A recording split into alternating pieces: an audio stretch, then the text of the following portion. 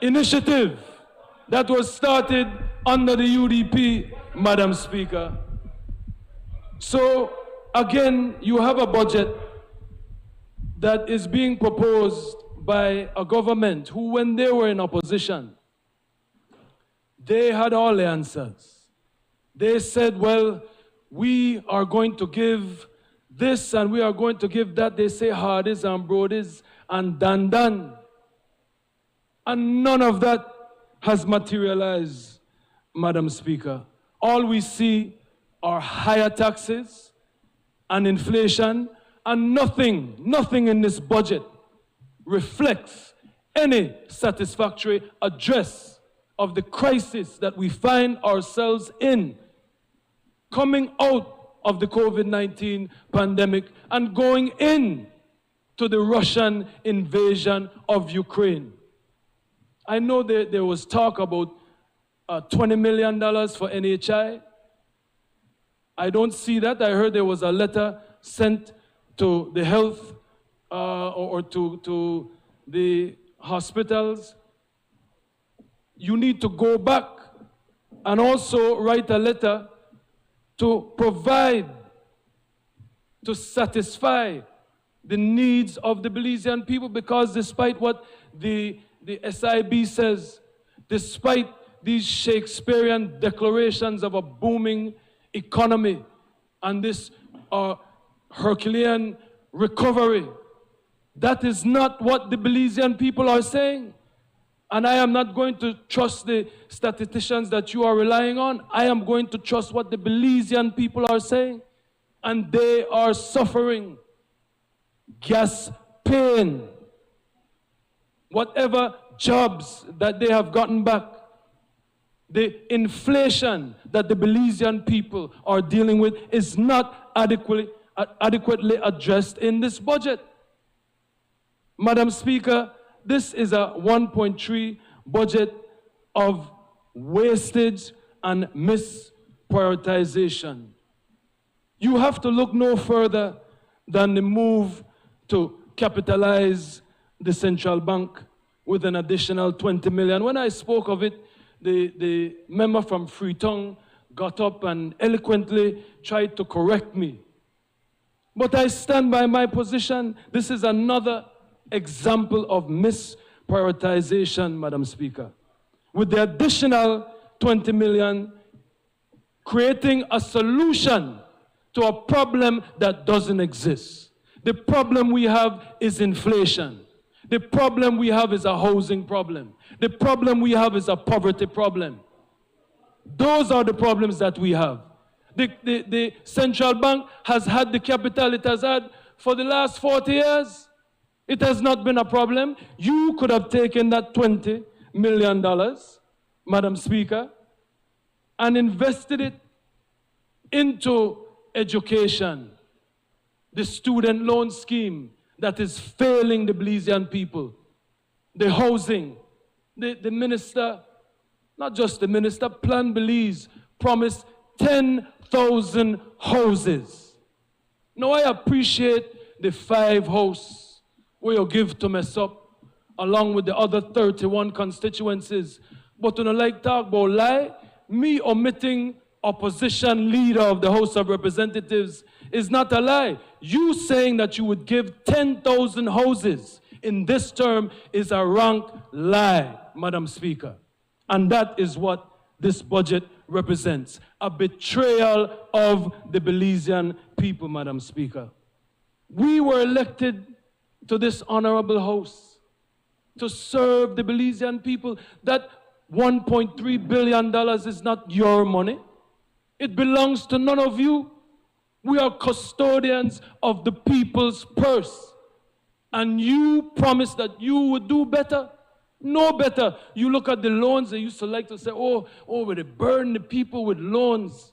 You go and look at your loan, you're still at $112 million in loan. The way you me to talk before you get elected, you may get elected and voila, you may wave and won. And all the problems of Belize would have been better. But they are getting worse. The good things that the UDP were doing, you are cutting them. at the hazard of the Belizean people, Madam Speaker. As I said, that $20 million could have gone to DFC, right? Development Finance Corporation, to develop the country. And what better way to develop the country and grow the economy than to make access to financing a reality for the Belizean people, Madam Speaker.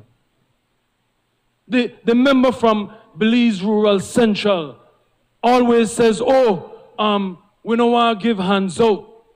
I agree with you, member from Belize Rural Central, but what is the alternative as the Belizean people are suffering? Provide the real alternative. So rather than take $20 million for capitalization to protect special interests, because we needed no capitalization of the central bank for the last 40 years. What we need is access to financing for the Belizean dream.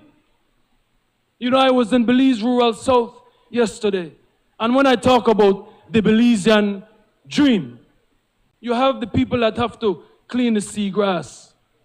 That is a business. That is an entrepreneur waiting to happen. But under your government, they can't go to the bank and say, listen, I have this vision, I have this dream, I want to help myself because I can't get nothing from the Ministry of Human Development. Because they say everybody can't get. The song gone from everybody, if you win, to everybody can't get. And right is right. We need to help our people to help themselves. I agree with that. It cannot be that the people will just rely on the government for social safety nets. And the people want to help themselves. But how will they do that? If you are giving $20 million to capitalize the central bank, a problem that doesn't exist, when we have a problem of people that cannot go and get access to financing. Why? If you don't own a piece of land, if you don't have collateral, if you don't have a job, you can't pay a loan. And none of the banks, none of the commercial banks will give it because in their view, that is bad risk management. But that is what the DFC was created for. That is what the National Bank was created for. I looked through, I looked through this budget. I looked through this budget in the Ministry of Finance, and there's a line there for the National Bank. You know what is committed to the National Bank? Zero. But we have $20 million for the capitalization of the central bank. Who is that for? Who are you protecting when a bill is coming in this house that is raising the taxes on personal loans and distributions and other things? Who are you protecting? This budget does not represent a protection of the Belizean people that you cried, you wept for when you were in opposition. You said you would do it better. Last year, I got up here and I talked about human development and the criminal response to the COVID-19 crisis. But I could understand why the Belizean people would have excused your underperformance and your initial betrayal of your promises because it was a COVID-19 crisis, the money wasn't there. But as you kept raising the taxes on gas, you kept coming back with supplementaries, and again you kept misprioritizing. You kept spending on things that brought no relief to the Belizean people, Madam Speaker. And now, again, this budget is based on the fact, Madam Speaker, the facts as reported by the Prime Minister and some of his ministers that the economy is in great shape. Everything is pretty in Briseño land, Madam Speaker. So where are those changes that you promised when you were in opposition? Where are the increases? We see increases in the office of the Prime Minister, Madam Speaker. Strategic management and administration has gone from $3 million to $13 million, Madam Speaker. How is that benefiting the Belizean people? How is it benefiting the Belizean people, Madam Speaker? And that is why I call this budget a bogus budget, Madam Speaker. Under my leadership, a UDP administration, our government would give priority to the dreams of the Belizean people. You know, when I fly back to this country, my beloved country, and I look at all the beauties, I look at all the beauties. Members, silence, standing order 42B.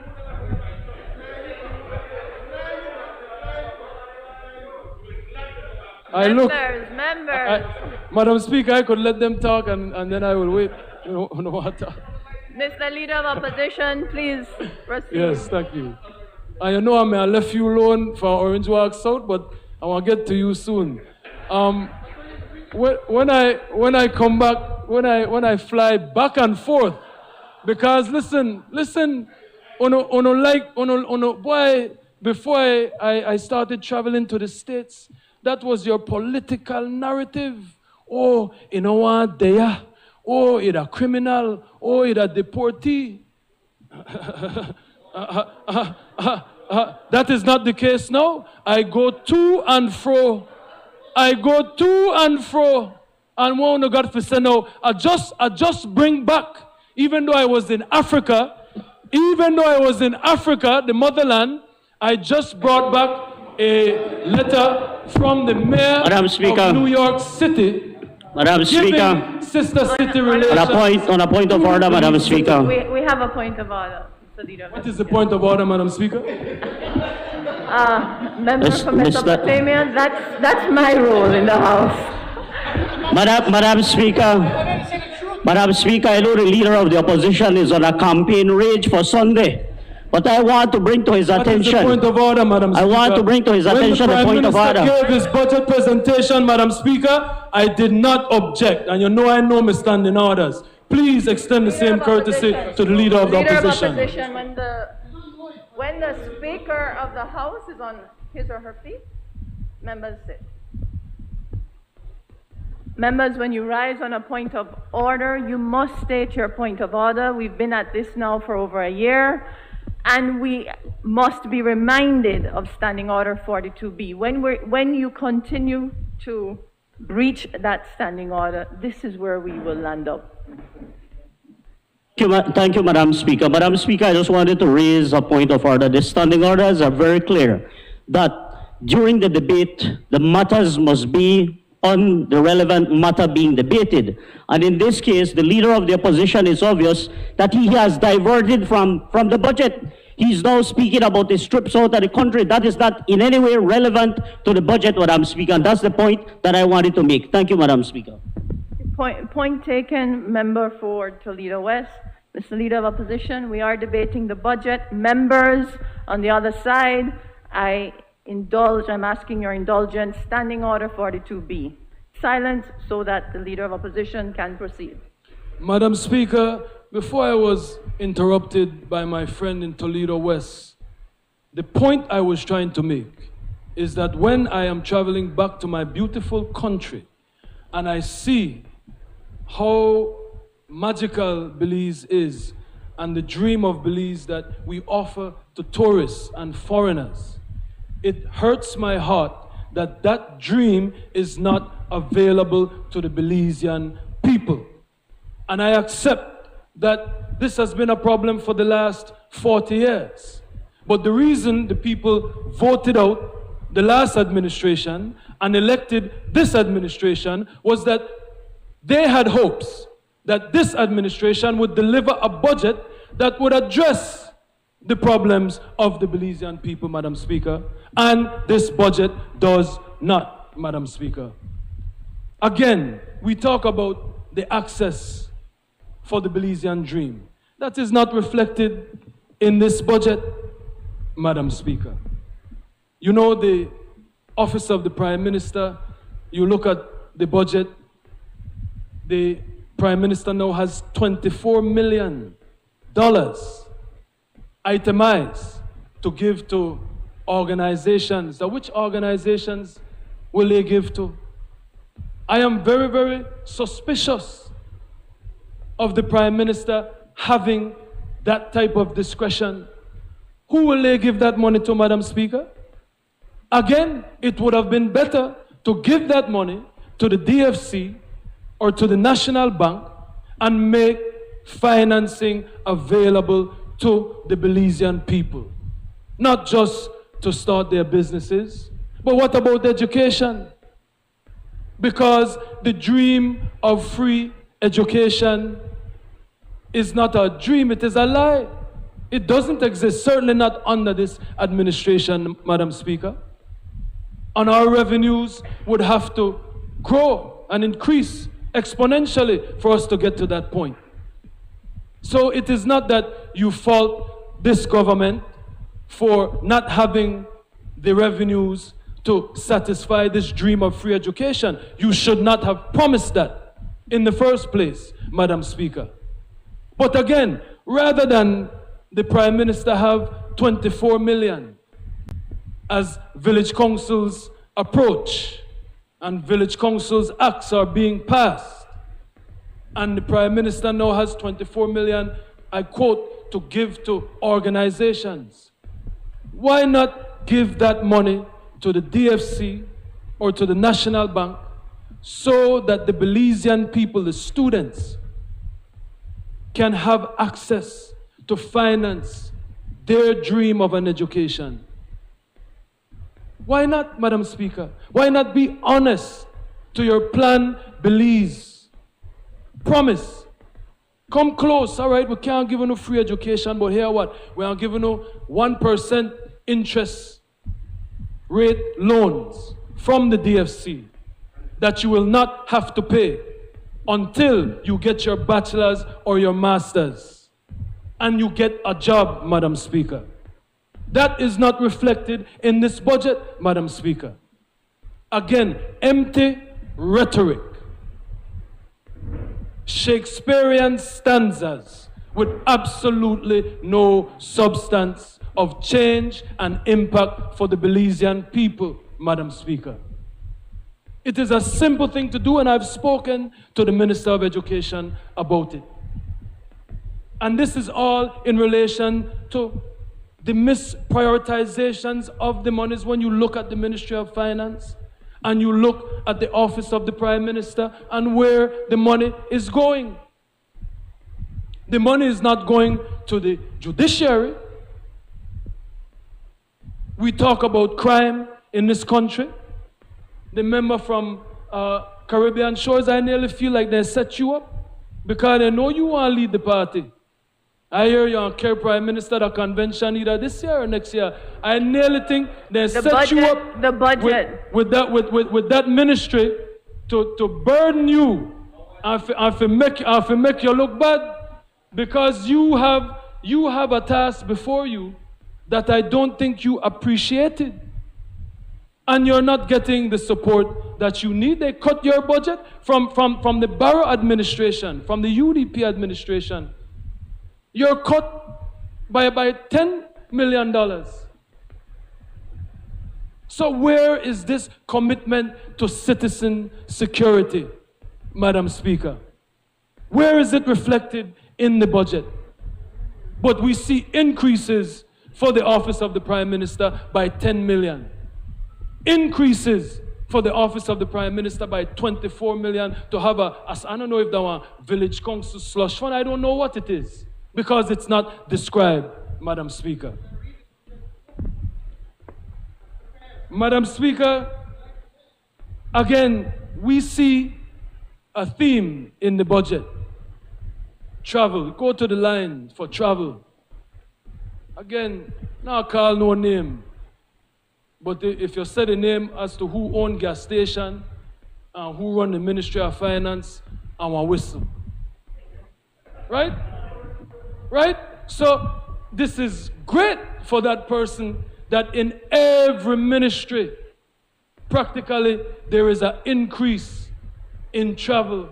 That good for Shell, that good for Puma, but bad for the Belizean people. Make them carpool, make them park the car. When business hours of public affairs are finished, make them park their car. So again, Madam Speaker, we see, I'll give you an example in the office of the Prime Minister. The office of the Prime Minister had a line for violence prevention. That has been decreased since the Barrow administration.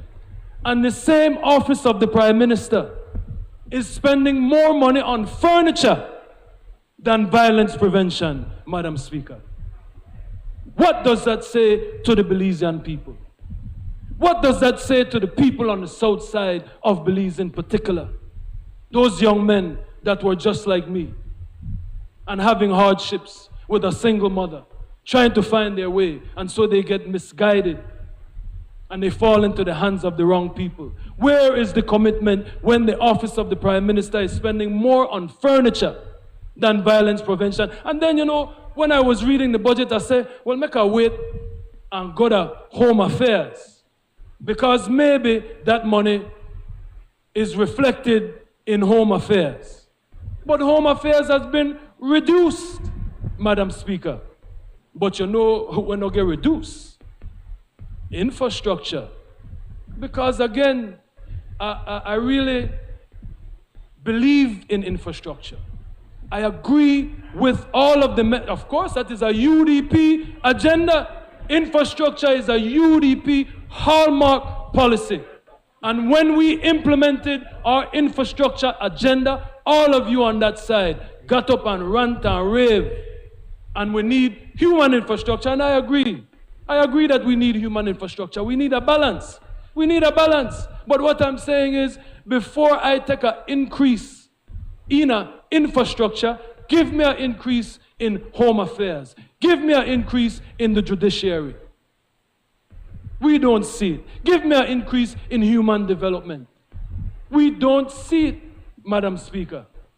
So when I say misprioritization, I am not just picking a fight. I am not quarreling. It is real. The Bresenio administration has betrayed the Belizean people with this budget, Madam Speaker. They can't blame it on COVID, not according to the speeches of the Prime Minister. Everything good. So if everything good, give the people what you promised them.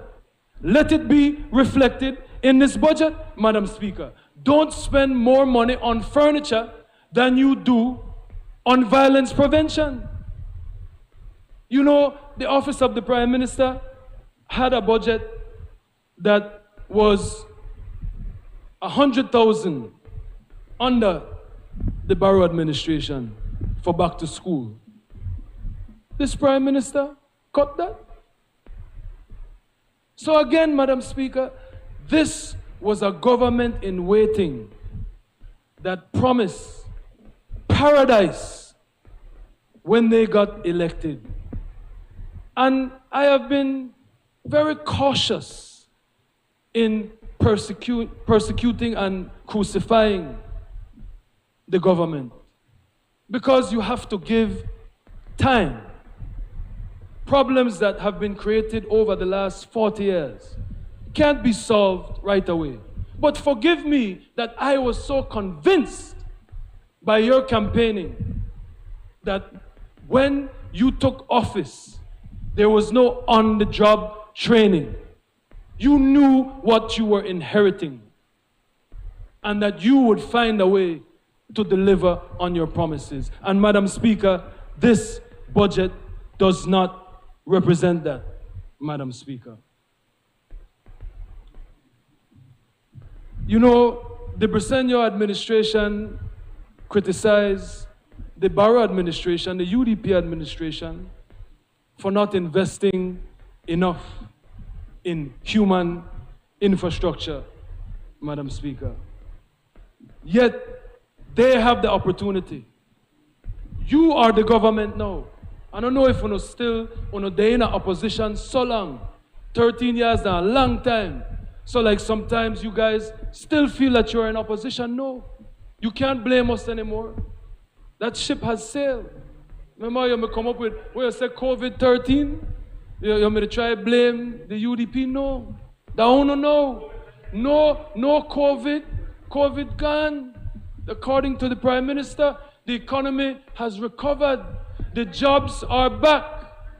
So let us see that reflected in this $1.3 billion budget. All the promises that you made to the Belizean people. Let us see it. You promised to strengthen the judiciary, Madam Speaker. They promised to strengthen the judiciary. They cut the Supreme Court. They cut the General Registry. Now, again, I am looking at the numbers from 2019-20 budget, because that was the UDP administration that you rail against. So I don't want to come in here and give a budget that is the same as the UDP, or if it do better. I would have been satisfied if at least on me do the same, on they do worse. Philip Golson talk all day, and so I could talk all day because I am dealing with the budget. I am dealing with the budget. You can go to page 26 of the judiciary, which you promise to strengthen. The Chief Justice, who again you still have as acting. I wonder why. Huh? Strengthening the judiciary would be to give people tenure. I don't know what it is that you are trying to accomplish by not giving the Chief Justice that job, but maybe it's because she complained bitterly against you last budget that the judiciary was underfunded. On a point of order, Madam Speaker. Madam Speaker, the honourable member or the leader of the opposition should know that he cannot come here and speak about the Chief Justice and how she feels about anything. I mean, that's simply just not accepted. In order is that, Madam Speaker? We can't speak about legal matters. Please, I'm talking about the Chief Justice. You're not allowed to speak about the Chief Justice. Please Justice. state the point of order. Yes. Maybe your father does because he don't talk, but not... Madam Speaker, what point of order is he speaking of, Madam Speaker? Can you have your seat? He can't leave it to you. Can you have your seat, member? Members, I have stated before in this House that when you stand, it would be helpful if you name your standing order. It is under Standing Order 38.8. The conduct of Her Majesty and members of the Royal Family, the Governor General, the Speaker, the President of the Senate, members of the National Assembly, judges, and other persons engaged in the administration of justice shall not be raised except upon a substantive motion moved for the purpose, and in any amendment, question to a minister, or debate on a motion dealing with any other subject. Any reference to the conduct of any such person as aforesaid shall be out of order. Now, members, to be fair, both sides of this House do not consistently or regularly point to the specific point of order. It would be helpful if you don't specify the number, you specify at least the content. That was done. Please proceed. Thank you, Madam Speaker. Madam Speaker, it says I should not speak about conduct. I am not speaking about conduct of the Chief Justice. I am merely talking about the failed Briceño administration's policy when it comes to strengthening the judiciary. And I am substantiating that failure based on what the Chief Justice herself has said. This is not conduct. This is what she said. The judiciary considered equal, I quote, in status and legislature, as with the legislature and the executive, its budgetary allocation was a minuscule 0.00824% of the national budget and was reduced by $1.5 million on the previous year. This is woefully inadequate, while the judiciary is fully cognizant of the need for cost-cutting measures, especially in this COVID-19 pandemic era.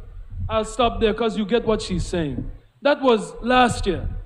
This year, they cut again. And there is no COVID-19 excuse upon which this government can rely, Madam Speaker. So stop the dishonesty. Stop the betrayal. And do what you say. If you do what you say, you know, they call on a one-term government. I don't know if you want to read it out at the streets. But in the streets, the one-term government. If you don't want to win again, do what it is you promise. It's easy. Politics not complicated, you know. If you make promises to people, you make promises to the Belizean people, deliver on your promises, Madam Speaker. Strengthen the judiciary. Strengthen the DPP. Strengthen the Ministry of Home Affairs, Madam Speaker. Because what we have a citizen security problem that is driven by the poor treatment of our security forces, Madam Speaker. Under a UDP administration led by me, I will make sure that our security forces are well paid. For too long, we have mistreated our security forces. Then what do you expect? How do you expect that the crime scenes will be processed adequately, Madam Speaker? How do you expect that our security forces will not be susceptible to compromise when they are living paycheck to paycheck? So let us see what it is you promise, Madam Speaker. How can we have a criminal justice system that works when you refuse to increase the budget for the judiciary as you promised? That don't mean to make it up. That don't mean to rail up with you because this is the way I think. Next year, you will see that. I will present my own budget. And I will show the opposition will present its own budget, and we will show the Belizean people how we will spend their money. You said you would do it. But again, Madam Speaker, the Belizean people need to recognize that, as the member from Caribbean Shores said, the government of the Prime Minister is TACOS, lone talk. No deliverables, Madam Speaker. There is no COVID-19 pandemic to blame this woefully wasted budget on, Madam Speaker. They have the money according to the Prime Minister. Spend it in the right places, Madam Speaker. You know, I was looking at education. And again, I spoke about education earlier. And you know, I'm not going to quarrel with the ministry, the Minister of Education. It is not that he's not, his heart isn't in the right place. His mind isn't in the right place. But the numbers are the numbers. The numbers are the numbers, and the promises are the promises. So the numbers have to add up to the promises. And when they don't, I have to point it out. That is the oath that we swore in this honorable house as opposition members. So again, you go to education. Grants for education are down by $10 million. I don't mean to say this. The budget is there for everyone to see.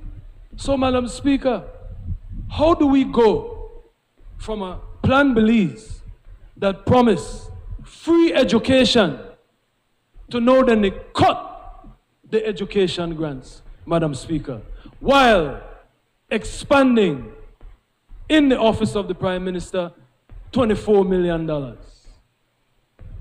Where is the priority, Madam Speaker? Where is the priority? Some money for Prime Minister slush fund, money for capitalization to solve a crisis that does not exist. But you are now reducing monies for a crisis that does exist. Education is the centerpiece to growing the economy. Education is the centerpiece to fighting the crime and violence that is ravaging our country all over, not just Belize City. Dakayo, man walks out of his car to get a tacos and come back and his partner is murdered. This budget does not address the issues that we are having in this country, Madam Speaker. We are not having a central bank capitalization crisis. We are having a poverty crisis, Madam Speaker. We are having a citizen security crisis, Madam Speaker. We are having a weak judiciary crisis, Madam Speaker. A weak criminal justice system, Madam Speaker. And the budget, the 1.3 billion of the people's money, because I have to emphasize that point. This is not the government's money. This money belongs to the people. Madam Speaker, you know, many of the children that do go to school in Belize City, in the rural areas, are from impoverished households. And the Ministry of Education used to have a school feeding program. The money for the school feeding program has been cut under the Briceño administration, Madam Speaker. So where is the commitment to this quality of life that you promised the Belizean people? The time for campaign done. I could campaign now. But for only time for campaign done, it is time for you to deliver. The excuses, the excuse window has closed because according to your Prime Minister and his declarations, the economy is recovered. The biggest growth in, the man not just saying the region, he said North, Central, South America, all America. According to Prime Minister, you guys have the growth. So let me see it in the budget. Let the Belizean people see it. Let it reflect in the budget. Madam Speaker, you know, they had the school feeding program. They also had the Monsieur America without hunger to feed students. It went from $7,000 or $10,000 under the Barrow administration to zero under the Briceño administration, Madam Speaker. And again, you know, we have 112 million in loans. So on still the Barrow, because we used to make Barrow look like one Barrow thing. But all governments have to borrow. It is what you do with the money, Madam Speaker. And every house meeting, they come in at this house with supplementary for this loan and that loan. Sometimes I have to look twice and have to see if the Prime Minister Barrow is sitting over there. The Prime Minister Briceño or Barrow. Because what I realize is this government, they were so envious and jealous of the Barrow administration. They just me want for their turn to do everything where Barrow do. Because the Barrow playbook is the best playbook. Only under the Barrow administration has this country seen the gains that it has seen. Only under the UDP management of this country has this country thrived. Madam Speaker. Madam Speaker, and as I said, all around, not excluding the Ministry of Education, you see travel going up. I see that you have added $7 million for school transportation. You know, I give credit where it is due. I am hopeful that that will benefit the rural areas. And all I ask, Minister, is that you be fair and let this not be an orgy of cronyism, but let everybody participate in those bids, because we don't see that. We don't see any transparency. We don't see any bidding processes. Infrastructure, they spend all the money, and never I hear about any bidding for all those contracts. Never I hear about Auditor General when they gave the Microsoft licensing. They went after the fact to the Auditor General, Madam Speaker. Madam Speaker, as I was talking earlier about Home Affairs, you know, Madam Speaker, I tried to work with the Minister of Home Affairs. I even visited Hattieville, Kobe Foundation, with him to talk to the young men that are troubled and find themselves in a world of crime and gang relations and murders. And in this house, the record will reflect that I refrain from criticizing the Minister of Police, Madam Speaker. For more than a year. And I asked to join with him. I asked that let us make crime what it truly is, which is a national issue, not a political issue, Madam Speaker. I said that in the House. I said it to him personally. When he called me to go with him, I went with him. Then, Madam Speaker, in politics, it's not personal. The opposition has a right to criticize the Minister of Police. Not because I choose to not criticize the Minister of Police, thinking of the greater good, trying to extend the olive branch so that we can work together and solve a problem that will impact any administration and must be done in a bipartisan fashion. The Minister of Police get vexed because opposition members are criticizing him. So he reneged on his promise to have a member of the opposition be a part of the multi-sectorial team that he has to address crime, Madam Speaker. So when I say that he should resign, it is not malice, it is not personal. He is failing, Madam Speaker. He is failing. He failed by Madam Speaker, it has to do with the budget. Are we tying it into the budget? Yes, it has to do with the budget, Madam Speaker. Thank you. It has to do with the budget, Madam Speaker. Crime has gotten worse, Madam Speaker. And so the minister is failing. And when you look at the budget, the money for criminal investigation Madam Speaker, remains the same as the borough administration, Madam Speaker. 1 second, member. What's the point of order, member from Toledo Madam West? Speaker, the point of order is order in the House and in Committee 44-1. The Speaker of the Chairman, after having called the attention of the House or of the Committee to the conduct of a member who persists in irrelevance or tedious repetition. Madam Speaker, we have been here for quite some time now, and the leader of the opposition has been ongoing and not making reference to the figures, to the budget, Madam Speaker. He's been very repetitive.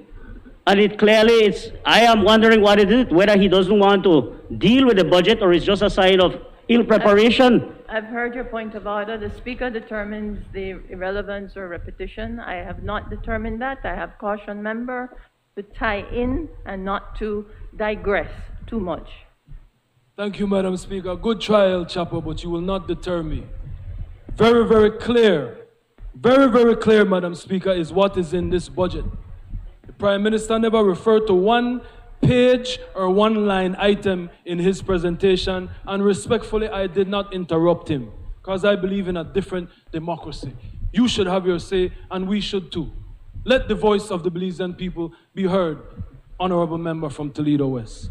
So as I said, you go to the Ministry of Home Affairs. Under the borough administration, Madam Speaker, criminal investigation had a budget that remains the same under the Briceño administration. The same administration that promised to do better. But while they may play with numbers, murders are worse now than they were under the Barrow administration. You could go back to 1 year where the numbers may have been 1 or 2 more, but that is not what you promised. You promised a magic wand that when you got elected, it would all go away. And so what I'm saying is, I accept, Madam Speaker, that it takes time. But what I'm saying, I cannot accept when the effort is not being made. And that has to be reflected in the numbers, Madam Speaker. Where is the increase for criminal investigation, Madam Speaker? National security and intelligence was 24 million under the UDP Barrow administration, 2019-20 budget. It has been reduced to $19 million under this PUP administration, Madam Speaker. So again, you see the Belizean people, my dear sisters and brothers, you see how when it suits the Briceño administration, the numbers increase. But when it suits you, when it is important for citizen security, for education, the numbers go down. For strengthening the judiciary, the numbers go down. So, in a Creole terms, they ain't got money for what they want, got money for. And it is not the things that they promise, Madam Speaker. You know, community policing services and crime prevention went from $60 million under the Barrow administration to $50-odd million, 52 or 53, Madam Speaker. So again, I want the Belizean people to take notice, This was supposed to be the budget. This was supposed to be the budget where the PUP would have come in here and showed the Belizean people who they really are, how committed they really are to the promises that they made, Madam Speaker. And this budget does not reflect that, Madam Speaker. It does not reflect that, Madam Speaker. You go to the Ministry of Health and you look at, there's a line item there for $7 million, Madam Speaker, for COVAX. They are giving away vaccinations, Madam Speaker. All of these countries, the Prime Minister just went to Taiwan, where he received his PhD. I hope it wasn't in public service management. I would have hoped that you would have come back with all the vaccinations that we need. And Taiwan have a lot of vaccination. Because you made a brag that you only gave me 6 days and the opposition 6 days to deal with the budget, which has never been done before. Never. The Barrow administration always given 2 weeks. Huh? I would have hoped that the Prime Minister would have come back with vaccinations for everyone instead of slipping this $7 million. That's $7 million you could have given to the Minister of Education so that he could stay on par. So he could stay on par. He could stay on par with the Barrow administration's commitment to education, Madam Speaker, not cut by $10 million. How shame it would be if that was cut by $10 million to give $7 million for vaccination. And again, if you're the borough, if the loan on it get the loan for the things that the people need. We need housing, Madam Speaker. We don't need no 5 house per constituency. We need the 10,000 house. If we would give the 10,000 house, we win again. But we don't win again because we betray the Belizean people, so it is a one-term government, Madam Speaker. My opposition, Madam Speaker, cannot support this budget, Madam Speaker. It doesn't matter what the Statistical Institute of Belize says. It doesn't matter what the member from Toledo West say when he get up there and the member from Belize Rural South and then they talk about how strong this economy is and how great everything is. And my goodness, I wonder which Belize. They went to the Said Musa School of Oratory Preparation because the dreams that they sell to the Belizean people, Madam Speaker, is not reflected in this nightmare of a budget, Madam Speaker. People are suffering. Inflation is real, Madam Speaker. From the rural areas to the towns to the cities, from the west to the north to the south to the central, it is real, Madam Speaker, and this budget does not address, does not begin to address. In fact, it betrays the responsibility of this government to address the crisis that our country is in, Madam Speaker. So I cannot support this budget, Madam Speaker. Thank you. Member Falekai, allow me one quick second. Members, may I kindly remind members, as well as members of the media and members of the gallery, that as of today, we're still on the protocols for COVID. So please, if you're not talking or having a sip of your water or coffee, your mask should be on. Thank you. Member Falekai. Thank you, Madam Speaker. You know that's the yeah, it's there's open hostility over there. You know that's the beauty of being in opposition. You can say anything you want, any ways you want, even if you know better. The truth of the matter is that the member from Queen's Square, the leader of the opposition, should know better. Soon. Mesopotamia should know better that the $20 million for the capitalization at Central Bank is absolutely necessary. And if he doesn't know better, he should ask the member from Alberts. I'm sure she knows better. He should also know that he should also know that the budget in the office of the Prime Minister for furniture is not for furniture for the Prime Minister's office. It's actually for furniture to pay, it's actually to pay for a bill that this government inherited, to pay for a contract signed for furnishings for the Eleanor Hall fancy building on Lekai Boulevard. I mean, I've heard that building is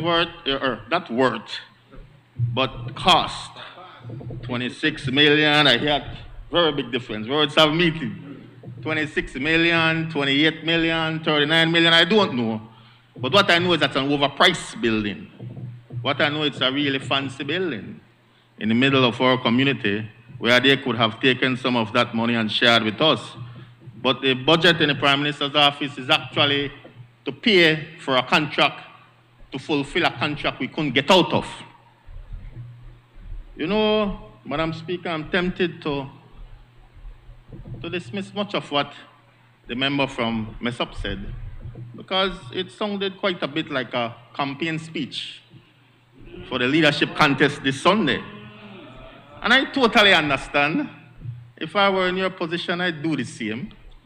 And I'm a political animal, so I enjoy listening to stump speeches. Beautiful. But the truth of the matter is that this is serious business we're talking. And in talking serious business and dealing with the national budget, there has to be some truth telling. The truth of the matter is, Madam Speaker, that the former Prime Minister, and perhaps it was only the former Prime Minister and his inner circle, who knew what a bucket of slop he was leaving for us. The problem with that bucket of slop, members, is that we can't pay to take it out. We have to take it out ourselves. That is the trouble with that. They well knew what a mess they were leaving for us. They well knew that in the last 2 years alone, they had racked up debts of $700 million. They well knew that in the last year alone, they had racked up a debt of $500 million. And then the member for Mesopotamia says that they left a lot of good things, but I dare to ask what good things he's speaking of. Okay. Beautiful. The problem with that is after you spent all those billions of dollars, poverty went up, not down. Crime went up, not down. Homelessness went up, not down. Unemployment went up, not down. You spent all that money, a lot of fancy stuff, fancy buildings, fancy streets, and fancy roundabouts, but the actual lives of people got worse. Not better, got worse. You see, Madam Speaker, we need to speak some truth here, right? And it's easy for us to get caught up in what we should or shouldn't do, because that's the job of the opposition. They should be trying to instruct us, and they do it well because that's what they are perennially used to. They've mastered that fine art. But the truth is, Madam Speaker, we have to tell the nation the truth. I want to ask your permission to read my speech, as we usually do in budget debates. And I want to say, Madam Speaker, that the truth is the UDP screwed up this country royally. Weeks after they left office, came the IMF to our doors, telling us we need to shut it down. The country is broke. That we needed to fire 3,000 public officers and teachers and raise GST to 19%. That our debt to GDP ratio was a whopping 135%, the 6th worst in the league of 200 nations. That we were borrowing $1 million a day just to pay salaries, and we really couldn't continue borrowing anymore. All this, remember this, 60,000 people at that time were unemployed. 82,000 people were underemployed. Poverty at an all-time high, going at 60% and rising. It was the worst of times. But it was made all the more painful because it didn't have to be. Not with all the billions the previous administration had at their disposal. 600 million in B&E taxes, 500 million in Petro-Caribe, $1 billion in domestic debt, over $2 billion in overall debt. As I said before, 700 million in just the last 2 years alone, 500 in just the last year alone. And what do we have to show? Well, you all know what we have to show. While their favorite contractors, Emer Hernandez and the Arguez boys, laughed all the way to the bank. Those two groups, well, Emer is one, and whoever else is with him, and the Arguez boys, between the two of them, they took home nearly $500 million in contracts, just those two contractors. The folks on the other side dealt with our money like monopoly money. You guys need some real Old Testament justice, you know. I recount these things not to be the guy who wants to rehash how terrible your last lover was, but just to try and put into perspective for our people where we were a year ago. That we met this country in the worst economic condition ever. That these guys left us with that proverbial bucket of slop. We had two choices.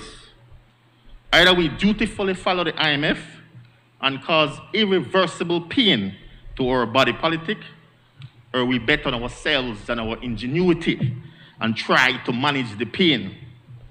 But first, we had to convince the teachers and public officers that we needed to do a salary adjustment and continue the freeze of their increments. Needless to say, they didn't take it sitting down. But we can talk about a recovery today because they responded with earnestness and efficiency.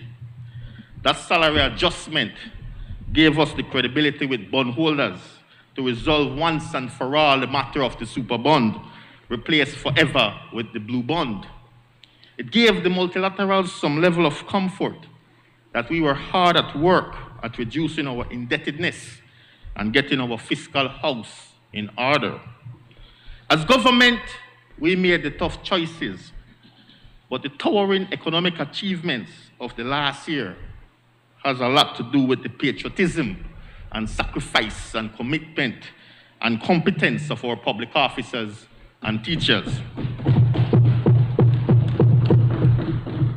They felt pain like no other year in recent memory. This could not have been a more challenging year for our teachers and public officers. They were asked to sacrifice in the very worst of times. And yet our public officers did their jobs with finesse, collecting taxes in record numbers. The ministers don't collect taxes, it's the public officers who do. And God knows they were unsurpassed last year. They had to work harder than they ever had, for less pay than they ever had, with world prices the highest they had ever been. But they did. So they hold a very special place in my heart. Every few weeks we go on land clinic in the villages and towns across this country, and I get to see firsthand our public officers from the lands department work like they never had before. I see them humbly. I see them humbly, diligently, with care and compassion, serve hundreds of people without complaint. Last Friday, our staff worked until 12:30 a.m. 12:30 a.m. in Orange Walk North, from 8 o'clock in the morning till 12:30 that night. They sat and ate at the same spot, used the bathroom once or twice, and it was right back at it. Eyes red, shoulders drooping, totally exhausted, but they kept going. It was our public officers at their absolute best, and I get to see this every few weeks. And I get to be reminded working with them while we have to fight for them and while we have to be eternally grateful to them for their cooperation and commitment. It could not have been easy. In my ministry, some people come in on Saturdays. Sometimes during the week, they work until 7 or 8 at night with no overtime being paid. I could never ask for more. And that's the case at our hospitals and our clinics, at customs, at immigration, in the police, the BDF, and in the classrooms. In the time of COVID, with galloping inflation and rising fuel prices and a pay cut to boot, they put their lives on the line time and time again. We can't ask for more, and we can't pay them enough. And it is why I am extremely happy, Madam Speaker, that we get to keep the promise we made to them, that we are not going to keep this salary adjustment any longer than we needed to. Yes, we could have done better on our side. We could have been more disciplined as a government and as ministers. We could have communicated better, been more sensitive in spots. We could have heeded the people more times. But what we were able to do this past year is nothing short of amazing. We stood head and shoulders above the rest in Central America and the Caribbean, in the Americas.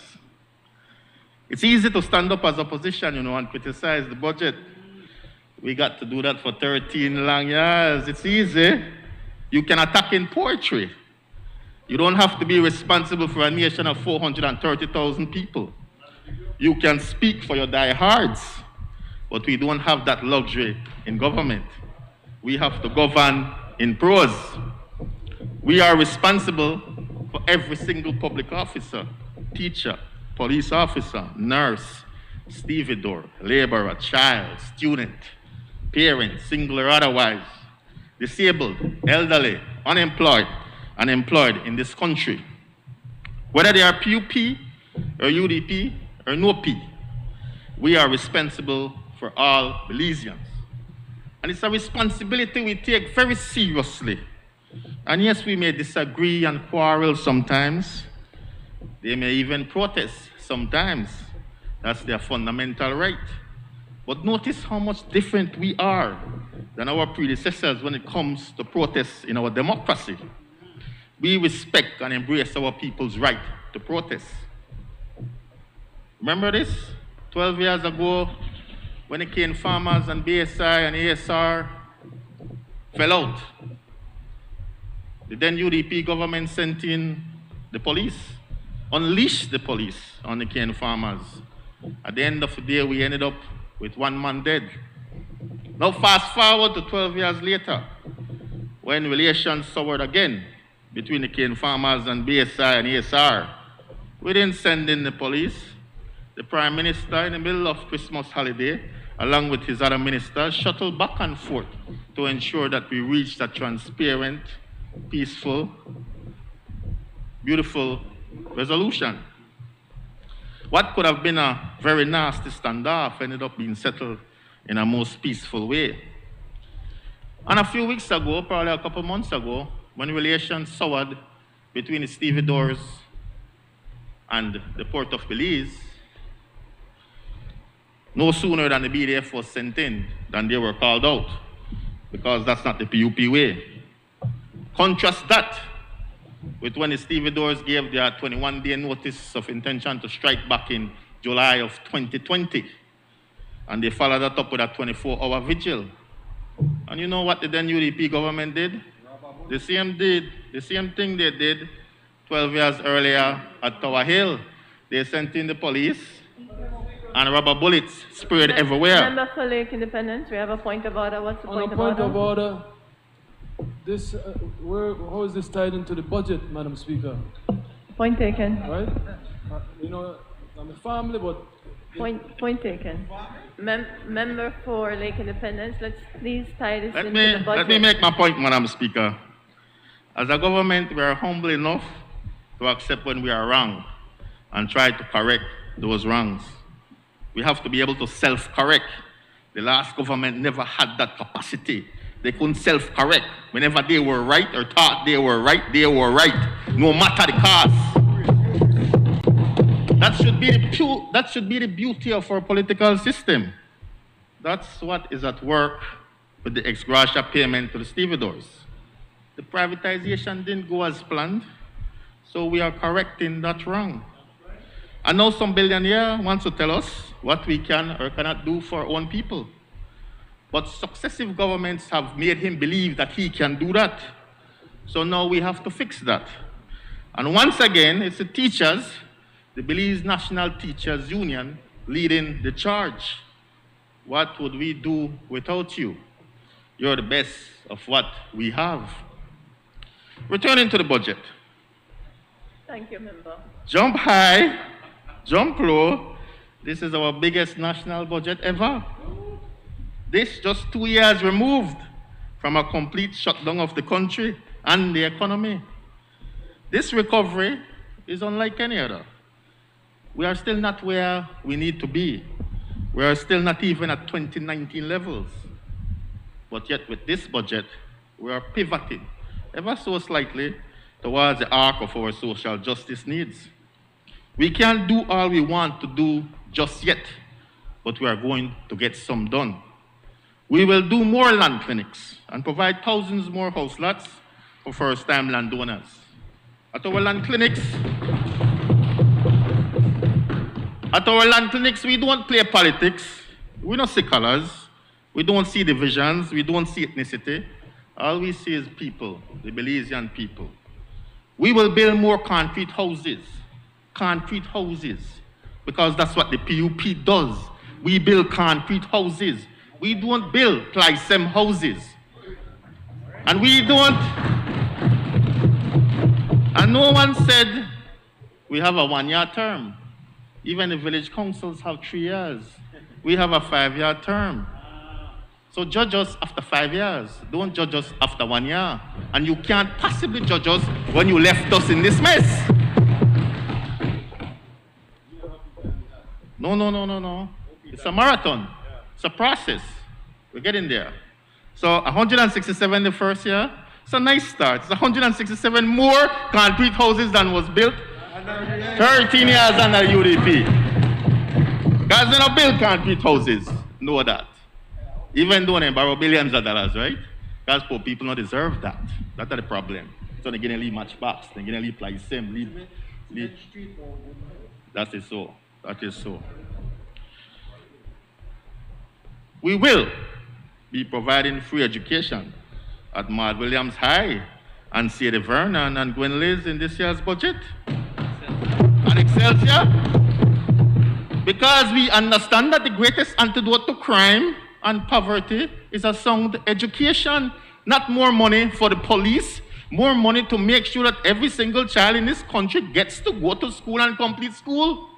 Under the UDP, those billions of dollars that were spent, 2,000 kids were dropping out of school yearly, out of standard 5 and out of standard 6 and first farm and second farm primarily. You know why? Because the kids and their parents couldn't pay the fees.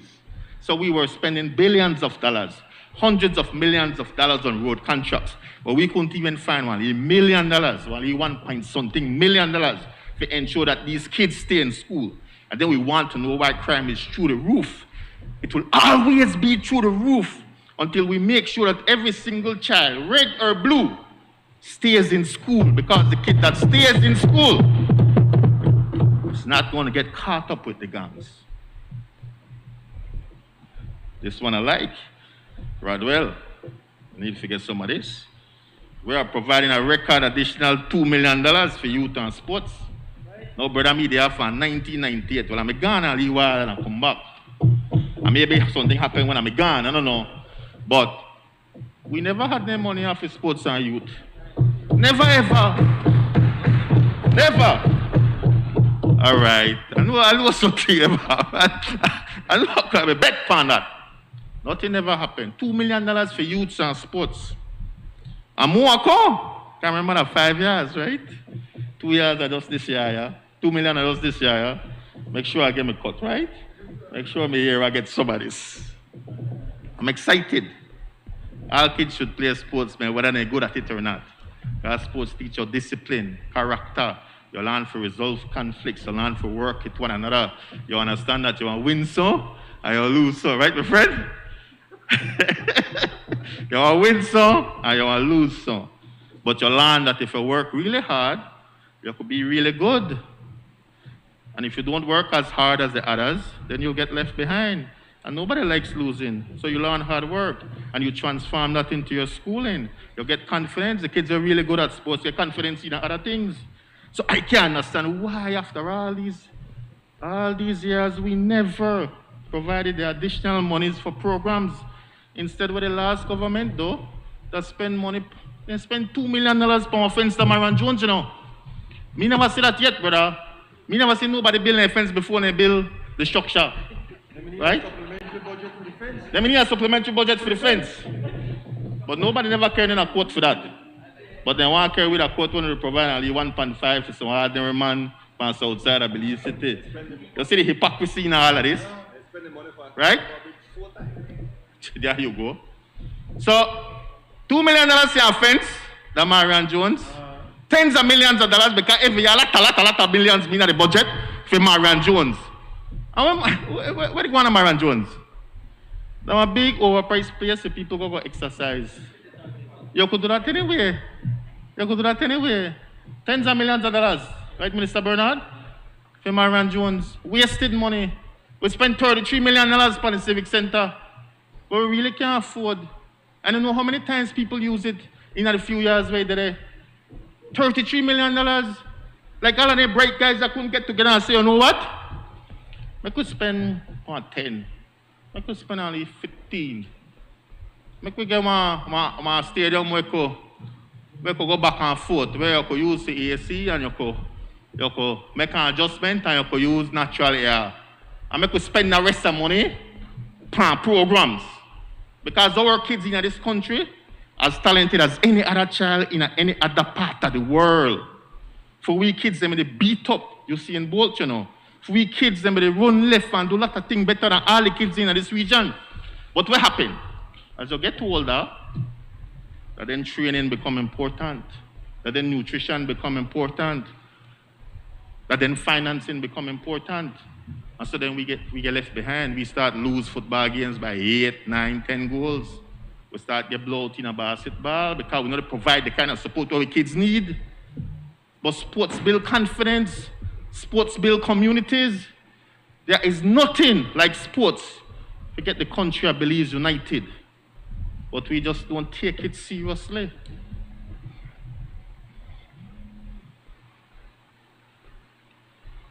The budget will see us spend $3.2 million more on national health insurance for a total budget of $22 million. Remember, for Mesopotamia, I don't notice that. But that's a big deal. Because what I mean is that more people in the south side could get registered, could get access to this good thing. The people in from Orange Walk want to get to enjoy this good thing. The people in from Corozal want to get even better service. We cannot overstate the value of NHI. We lost 654 persons to COVID, and we grieve for every single one of them. But without NHI, dare I say, we probably would have lost a lot more. But now, thankfully, we can finally get back to some real preventative medicine. And NHI plays an outsized role there in trying to prevent the cancers and cardiovascular diseases and cholesterol issues and diabetes that perennially kill hundreds of our people each year. San Pedro will finally get a state-of-the-art hospital. How much millions? Not a lot of millions. Not a lot of millions. 34 million for a hospital where people want to use every day. Not for a building where we just pass and watch and say, boy, we got a nice building, eh? Yeah, we got a nice building. We could just broke off a piece of that and eat that. You know? And we go take picture there. We go pose off and take picture there. And then all the UDP conventions they get held there when they're in a government. When they're in a government. In opposition, they're going back to the good old reliable bird's eye. Bird's eye. Henry Young endorse. You don't remember for Alberts? You think I'm interested Sunday? You think I'm interested? But that's a beautiful thing, right? A democracy. That's the way it's supposed to be. You know, we have fun with it. Now, privilege we have. You know, for that opportunity, that's a big privilege.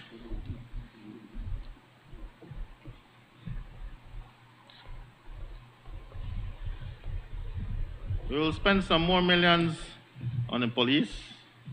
Again, a state-of-the-art facility, right? For deal with. What have to deal with? Digital forensic. But how much years in ask for that? In the house, outside the house, wrong the lane. We can't get that. Like that, they just couldn't wrap their mind wrong, spend one money for digital forensics. When everywhere in the world, people is solve crime that way there. And then they wonder why we can't get convictions for the simplest of crimes. Every year, right? We have to break the law of the jungle, man. We have to find a way to get some enduring peace. For young black men, they have to want more for themselves in some impoverished, increasingly unforgiving society. We have to really think long and hard, because when a young black man kills our next young black man, he kill himself. There's a monk of self-hate there. We have to try to deal with that. Because it's just common sense, man. It makes absolutely no sense for our people to be doing that to themselves, whilst everybody laugh at us and wonder what's wrong with us. We have to try to figure it out amongst ourselves, man. And if I was harboring any illusions about the extent of the recovery, I'm reminded every day, because all my constituency funds and more going to grocery bags. Every dollar I can get goes to that. And in this budget, I see we'll have a $6 million for for grocery bags. Member for Belize Rural Central means I'm getting a little bit more. Come for that. We dig deep. We dig deep. Because the times are real. As I said, we inherited a real mess. We got the Constituency Development Fund. No, the man they play like you don't know about that.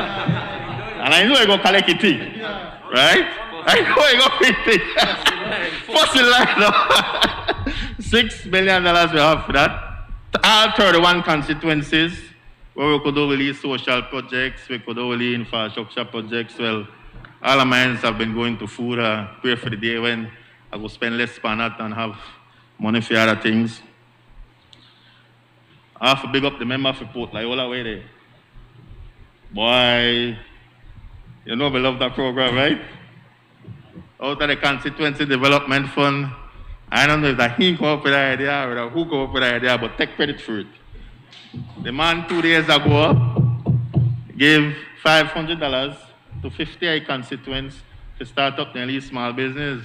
Man have done a beautiful thing. I have to borrow the idea. You do something like that?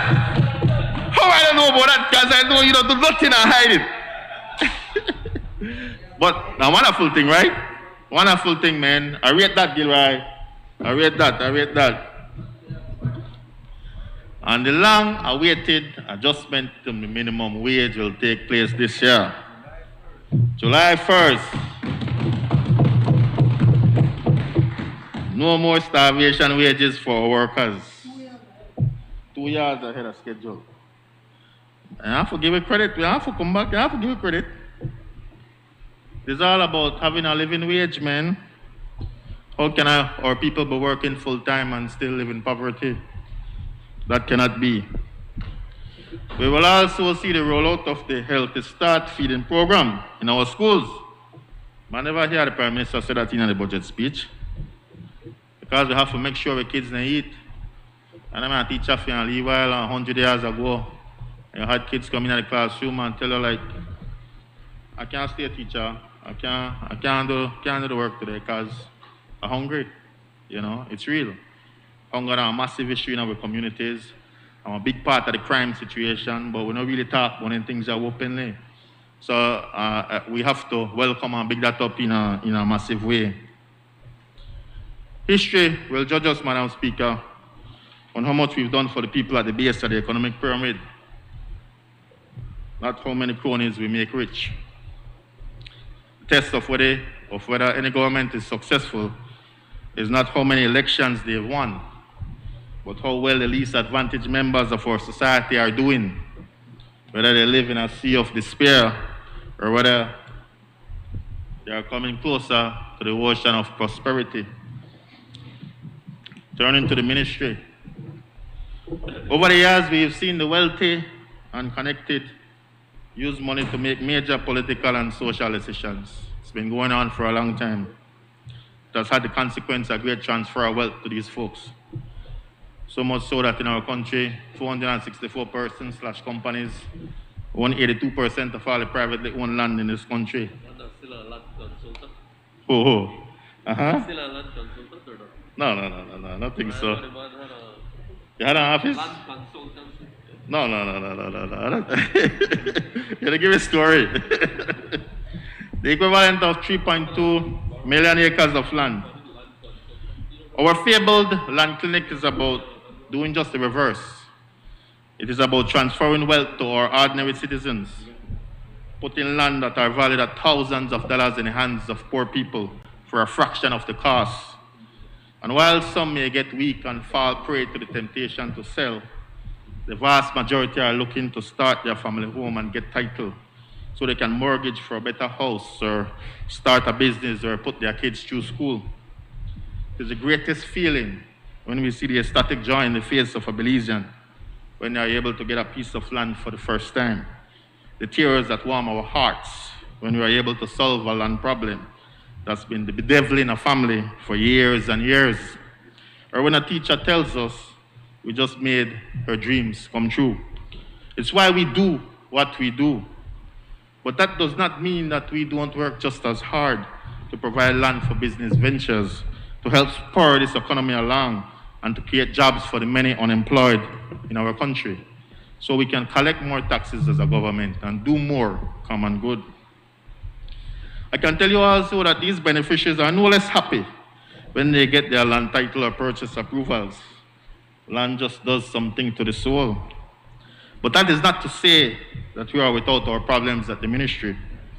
The thing is still not moving fast enough to mow down the many thousands of backlog at the ministry that has left us with thousands upon thousands of files untouched. The long-awaited Land Folio 7 has still not arrived, and try as we may, we still do not have enough hands to deal with the backlogs. But that's an added benefit of the land clinics. We get to deal with quite a bit of the backlogs live and in person. And while we are doing better with the private land transfers, we still have tremendous room for improvement. But we are hard at work at it. We're able to collect more than twice what was collected the previous year in stamp duty, and 30% more than was collected in land taxes the previous year. And yet still, there are many millions of dollars owing in land taxes. If the wealthy was paying their fair share, we wouldn't be here in this deep mess. But chances are the last government may blow that too. As the Prime Minister announced in his budget presentation, it is hoped that the concentrated expertise at the newly formed tax recovery unit will be able to start slaying this dragon. Once more, I want to use this opportunity to inform the public. You don't need to pay any employee to get anything done at the lands department.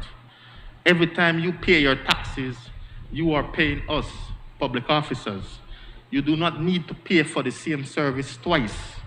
We don't condone that kind of skullduggery. We have low tolerance for that at the ministry, man. So whoever they do it, they need to stop.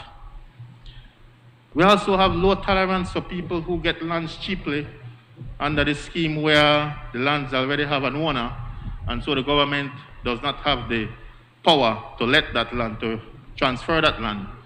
Those persons buy the land from government for very cheap, and then when we tell them, well, you know what? There's a problem. You can't have that land. You can't keep that land. They turn around and take us to court and want to collect millions of dollars. Not true. I'm 40 something mil. I'm 1,000. Yeah, maybe 30,000. You got to face a brass. Face a brass. You know that there's a case that really gets under my skin. This gentleman bought, I think it was 170 acres for shrimp farming. Turns out only 30 of the acres were owned by the government. And so the next 130 plus acres were not ours to give. A man paid $56,000 in a land. A man carry with a court and want to sue for $17 million. And then no matter how we try, tell him, man, listen, man, we're going to give you alternative land somewhere else. We're going to give you a land because we're suitable nearby for the same thing we'll say you want to do. Man, no one hear that. He wants $17 million. Never. You understand? I don't know how many man they walk wrong or drive wrong like nothing happened. Because that criminal, that immoral, like how you could say you don't believe in and want to do that to the Belizean people, especially in a time like this. And we got tens of them cases where the government of Belize and the people of Belize are on the hook for millions of dollars. It's really, really, really sick, man.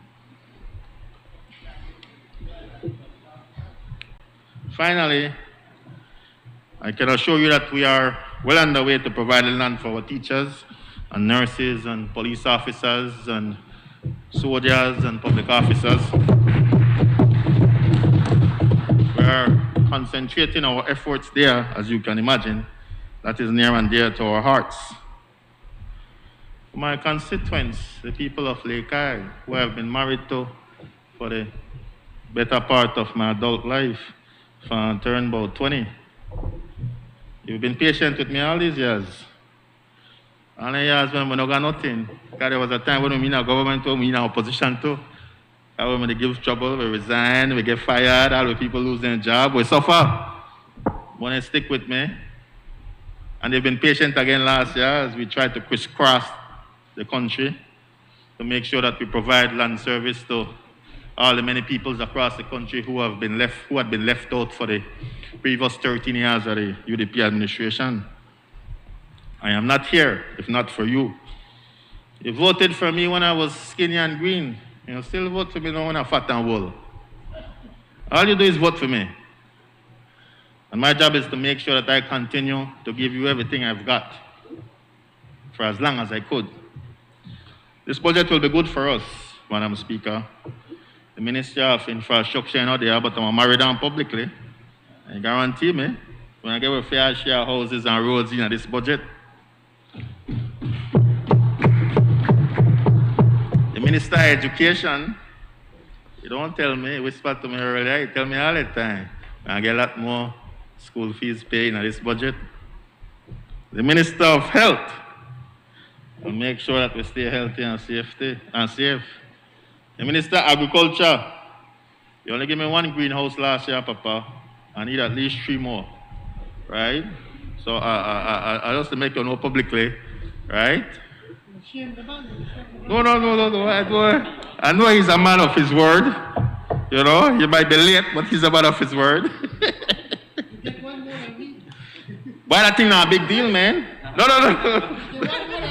Sorry, Jose. That thing not a big deal, man. Like, probably sticks when the man don't plant up and I get some big, fat, juicy, sexy looking green pepper, sweet pepper.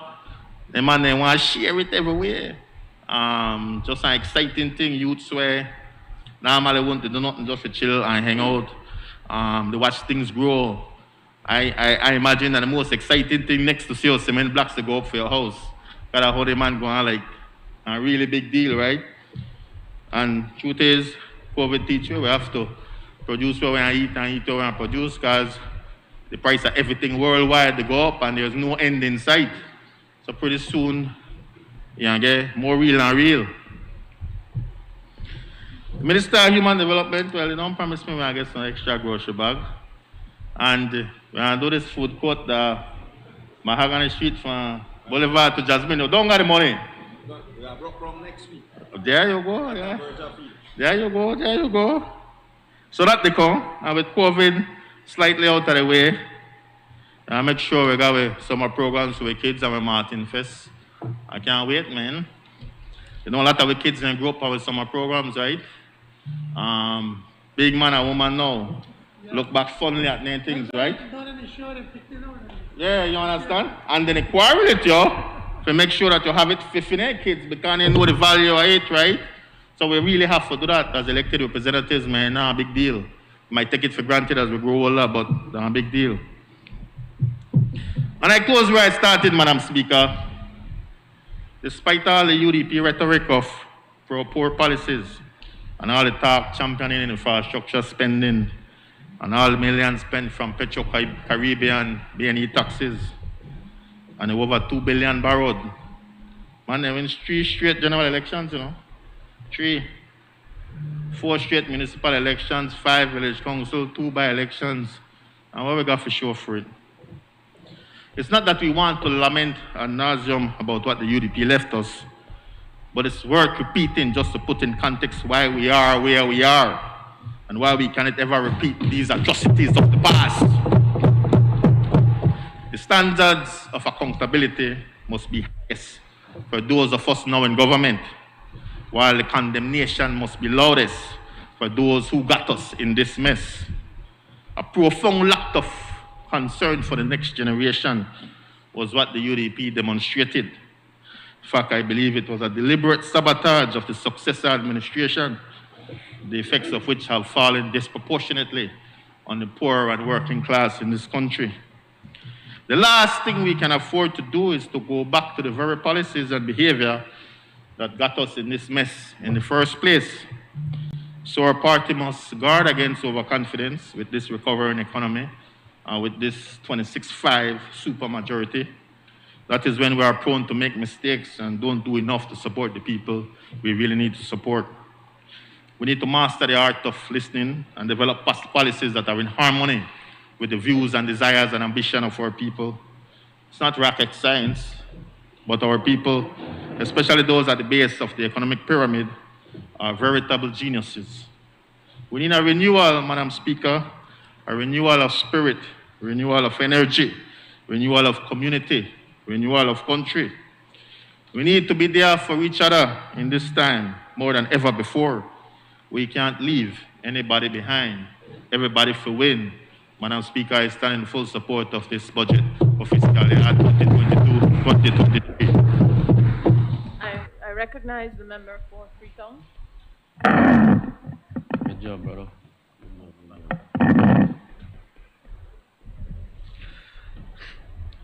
Madam Speaker, I rise on behalf of the people of Freetown to support this budget for fiscal year 2022-2023 and to offer my contribution to the debate. You know, Madam Speaker, it's always a challenge following my good friend, the Honorable Member for Lake Independence, the Deputy Prime Minister of our beloved country, because he does such a fantastic job of slicing up the UDP, slicing up the very feeble presentation made by the leader of the opposition this morning, that I find myself kind of feeling sorry for them after he has spoken. So I kind of I'm sympathetic. I don't want to fire shots. I want to hold back. But I won't. You know, Madam Speaker, after a UDP press conference a couple months ago, a very clever but mischievous fellow described the UDP to me as a corpse performing its own post-mortem. You know what I mean? Like a dead body get up and they cut open itself to find out the way kill me, the how I dead. And that's exactly what came to mind when I listened to the Honorable Member for Mesopotamia this morning. It's really like a corpse performing its own internal self-examination. How in the world could you come to this National Assembly and cry and bemoan the challenges the country is facing when only a little over a year ago your party was in government for over a decade? So it's an admission of the absolute failure and neglect and incompetence of your own party that you have come here today to provide evidence and testimony for. You know, and in addition to that, Madam Speaker, the leader of the opposition, I think we've known this for some time, but I think he really established it very clearly today. He's not very comfortable with figures. He's not very comfortable with, obviously, with economic policy. What's the point of order? You know, first the member from Lakei was campaigning to be Prime Minister. Now the member from Freetown is, first I was a corpse. Now I'm not comfortable with figures. Madam Speaker, we need to get to the budget. The point, the standing order says that we have to restrict and confine our speech to the budget, Madam Speaker. Member from Mesopotamia, please, that's not a point of order. The member is actually referring to your budget presentation. Member for Freetown. Thank you, Madam Speaker. So the point I'm making, Honorable Member, for your benefit, is that you really should get at least a 101 class in before the PhD. Yes. In just reading the budget book It's very important. You're talking about the budget. It's important for you to understand what is stated in the budget book and what it means. Sir, and the budget, the capital budget for education was increased by 13 million. You don't understand, that's the very point I'm making. You're looking at recurrent expenditure, but you haven't even bothered to look at capital expenditure. There is recurrent expenditure, there's capital 2, there's capital 3 expenditure. If you look at the whole picture, you will see that we are adequately funding every sector of the economy. The capital budget was increased by $13 million, sir. Understand what it is. So, you know, you really need to learn a little more about the budget book if you're going to talk about the budget. That's the point. The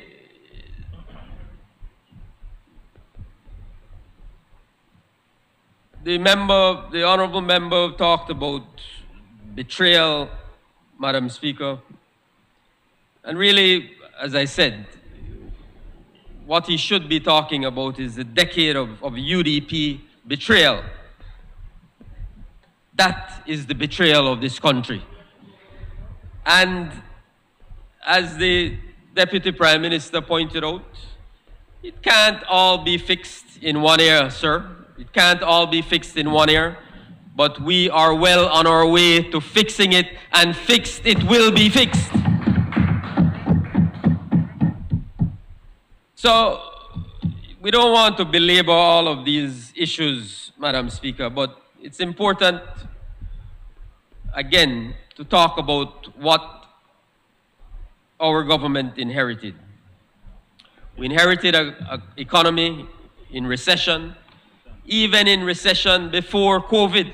Let's remember that the economy was in recession before COVID hit Belize under the UDP, a UDP recession, 4 consecutive quarters of negative growth under the UDP, even before COVID hit our country.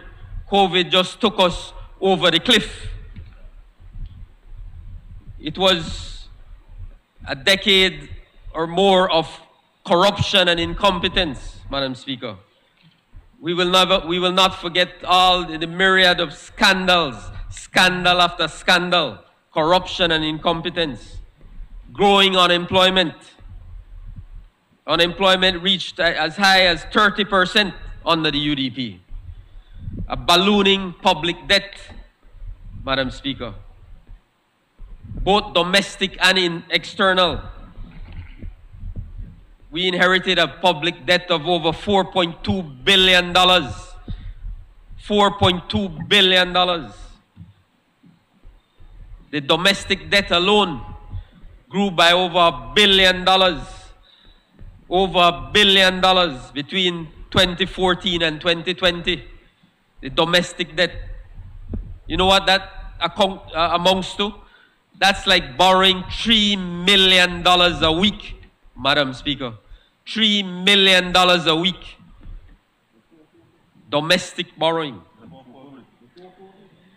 Belize was on the verge of devaluation, the dreaded D word that nobody likes to talk about.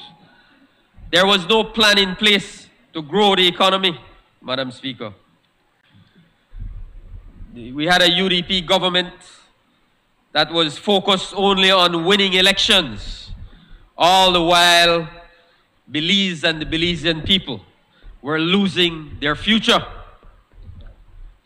We had a broken society, growing dependency, a collapsing health system, education system collapsing, complete rural neglect, broken infrastructure. With all the billions of dollars they spent, we had a broken infrastructure, especially in our rural communities. No housing program, none at all. You know, for 10 years, we had a housing budget that was there just to pay salaries. Pay salaries. Absolutely no housing program to improve the lives of the Belizean people. and very damning, Madam Speaker. The Deputy Prime Minister referred to it as well, but it bears repeating. After 12 years in government, poverty, the poverty rate in this country had grown from around 40% to 52% under the UDP government. I mean, what greater indictment of a government can there be than having poverty grow by over 10% under your watch? Man, you all should hang your heads in absolute shame. Absolute shame. And what was the response of the UDP? The former Prime Minister, when he was demitting office, when he was about to leave office, famously, of course, said, "Après moi le déluge, after me the flood, after me the flood." How callous, how cold, knowing the great destruction they had brought to this country over the past decade. And all he could offer up was, I sympathize with you. I sympathize with you. After me, the floods. Madam Speaker, it's no wonder then that when the IMF came to town, shortly after the elections, that they were demanding that the new government, as pointed out again by the DPM, that we fire over 3,000 public officers. That's what the IMF was demanding. Fire, send them home, 3,000 public officers. It's unsustainable. Increase GST to 19%. 19%, Madam Speaker. That is the legacy of the United Democratic Party. So when the honorable member for Mesopotamia talks about the Belizean dream, he should remember that it is the legacy of the UDP that has delayed that dream for the people of this country. You are the ones who have delayed it, deferred that dream because of your waste and corruption and incompetence for over a decade. So that led directly, Madam Speaker, to what we had to deal with last year, which was a very painful period for all of us in our country. It led to the 10% salary reduction to our public officers and teachers. And of course, Madam Speaker, tough decisions had to be made. But we are here, Madam Speaker, 1 year later. And the evidence is very clear that we did not sit and cry. We did not wait for the floods. We rolled up our sleeves and got to work. The indicators, as set out in the budget, and as the Prime Minister has outlined in his budget presentation, show a strong, growing economy. 12.5% growth. We have over 4.6 months of import cover in the central bank reserves. The banking system is very liquid, over $700 million liquidity. Unemployment is still not where we want it to be, obviously, but it is now below 10%.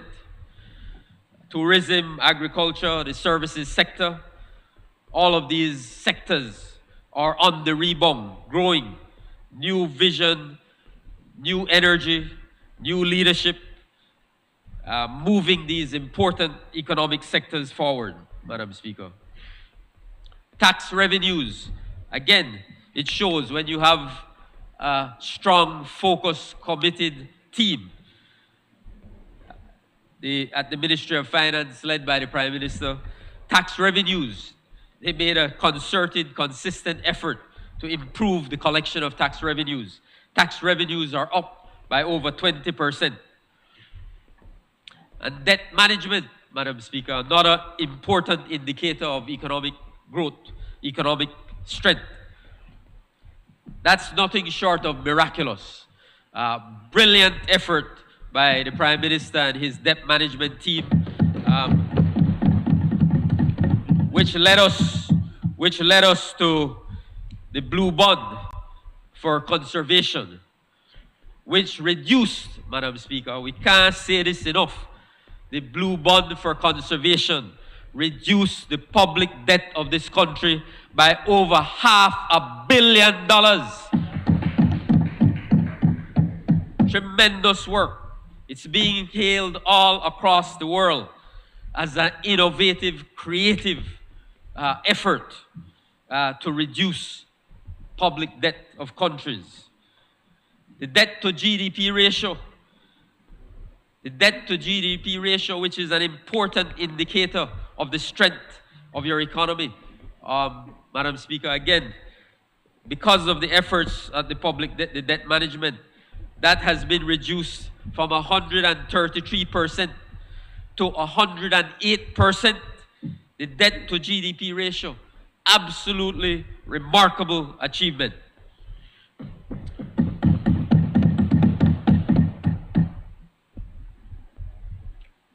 So much so, Madam Speaker, that the same IMF that rode into town with doom and gloom one year ago, same IMF, the Prime Minister talked about it in his budget presentation, and I happened to be in a room listening to the head of the team leader, right, PM, singing now, 1 year later, singing the praises of Belize, absolutely singing the praises of Belize, saying Belize is a trailblazer. Belize has done things that they could not imagine would have been possible. The very same IMF that came to town 1 year ago after the election, saying you have to fire 3,000 public officers, raise GST, are now singing the praises of this government and the country of Belize. They were the ones calling for a structured program. Even possible, as we have said, possibility, this looming possibility of devaluation. They saw how absolutely committed Belize was to the homegrown plan and how well that plan was executed and continues to be executed, because it's not done. A lot of work remains. So, tremendous work done on that front, Madam Speaker, in terms of public debt management.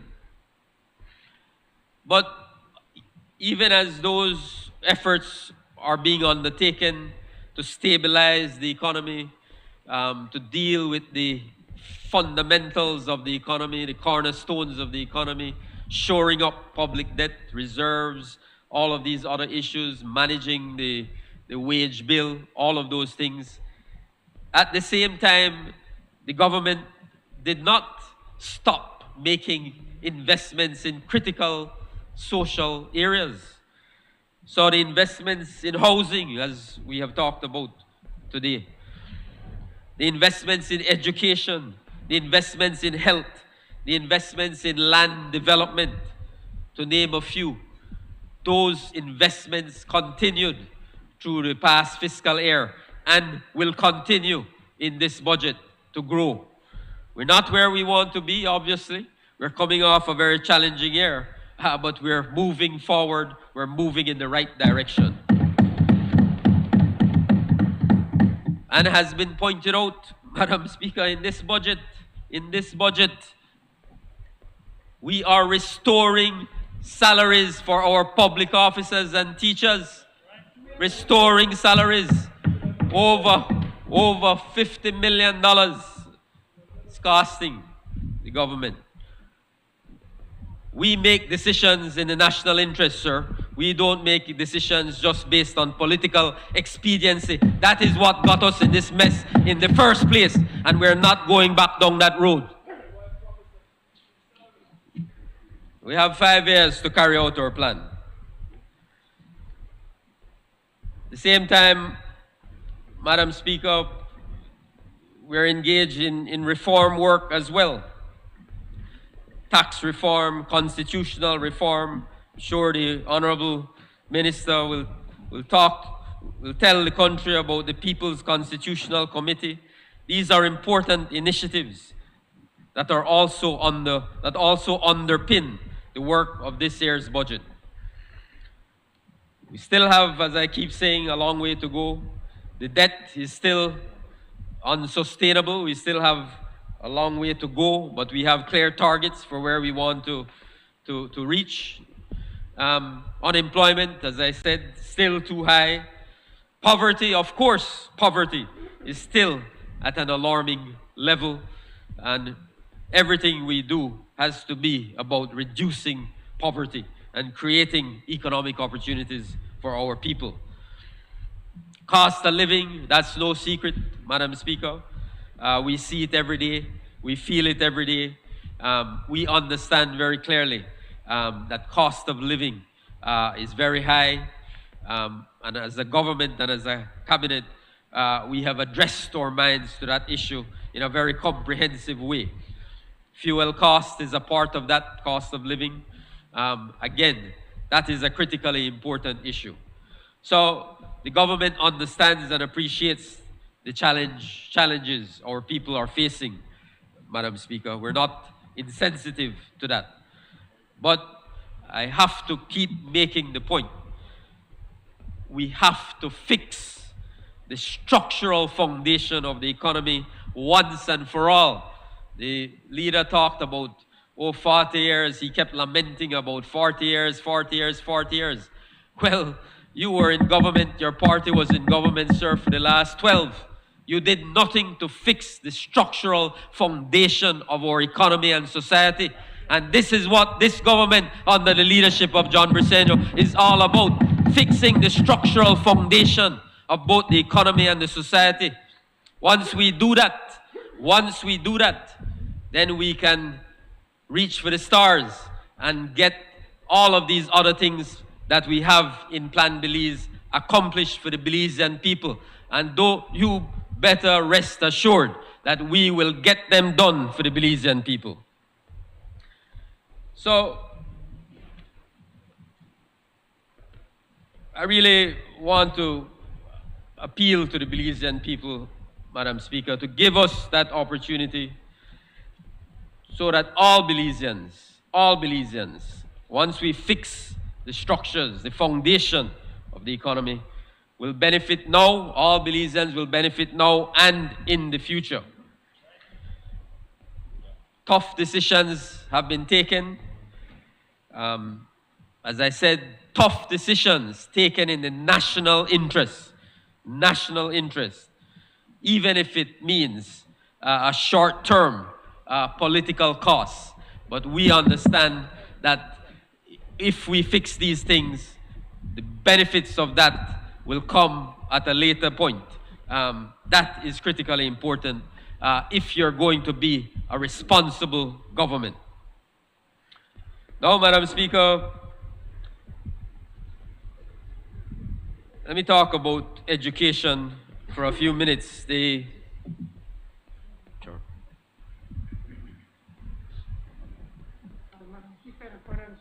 Orders 12.8. I move that the proceedings of the order paper may be entered upon and proceeded with at this day's sitting at any word to oppose. Honorable members, the question is that the proceedings on the order paper may be entered upon and proceeded with at this day's sitting at any hour do opposed. All those in favor kindly say aye. Those against kindly say no. The ayes have it. You may continue, member. You may continue, member. Yeah, thank you, Madam Speaker. Madam Speaker, this budget continues to reflect our commitment to education as a national priority. It's been a very challenging year, but we are on the road to fully reopening all of our schools.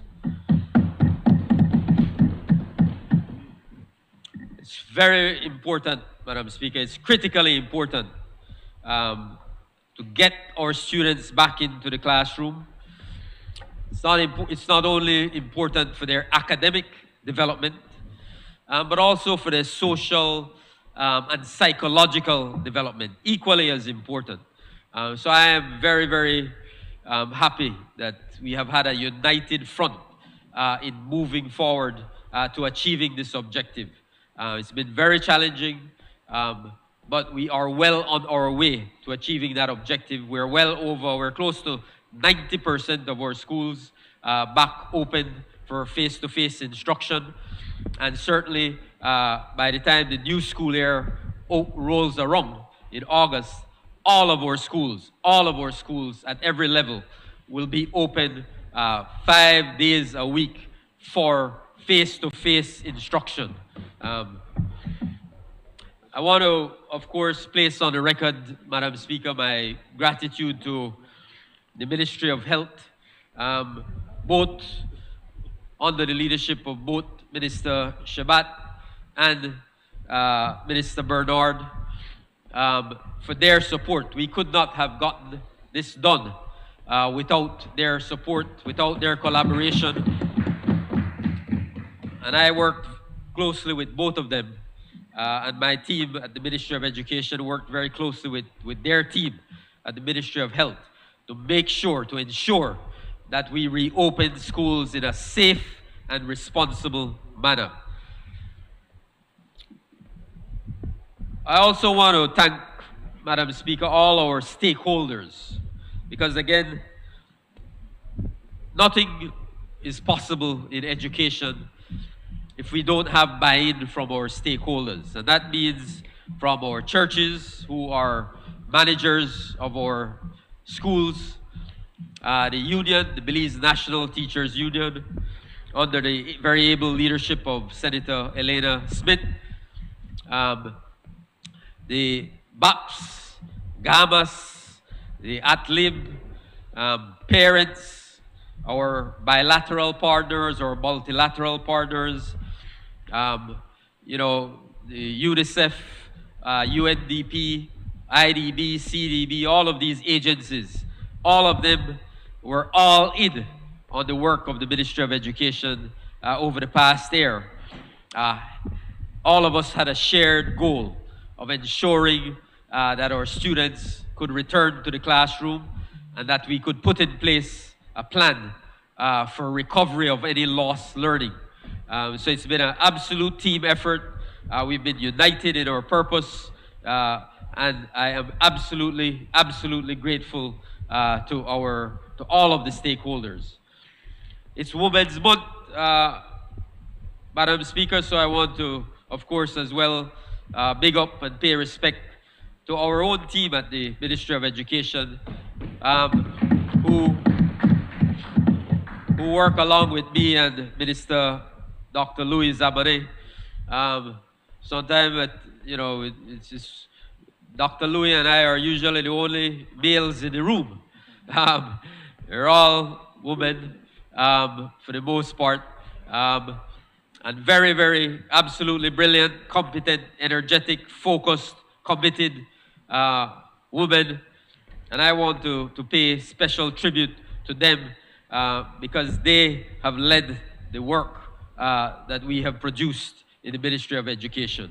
So thank you to all of them, our CEO, Mejia, our Chief Education Officer, Ms. Gongora, our Deputy Chiefs, Ms. Smith and Dr. Villanueva. All of them have been absolutely committed to our work. Now, as we get back to school, Madam Speaker, of course, the great challenge we face is the recovery of these lost years, the recovery of lost learning. So that's a critically important priority for us as we move forward. And we have been doing a lot of work in that regard to prepare for that return to the classroom. We put in place what we call the Belize Diagnostic Assessment Test, the BDAT. And that test is administered at every level of the education system.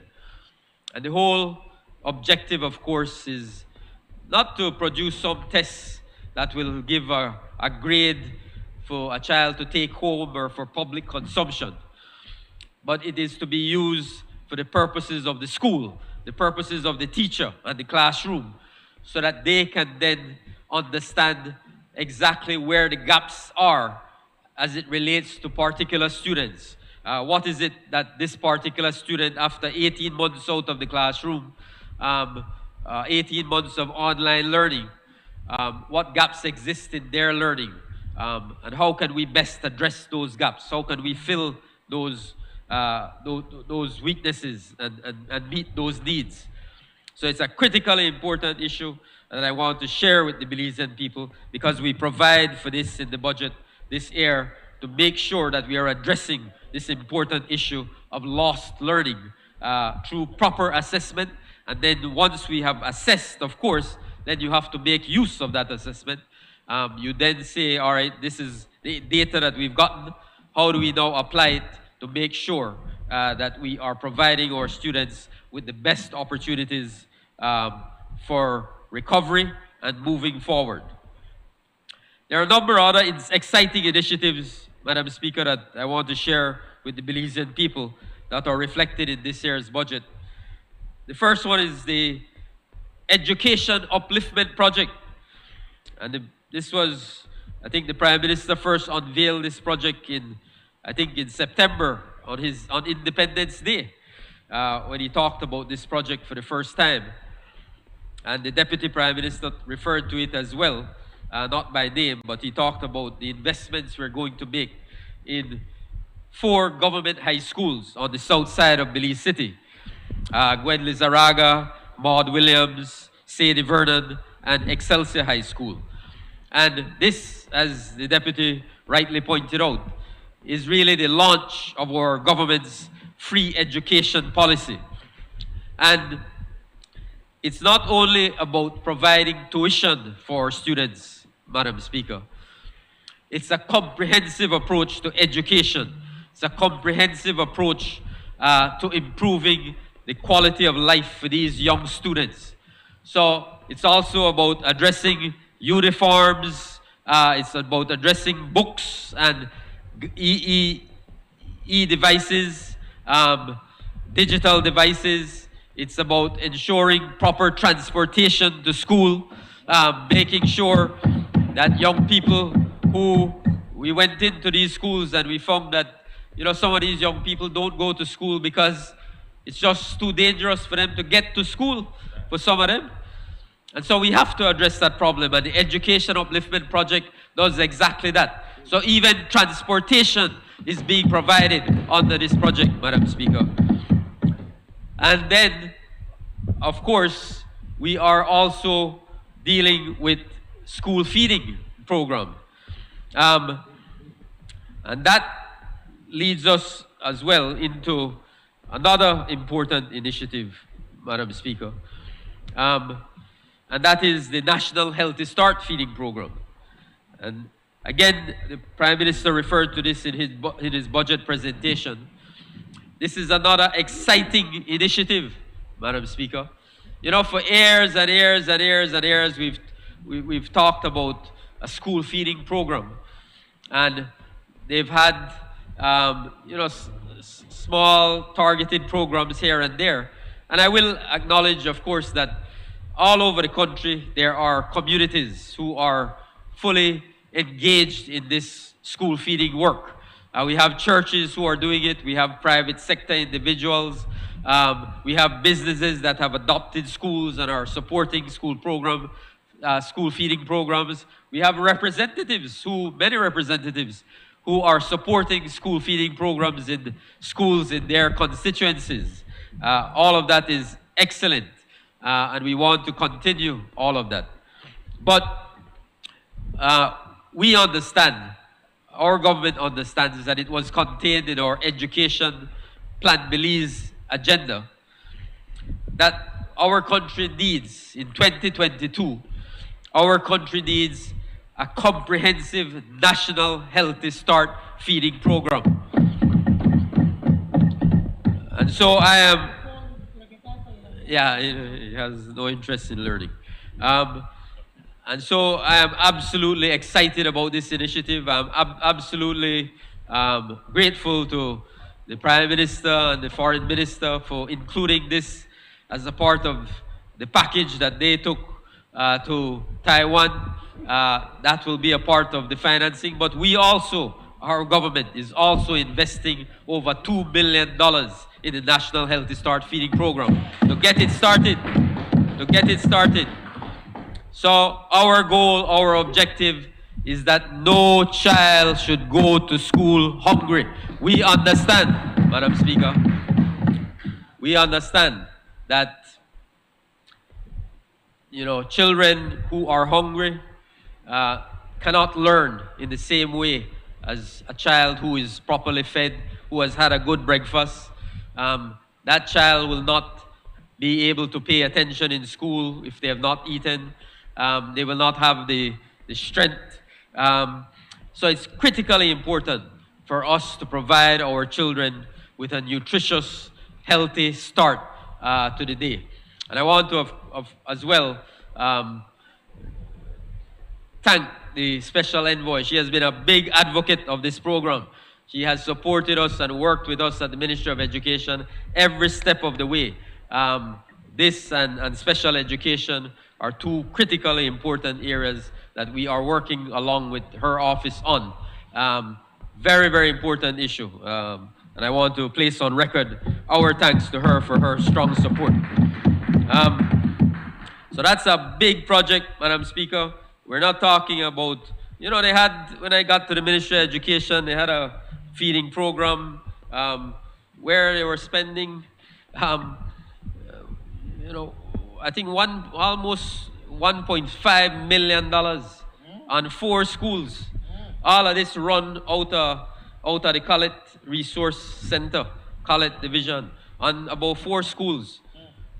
And of course, we could not continue with that. We had to develop a national program that would touch the lives of all our children across this country, wherever they live.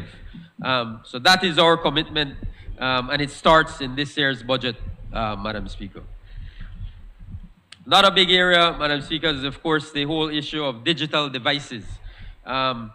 Technology, of course, is central to education, and the COVID pandemic has forced us all to fully appreciate that, to understand that.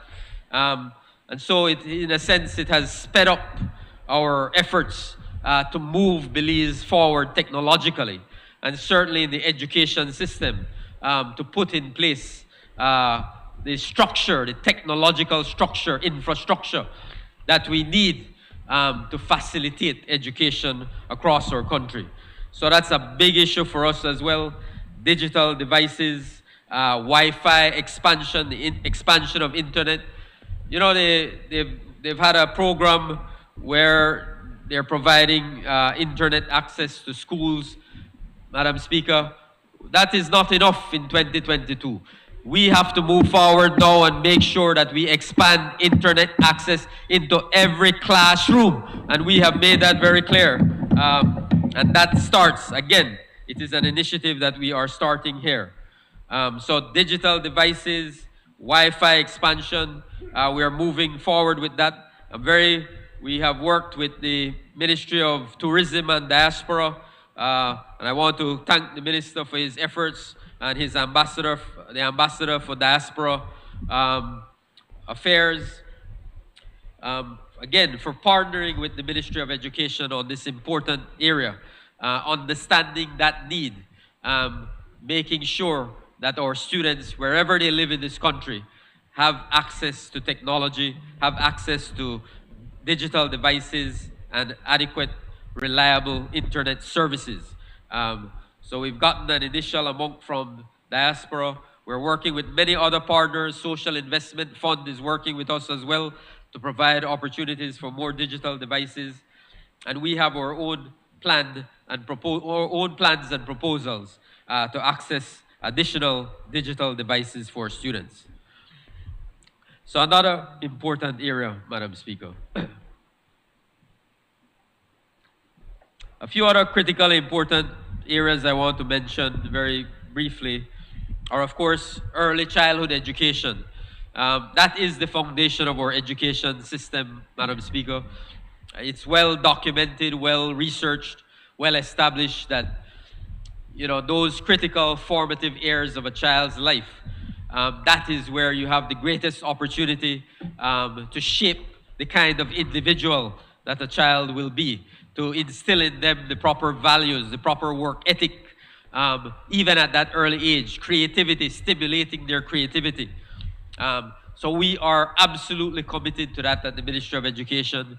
Early childhood education is a major priority for us at the Ministry, and we are working very hard to advance that issue.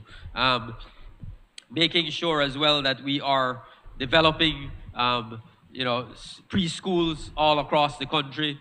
Where we have primary schools, we want to establish a preschool within that primary school structure. There's no need for us to go out and build new buildings for preschools. Let's attach them to existing primary schools. So we are absolutely working on that, committed to that, and we're moving forward with great success. You know, in my previous term as Minister of Education some years ago, it is under a PUP government, Madam Speaker, that for the first time we brought early childhood educators, preschool teachers. Imagine, before that, they were not being paid by the government. They were outside of the public service, in a sense, to say. They were outside of that system. We brought them in. So now preschool teachers are paid by the government of Belize just like any other teachers. So we understand the critical importance of this area of investing in early childhood education. And we're going, again, this budget reflects our continued commitment to that area. Special education, again, area near and dear to my heart as well. Inclusion has to be central to our education agenda. Absolutely important. And we have been working with the Ministry of Human Development, the Disabilities Desk. We've been working together to ensure that we can identify our people wherever they are in this country, who have these special abilities, as we call them, and make sure that they have an opportunity to get an education. They have an opportunity to lead full, productive, meaningful lives. That has to be the objective of inclusion, of special education. We still have in our country, regrettably, Madam Speaker, I still find we go into communities, especially in our rural areas, and I have to appeal to my colleagues, those who represent rural communities. We have to make a greater effort where we have children with special needs, to identify them and bring them to the attention of the Ministry of Education and the Ministry of Human Development so that we can support them. There's still some stigma attached to some of these children, special needs children. So, you know, we're still finding some of them being locked up at home, being denied the opportunity to go to school, being denied the opportunity to come out and make friends and form, you know, lasting relationships. So it's a very, very, very important area. You know, I grew up around kids from Stella Maris. You know, they were in and out of my house because of my father's passion for special education. So I know, you know, nearly all of them who have grown up. Donovan Reno, who's on Love FM at night. I know, you know, so many of them. Victor from BCVI, who recently passed away. You know, Hector Hoare, who passed away a few years ago. Teresita Mo in Benke. So many of them who want a better life for themselves, Charlie Chiak, a great singer. So we have to do better for these young people. We have to give them opportunities. And we at the Ministry of Education, working along with our partners, Ministry of Human Development, Ministry of Health, and all of our other partners, we are absolutely committed to making sure that these beautiful, wonderful people with special needs have every opportunity to lead fulfilling lives. The IT vets, Madam Speaker, again, critically important area, directly linked to what we're talking about in this budget. How do we grow and expand the economy? One of the first things you'll hear from the private sector when you sit down and talk with them is that, you know, we need people with specific skills and training for specific areas. You know, I've talked to people in the private sector who say, well, listen, we still have to be getting our welders from El Salvador or from Guatemala or Mexico or Honduras. You know, and in so many other areas, people with specific skills, technical, vocational skills. We still have to be looking outside of our borders. So we need to do a much, much better job of training our people, of equipping our people with the skills they need, not only to find employment, but to create employment for themselves and for other people. The IT vet sector has been completely ignored, neglected by the UDP over the past 10 years. Absolute shame. It's an absolute shame. You know, we inherited an IT vet sector where all across the country, all of the IT vets combined, we had under 1,000 students. Under 1,000 students, I think it was about 800 students combined. So we have to do a much better job of providing opportunities for our people to get technical and vocational skills training. And we have to change the stigma attached to technical and vocational education. Technical and vocational education, people can put food on the table for their families. They can send their children to school. These are good paying jobs. And we have an opportunity to work with our partners in the private sector, work with our partners in the public sector to make sure that we have a clear strategic plan to grow and develop these technical vocational centers. So critically important area. Again, our commitment to the IT vets is reflected in this year's budget. Adult and continuing education. My friend, the Minister of State, Dr. Zabane, will talk about that some more when he speaks tomorrow, as well as curriculum reform. And that's a big area. But ACE, adult continuing education, is very important. Again, very important. You know, we have ACE institutions. We have a lot of people. The deputy talked about, you know, young people dropping out of school. We have to make sure that we provide an opportunity for them to return to school, to get a high school diploma, or to get an associate's degree. So adult continuing education programs are very, very important to the success of our country, to the success of our education system. We have to invest in them in a meaningful way.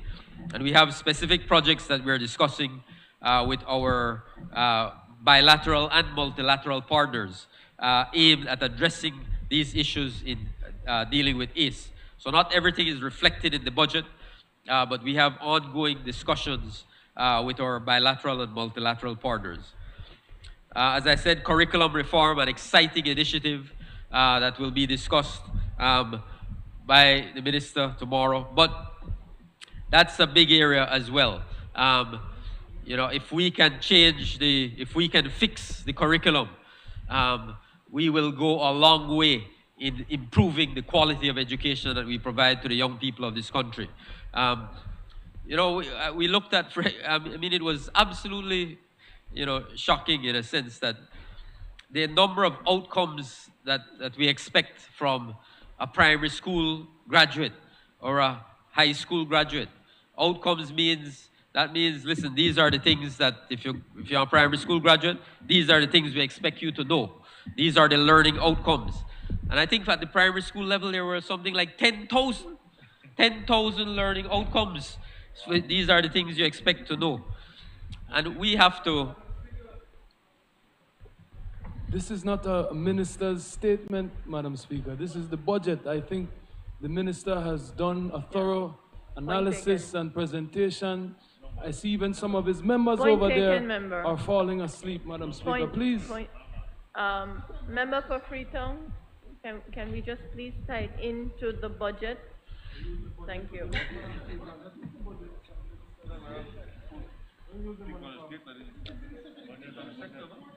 Members, I've asked the member for Freetown to continue with his contribution just to ensure that it's tied into the budget that's being debated. Yes, Madam Speaker. Yeah, so that's an important area, Madam Speaker. I don't think the member for Mesopotamia even understands what curriculum reform is. You could listen, if you listened a little and got off your phone, if you got off your phone, it's definitely not borrow economics. If you got off your phone and stopped texting delegates, member for Freetown, member for Mesopotamia, that will not be tolerated. No, you should not point at me. Member, you should. Member. I have listened to the member of Freetown. Are you calm? Sorry, Madam. Member for Freetown, may you have your seat. And you have to keep quiet. I recognize, because of the events that's occurring not too far from today, this will occur. But members, please, indeed it is the budget for 2022-2023 that we are debating. Yes, on both sides there will be some leeway where, yes, you go into some perhaps description or context, but it must come back to the budget. And member for Mesopotamia, leader of opposition, there's no need to point your finger toward me. There is no need to add to what I am saying, but there is every need to just respect the chair when she's trying to bring this house in order. Less crosstalk will result in less suggestions of name calling. Member for Freetown. Yeah, thank you, Madam Speaker. So that is an important area, Madam Speaker, curriculum reform, because it goes really to the heart of the quality of education, the content of education. So again, in this year's budget, we are investing in that particular area of ensuring that we are engaged in curriculum reform in a very consultative way, traveling across the country, engaging with all of our stakeholders, so that we can come up with a final product that really reflects what is critically important for our students to know. Already, I think, based on those efforts, we've been able to eliminate over 1,000 learning outcomes, which were basically useless. So there's a lot more work to be done, but it's a very, very important area. They also want to mention, Madam Speaker, in wrapping up on education very quickly, of course, our National University of Belize, as I often refer to it, you know, it's the flagship of our education system. And, you know, UB, you know, unfortunately has been, you know, stagnant for quite a while. I'm glad we have a new board of trustees in place. I sense that we have, you know, a clearer sense of purpose, you know, a sense of energy about where we want to go with the National University of Belize, but we still have a long way to go. But there are a lot of reform work is taking place there. You know, again, the National University of Belize has to be at the forefront of Belize's development, has to be engaged in our work, you know, in the work we do to improve the lives of the Belizean people. So over the past year, we've engaged in a number of initiatives along with them. They've worked along with, I think, both the Ministry of Youth, the Ministry of Tourism. They're working along with them, using the expertise available at the National University. We are also working, of course, with them through the Ministry of Education. And I encourage always, as my colleagues can tell you, always encourage my colleagues to make use of the expertise, the pool of talent that we have at the University of Belize. So again, I want to place on record our government's absolute commitment to the development of the National University of Belize.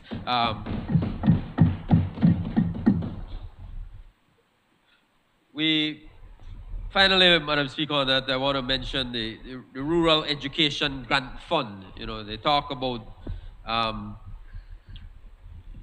grants. We introduced last year in the budget, for the first time, a Rural Education Grant Fund, a recognition and reflection of the government's commitment to providing educational opportunities to our rural communities. So last year we invested $1 million. This year, again, the government has approved another $1 million to be placed in the Rural Education Grant Fund, and that's strictly for our rural communities to make sure that we're providing additional opportunities for those people who might otherwise be left outside of the education system, who don't have access to educational opportunities. It's been a remarkable success over the past year. I can tell you, some Mondays when I'm in Belmopan, we get visits from families from deep south, from rural communities, desperate to get their children educated. In some cases, it's the first child in the family who's getting an opportunity to get an education. And the entire family has traveled, over 100 and odd miles to come to Belmopan. They don't know if they see anybody, but they want an opportunity. And this, I can tell you from personal experience, this Rural Education Grant Fund has been able to positively impact the lives of hundreds and hundreds of rural families. So I am so grateful for the support that the Cabinet, the Prime Minister, the Ministry of Finance have offered in that regard.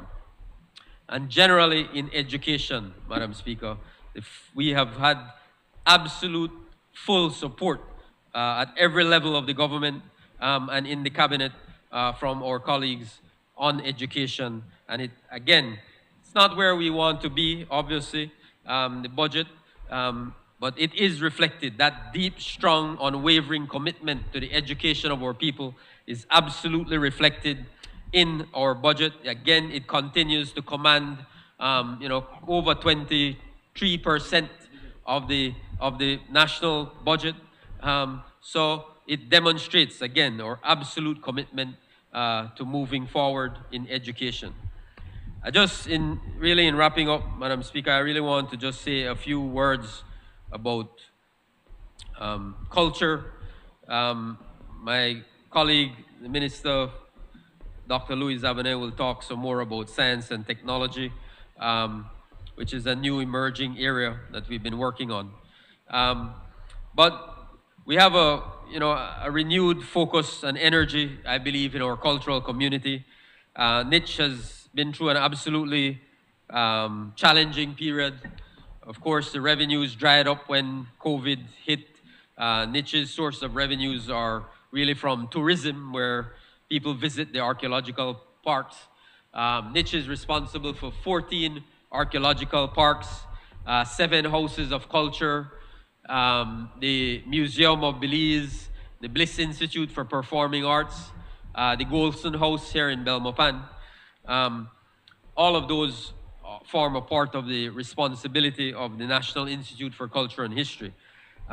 So we're making a gradual comeback. Of course, our revenue or financial fortunes are tied to tourism. So it's a gradual comeback as the tourism industry comes back. We are coming back. But we do have a committed board of directors.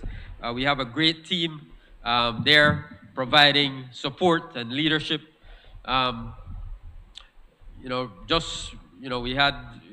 We've engaged with so many artists, Madam Speaker. We recently had a very successful Women in Art exhibit just last Friday at the Bliss, led by the Miss Kim Vasquez and Brigida Haylock. She was the curator for that exhibit. Fantastic exhibit, giving our women artists a platform to showcase their work. So tremendous work. And Madam Speaker, again, the budget reflects our commitment to culture. But I have to say, that, what we found at the Ministry of Culture at Niche was absolutely nothing short of disgraceful. After a government that has been, said over and over, access to so much money, billions and billions of dollars, did not invest in any of these institutions. It is our PUP government, the Niche having to appeal to the Prime Minister, appealing to the Ministry of Finance for little additional funds, even in the time of COVID, to repair the Bliss Center for Performing Arts. Imagine that. Everything, the falling down, windows, the dance studio that they had there, the window panes were broken out for 7 years. 7 years. It is our government with little or no money. We had to come along and repair all of that. And these people will sit there and talk about what they've done for culture. Absolute nonsense. We had to fix that. The Museum of Belize, the roof was collapsing. Imagine where you have your artifacts, the roof falling down. We had to appeal to the Ministry of Finance for some small funds to repair the roof, the air conditioning. Yes, absolute. That's the air conditioning at the museum. Imagine that, the air conditioning not working for years. This is where you keep some of your national artifacts. Absolute neglect and abandonment, similar to what they did to the country. It's a microcosm of what they did to the country. Just concerned about living large and flying here and there and absolutely not focused on fixing, as I started out by saying, fixing the fundamentals of this economy, fixing the fundamentals of our society. So, Madam Speaker, we are engaged in a real way with our artists, not like what took place under the UDP, where it was all about self-promotion, no accountability, self-promotion. We are engaging with artists and musicians. They did nothing meaningful, Madam Speaker, nothing meaningful to support and assist these artists, these creatives, nothing at all. It was all about self-promotion. And we have turned the page on that. And I look forward to absolutely exciting times in terms of the way forward with culture. Allow me, Madam Speaker, to close by really thanking the people of Freetown. It's, of course, a great honor for me always to represent them here in the National Assembly. It's a privilege to serve on their behalf. As has been stated over and over, it's been a very challenging year, but despite the challenges, we have been able to help our people with land. We have been able to help our people. We have started the process. We haven't delivered any houses yet, but we have started the process of building some homes for a few people. We, of course, have tried to assist with education. We have tried to assist with health care. We, of course, through the generosity of the government, with the new community development fund that is in place, we assist a lot of people with food, food assistance. You know, very important. Food and health are big areas of concern. People who are getting sick and need support, and of course food assistance. So we've also done some work with the help of the Ministry of Infrastructure on the infrastructure, particularly in the Belama area where the infrastructure has been, you know, very challenging for quite a period of time. And of course, we continue to work on the big area, of course, of jobs. People want employment, people want jobs. That will only come really from a growing economy, a developing economy. But, you know, I'm absolutely committed to ensuring that we continue to work very hard each and every day to deliver on these important commitments to the people of Freetown and to the people of Belize. So, Madam Speaker, it gives me great pleasure to support this budget. We have a lot of work to do. We've only done year one. We have a 5-year term. I remind everyone, Plan Belize was based on a 5-year plan. So we will get the work done, Madam Speaker. I'm absolutely sure of that. And I want to certainly place on record how honored I am to serve along with all of my colleagues on this side of the National Assembly. I've never been around a group of men and women who are absolutely committed each and every day to the development of this country. Get up every day, get up every day focused on doing what is right for the Belizean people. Not what is politically expedient. That is the legacy of the UDP, but about doing what is right for the people of Belize. And I think we understand, if we do what is right for the people of Belize, the politics will take care of itself. So thank you, Madam Speaker.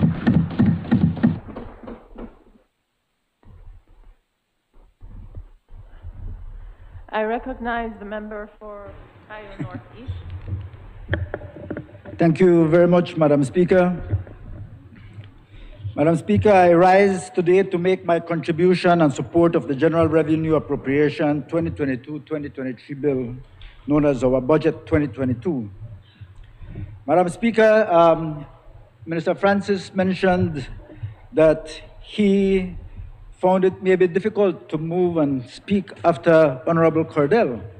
But now I myself find myself in a position where I have to come after Minister Cordell and Minister Fonseca, two great speakers. Madam Speaker, I have to mention that in the beginning, the leader of the opposition was indeed very verbose. He's not here now, but he may be listening.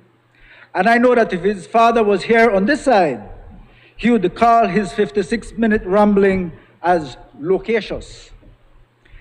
Let me start, Madam Speaker, in congratulating Prime Minister John Briceño and our entire team for a budget presentation equal to none, but equally important for the accomplishments by the whole of government during the year 2021, despite the COVID pandemic and its accompanying debilitating effect on our economy, our social strength and cohesiveness, and indeed our very lives. But we were tough. We were resilient, innovative, enduring, and now stand here proud of our accomplishments. And for this success story, I also take this opportunity to applaud all those dedicated public officers, our private sector, and civil society, the religious community, for their hard work and support. Madam Speaker, this month of March is very busy with celebrations. As Minister Fonseca mentioned, this week, the world celebrates World Forest Day, World Water Day, World Meteorology Day. The entire month is celebrated and dedicated to women, and rightly so. The 8th of March was celebrated as International Women's Day. And so very important also for many countries around the world, March 21 is celebrated as International Day for the Elimination of Racial Discrimination. And tomorrow, the 25th of March, the International Day of Remembrance of the victims of slavery and the transatlantic slave trade. Madam Speaker, my ministry has endeavored to look at the balance and equitability in the employment, especially in the gender sector. I am proud to say, Madam Speaker, that overall, the Ministry of Sustainable Development, Climate Change and Disaster Risk Management employs 54% females and 46% of males. Highlighting here, Madam Speaker, that of the fire department has a total of 94% males with only 6% females, and NEMO with 78% males, 22% females. But when we look at the account section, my FO says we are 100% female power. But we have also the registry section with 71% females, the National Biodiversity Office with 66%, climate change 80%, forestry 77%, the Met Office with 53%. And I now recall that Minister Fonseca mentioned having UB and also Galen, Madam Speaker, is very important because this has given our opportunities to our females, our women, to go to university and look after those courses and specialize in those areas which they once never did. That is a great opportunity. And for us, natural resource management is very important for my ministry. Madam Speaker, in just over 1 year, under the leadership of the Honorable Prime Minister, John Briceño, this administration continues to be about a fair, inclusive, and prosperous Belize. The Ministry of Sustainable Development, Climate Change, and Disaster Risk Management, the ministry that I have had the pleasure of leading over the last 16 months, continues to lead transformational and impactful change. Change that is driving a green economic recovery, addressing poverty alleviation, social protection, and environmental protection. A ministry, Madam Speaker, with departments that have to issue licenses and permits, and very often criticized, and damned if you do and damned if you don't. But we have to balance the economy, the social fabric, and the environment. Madam Speaker, let me paint for you briefly the budget of the Ministry of Sustainable Development. The 21-22 fiscal year, the ministry received a budget of approximately 23 million. Of this sum, more than 72% were recurrent expenditures, all expended on salaries and emoluments, building maintenance, and other administrative matters, leaving only 28% or 6 million to do actual program work. That is, to monitor more than 100 protected areas, provide oversight to more than 1,000 active companies and development projects, supply NEMA warehouses, construct and refurbish our fire stations, and maintain fire trucks and equipment, maintain our radar and other meteorology system, which is important for every single landing at the PGIA, just to name a few. Yet, Madam Speaker, our team within the ministry, hard-working public officers, continue to deliver, innovate, and transform with the limited resources afforded. My team embraced the challenge, knowing fully well the woeful economic situation inherited from the UDP administration, who, as we know, illegally spent more than $1 billion and misspent $1,000 million of the Belizean petroleum and Petro-Carib bonanza. My ministry now gets a 6.5% increase in our budget. The ministry's strategic accomplishments over the last fiscal year, along with its priorities and targets for the upcoming fiscal year, align with the Sustainable Development Goals and contribute to our international commitments. We are actively working towards the strengthening of the institutional framework for the implementation of these goals, such as poverty reduction, gender equality, and women empowerment, good health and well-being, climate action, and protection of the natural environment. Our ministry is working closely with the Ministry of Economic Development to ensure that Belize's medium-term development strategy is strategic, targeted, impactful, and solution-oriented. The medium-term development strategy will put Plan Belize in purposeful and rational action. Madam Speaker, our ministry understands that the environment, climate change, and disaster risk management all intersect with people. This is why the ministry, through the Sustainable Development Unit, secured funding of $2.3 million via the Lives in Dignity Grant Facility to support displaced persons in migrant settlements to become productive members of their host communities and participate in furthering their common resilience, socio-economic growth, and sustainable development. This will see more than 6 villages, including Santa Familia, Billy White, the Docrons, and Los Tambos, or approximately 6,000 persons, directly benefit from investments in climate resilience and sustainable development.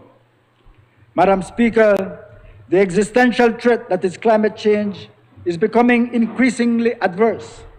This is evident through the loss of land from sea level rise, flooding, ecosystem degradation and freshwater stress, tropical storms of increased intensity, and the extreme droughts that we are currently facing.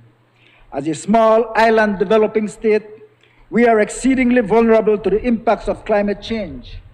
Understanding this, our ministry has made pivotal advancements towards scaling up Belize's leadership in the international climate change efforts, lobbying and leveraging finance flows to support climate change mitigation and adaptation in Belize, and strengthening the institutional framework for targeted impacts.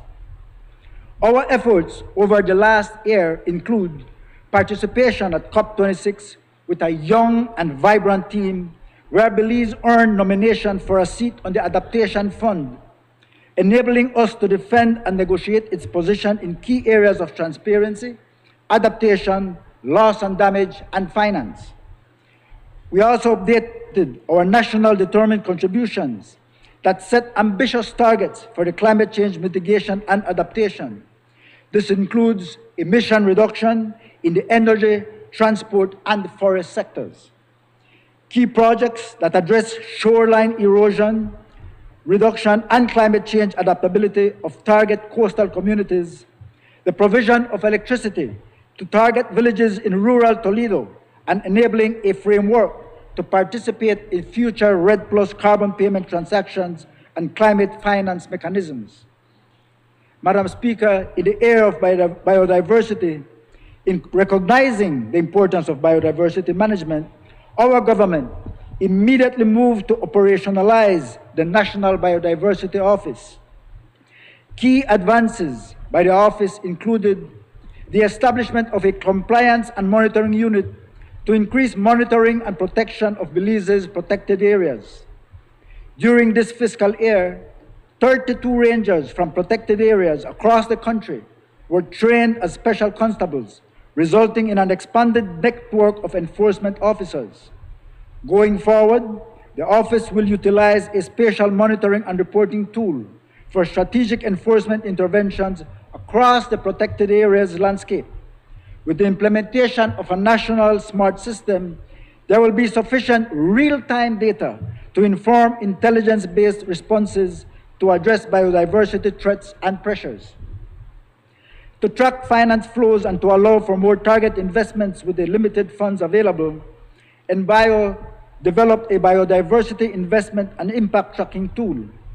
Additionally, the NBio continues to leverage grant funds to support results-based budgeting, sustainable green financing, and the development of new and innovative ways of financing to aid our country in meeting its biodiversity and environmental commitments.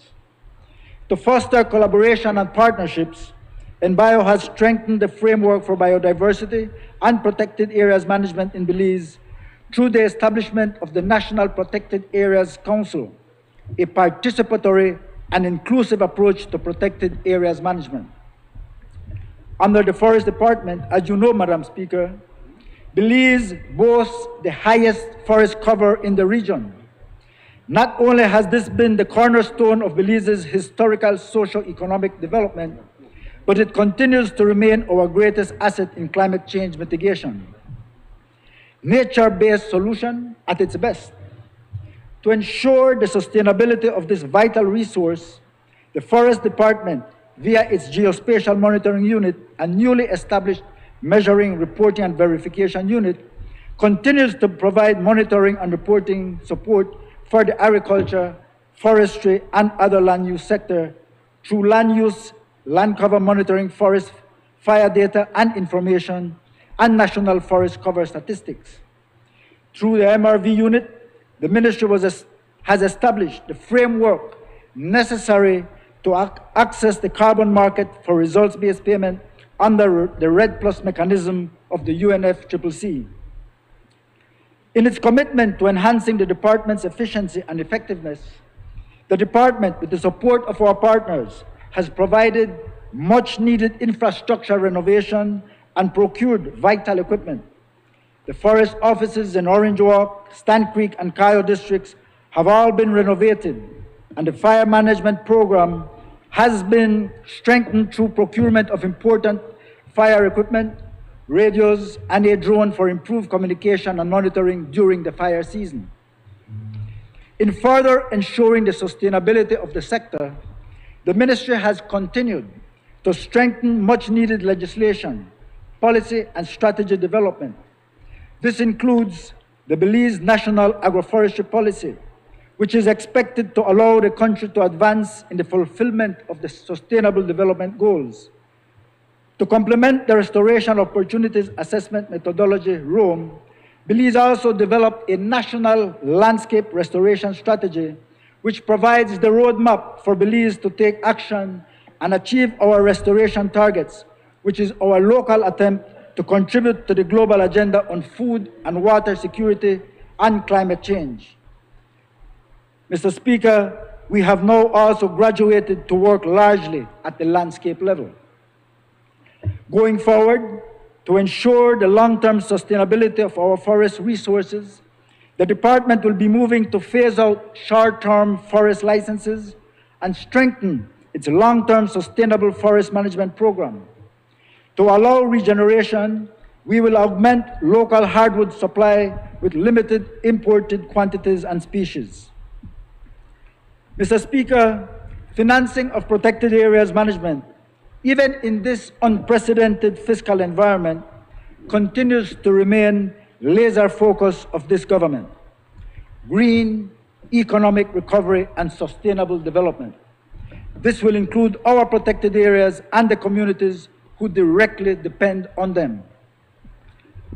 This year, the Protected Areas Conservation Trust, PACT, under the guidance of my ministry, awarded more than $10 million in conservation investments to partners as part of its conservation investment program, focusing on biodiversity and ecosystem health, financial sustainability and revenue generation, and the development and expansion of socio-economic benefits from protected areas, and to continue to sustainably manage and also to protect critical ecosystems and biodiversity hotspots.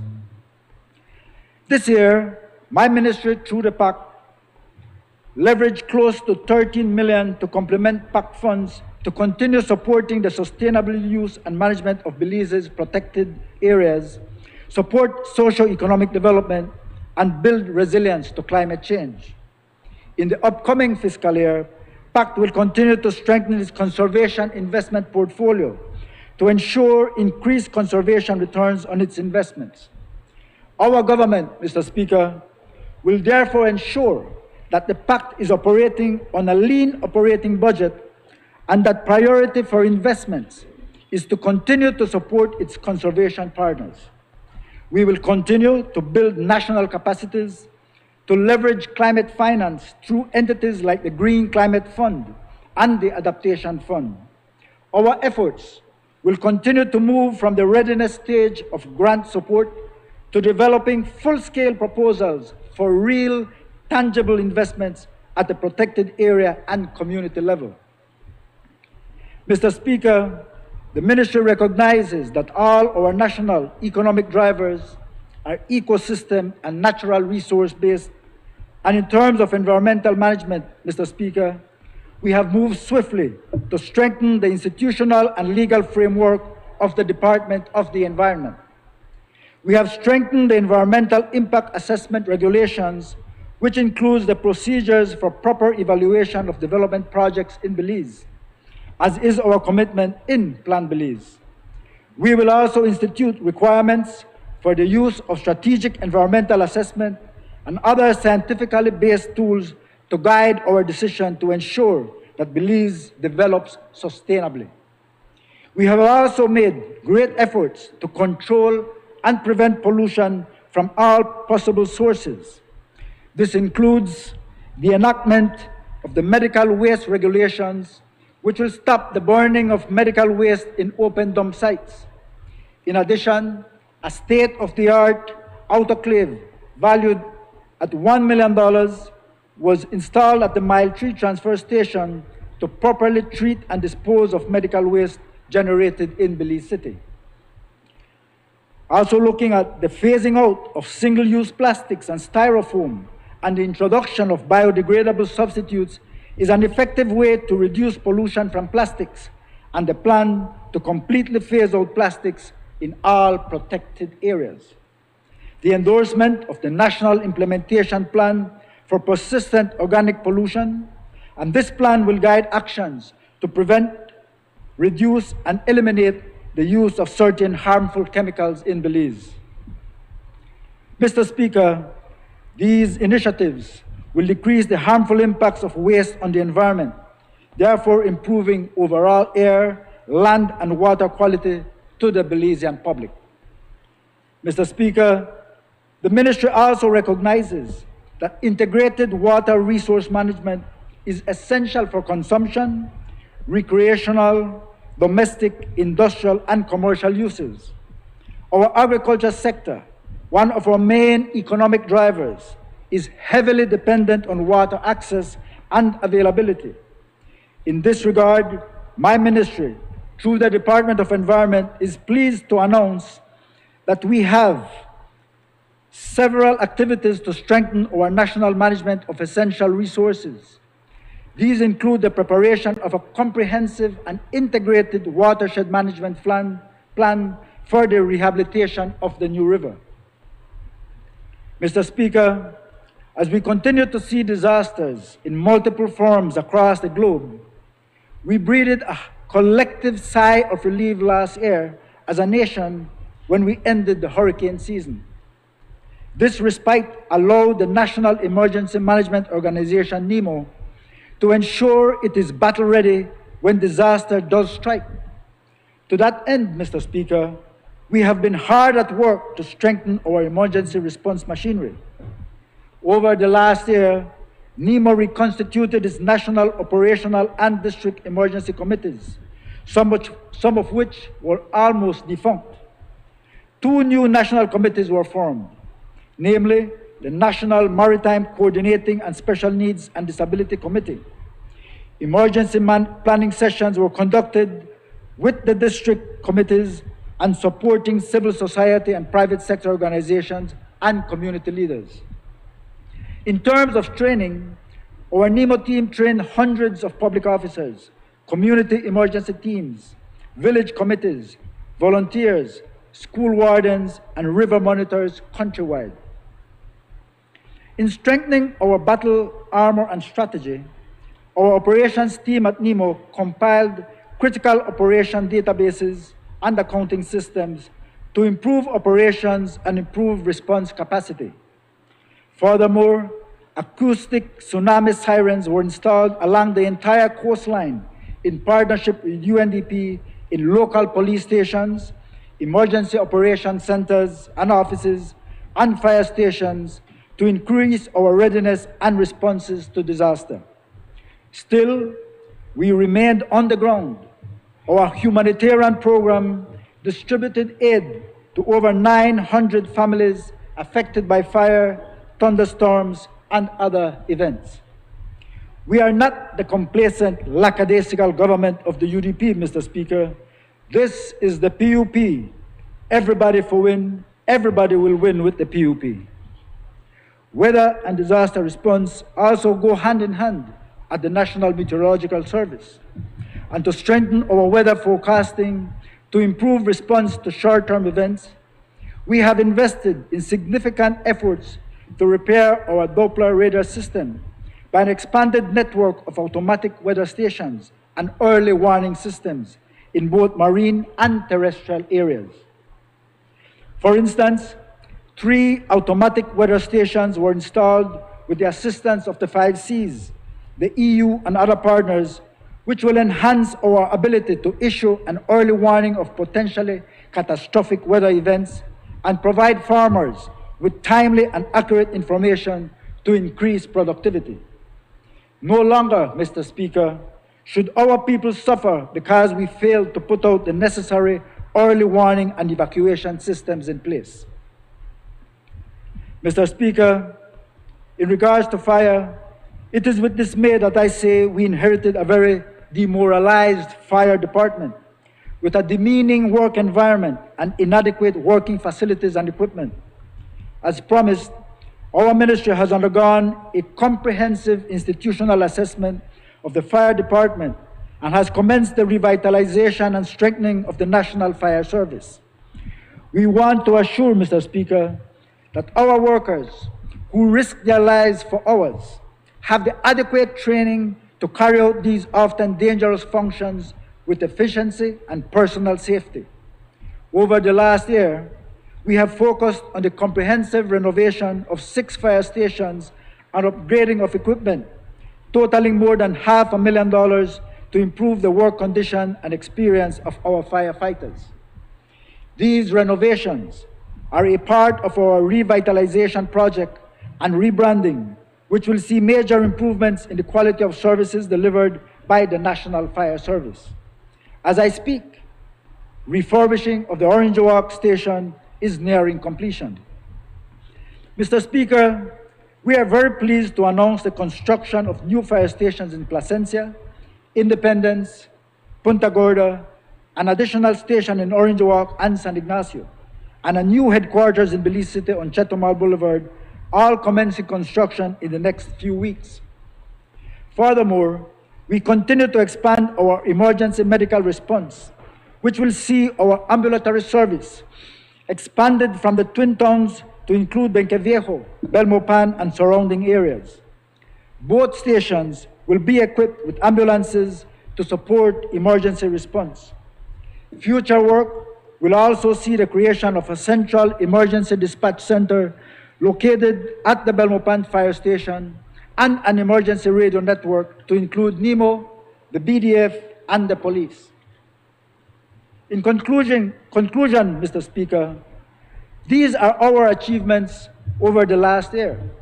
We look forward to furthering these achievements over the next fiscal year. We will ensure that everybody wins. Mr. Speaker, this new budget for 2022-2023 is indeed a people's budget with no new major tax revenue measure, one that will continue the employment of 15,000 plus public officers, supporting national security and national sovereignty, improved functionality of the judiciary, expand the support of the education and health system, one that funds the national infrastructure system, and once for all put emphasis on infrastructure for export, one that will foster a strong participation and collaboration with the private sector.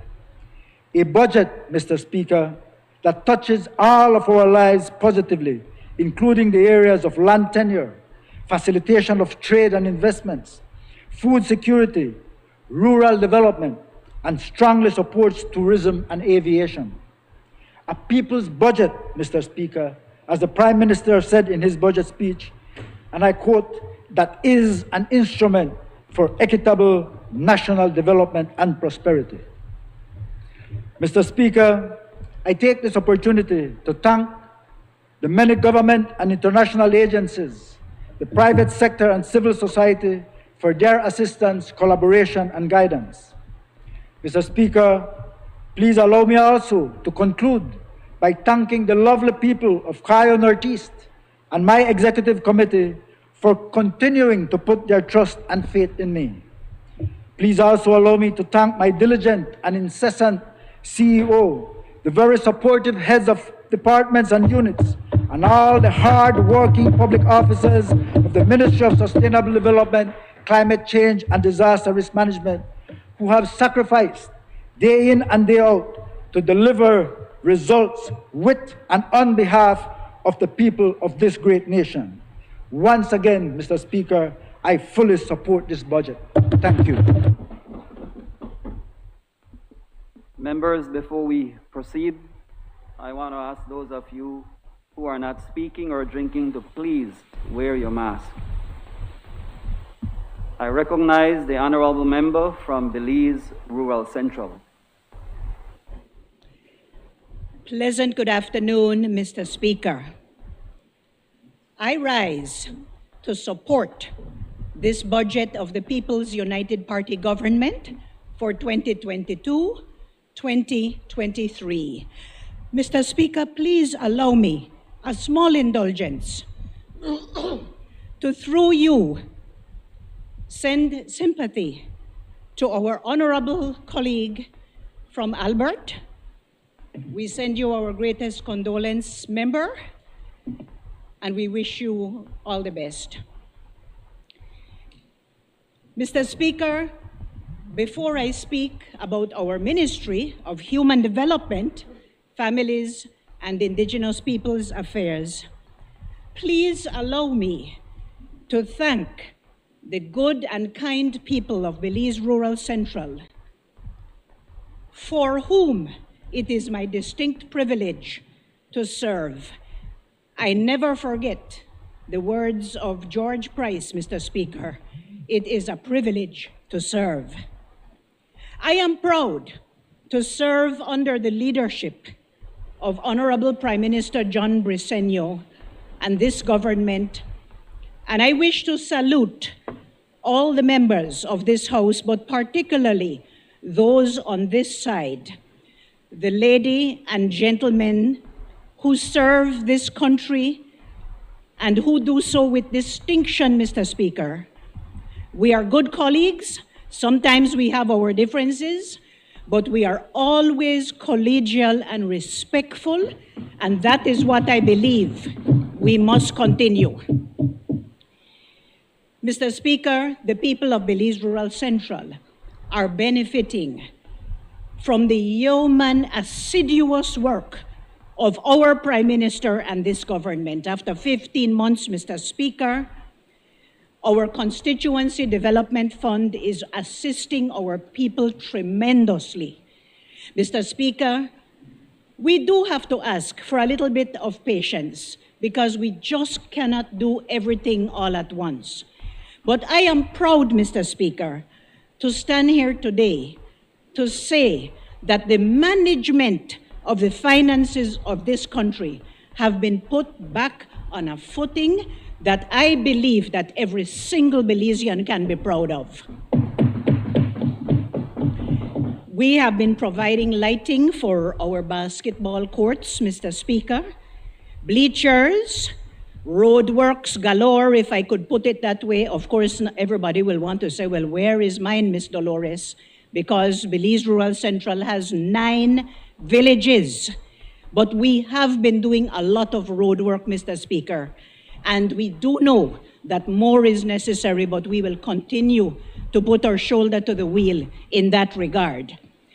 Mr. Speaker, I want to salute also this afternoon the Honorable Minister of Education, the member for Freetown.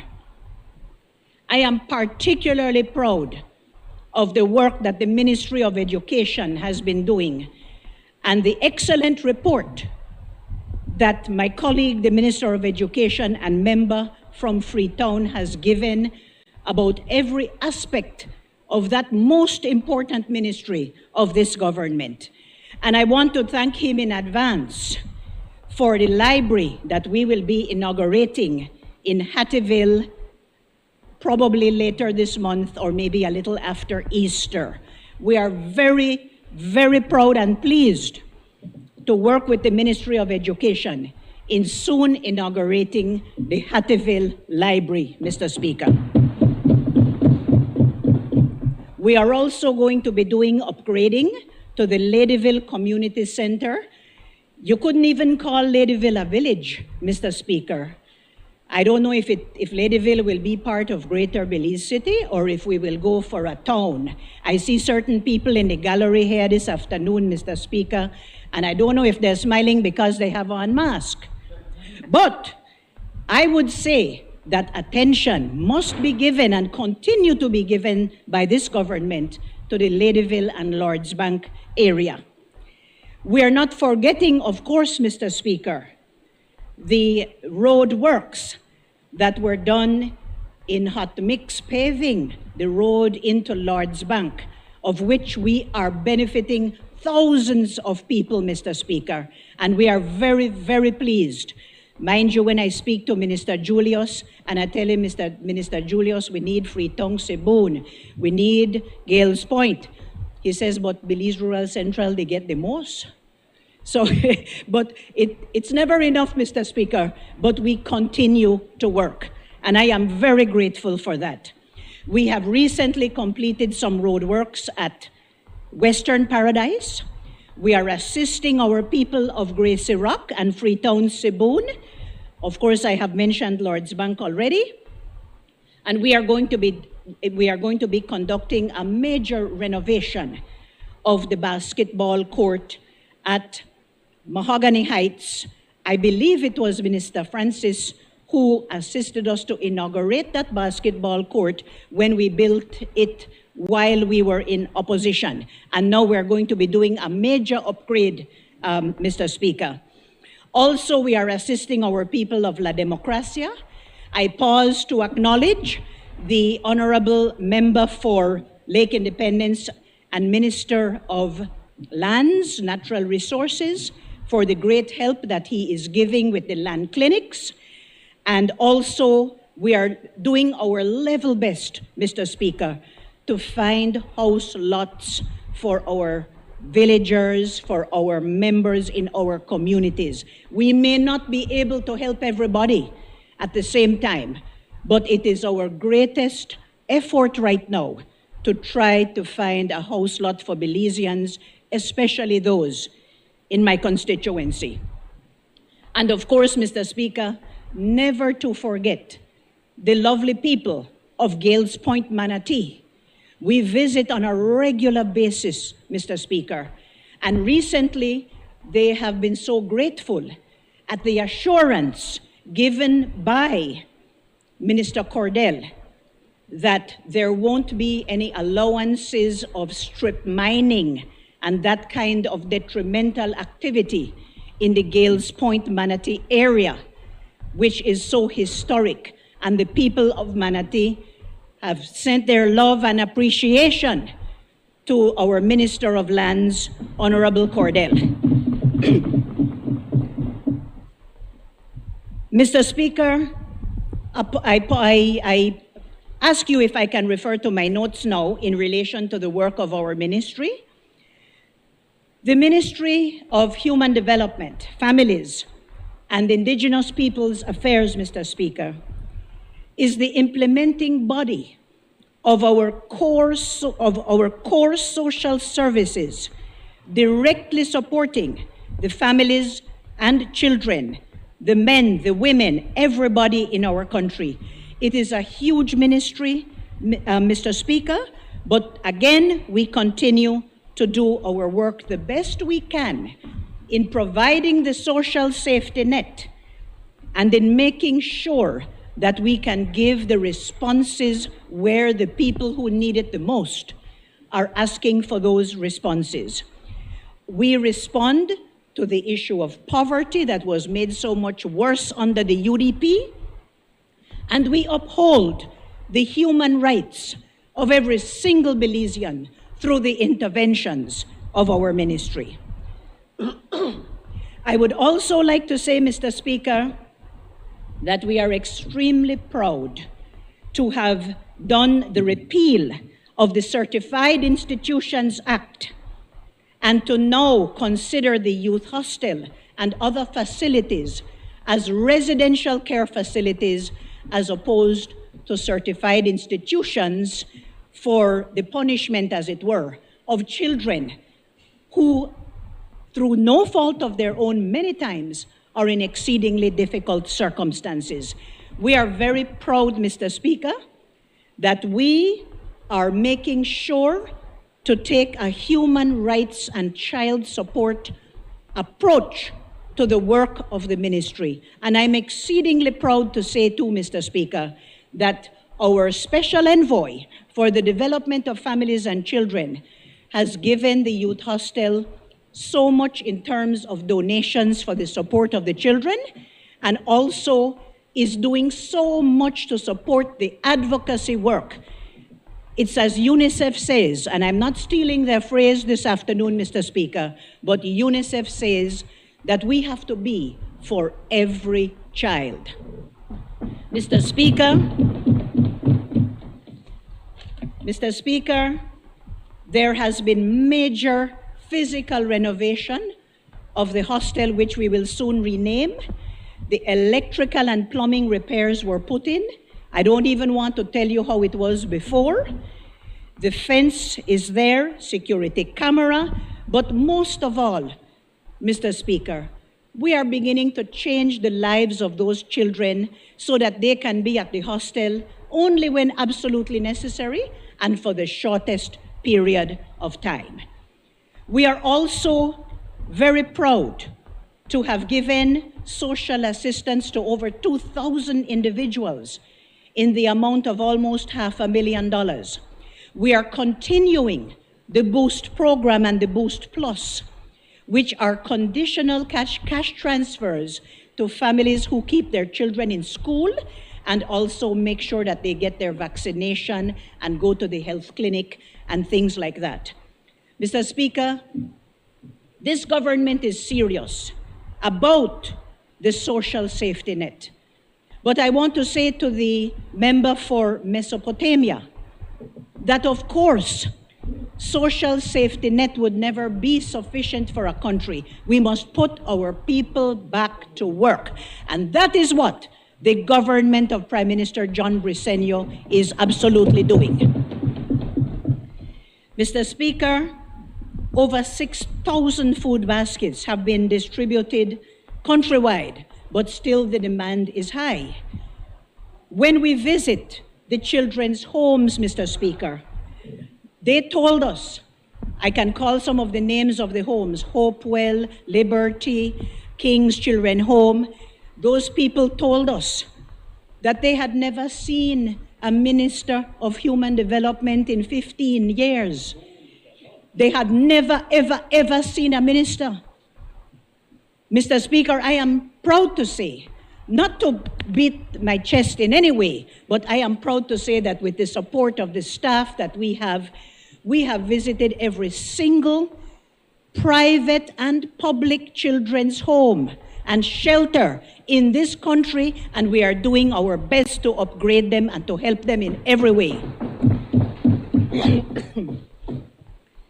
Mr. Speaker, never again will it be that there is no input and visits from the minister and her team or his team to make sure that where there is need for residential care, that our children will get that attention.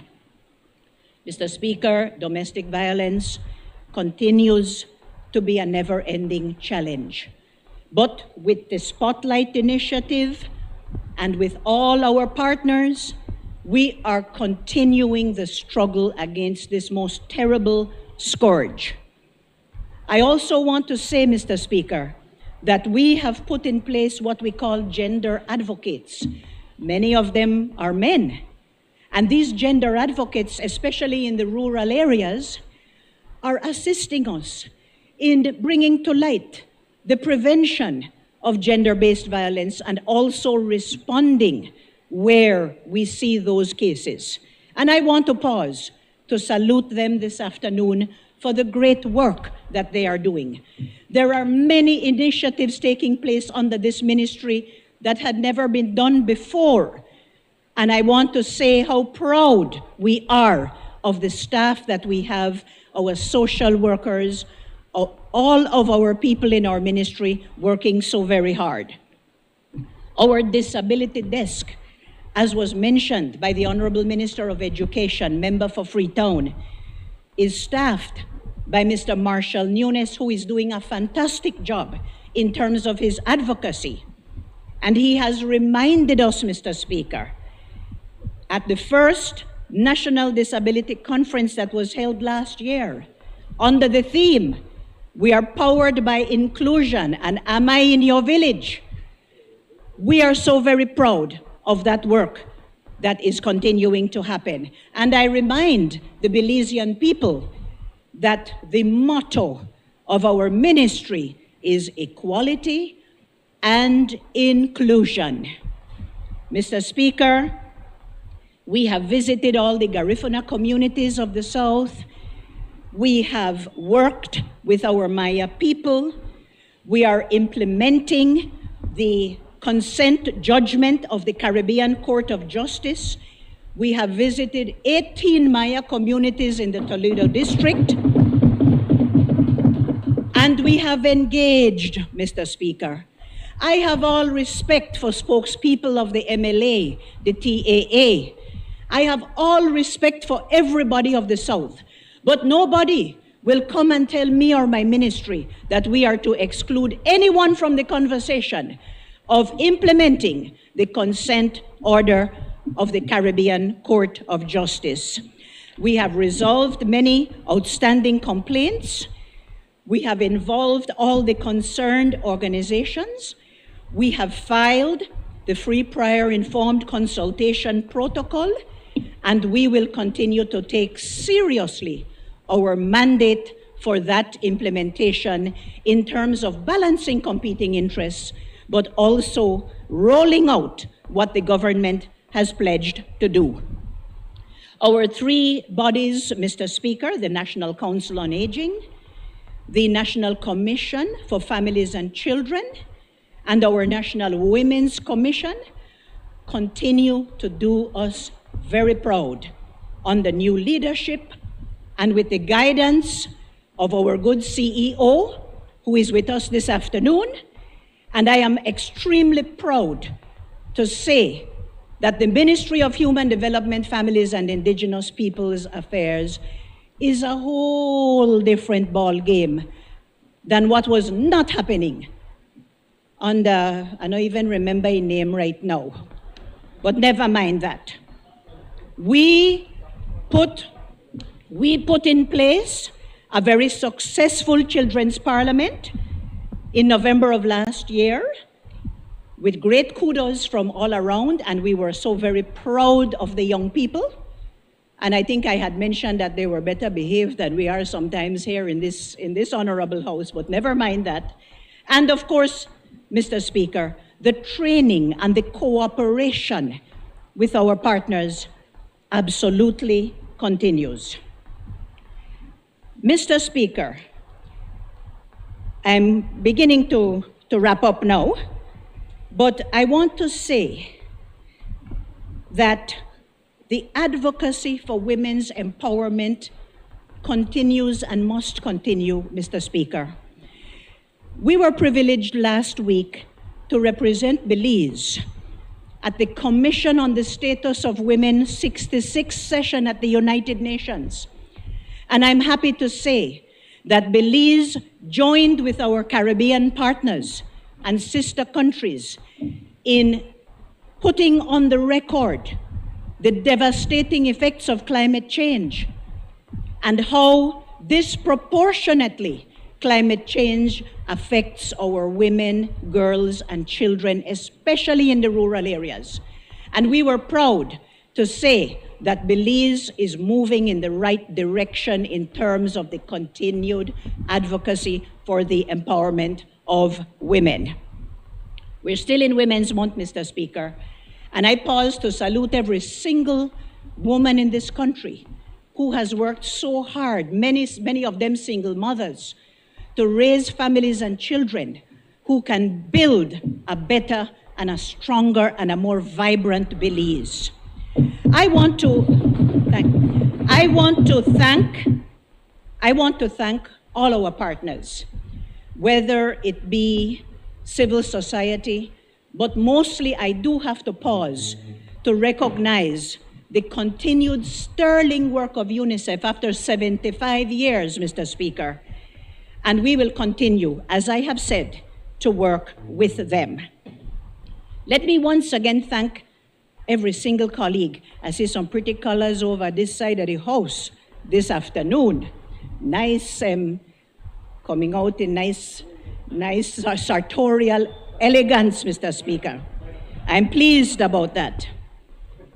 And last but not least, Mr. Speaker, last but not least, I want to register for the record my humble recognition and approval for the decision of this government to grant to Nora Parham a posthumous pardon.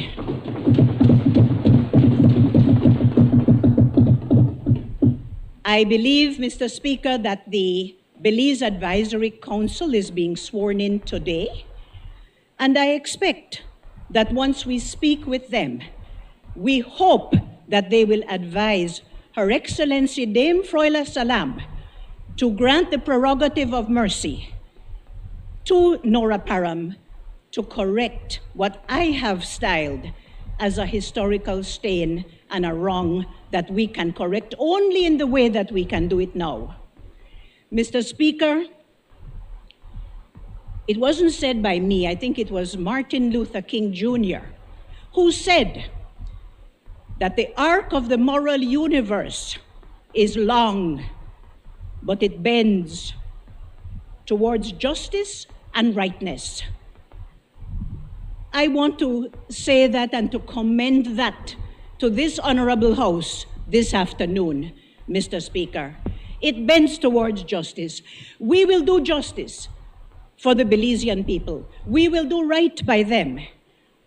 And in delivering on Plan Belize, I want to say this afternoon, and once again thanking the kind people of Belize Rural Central, I want to say this afternoon that I give my unconditional and total support to this budget of our Finance Minister, our Prime Minister, and Minister of Economic Development and Investment, I recall your whole name. I give my full support to this 2022-2023 budget, Mr. Speaker. I thank you.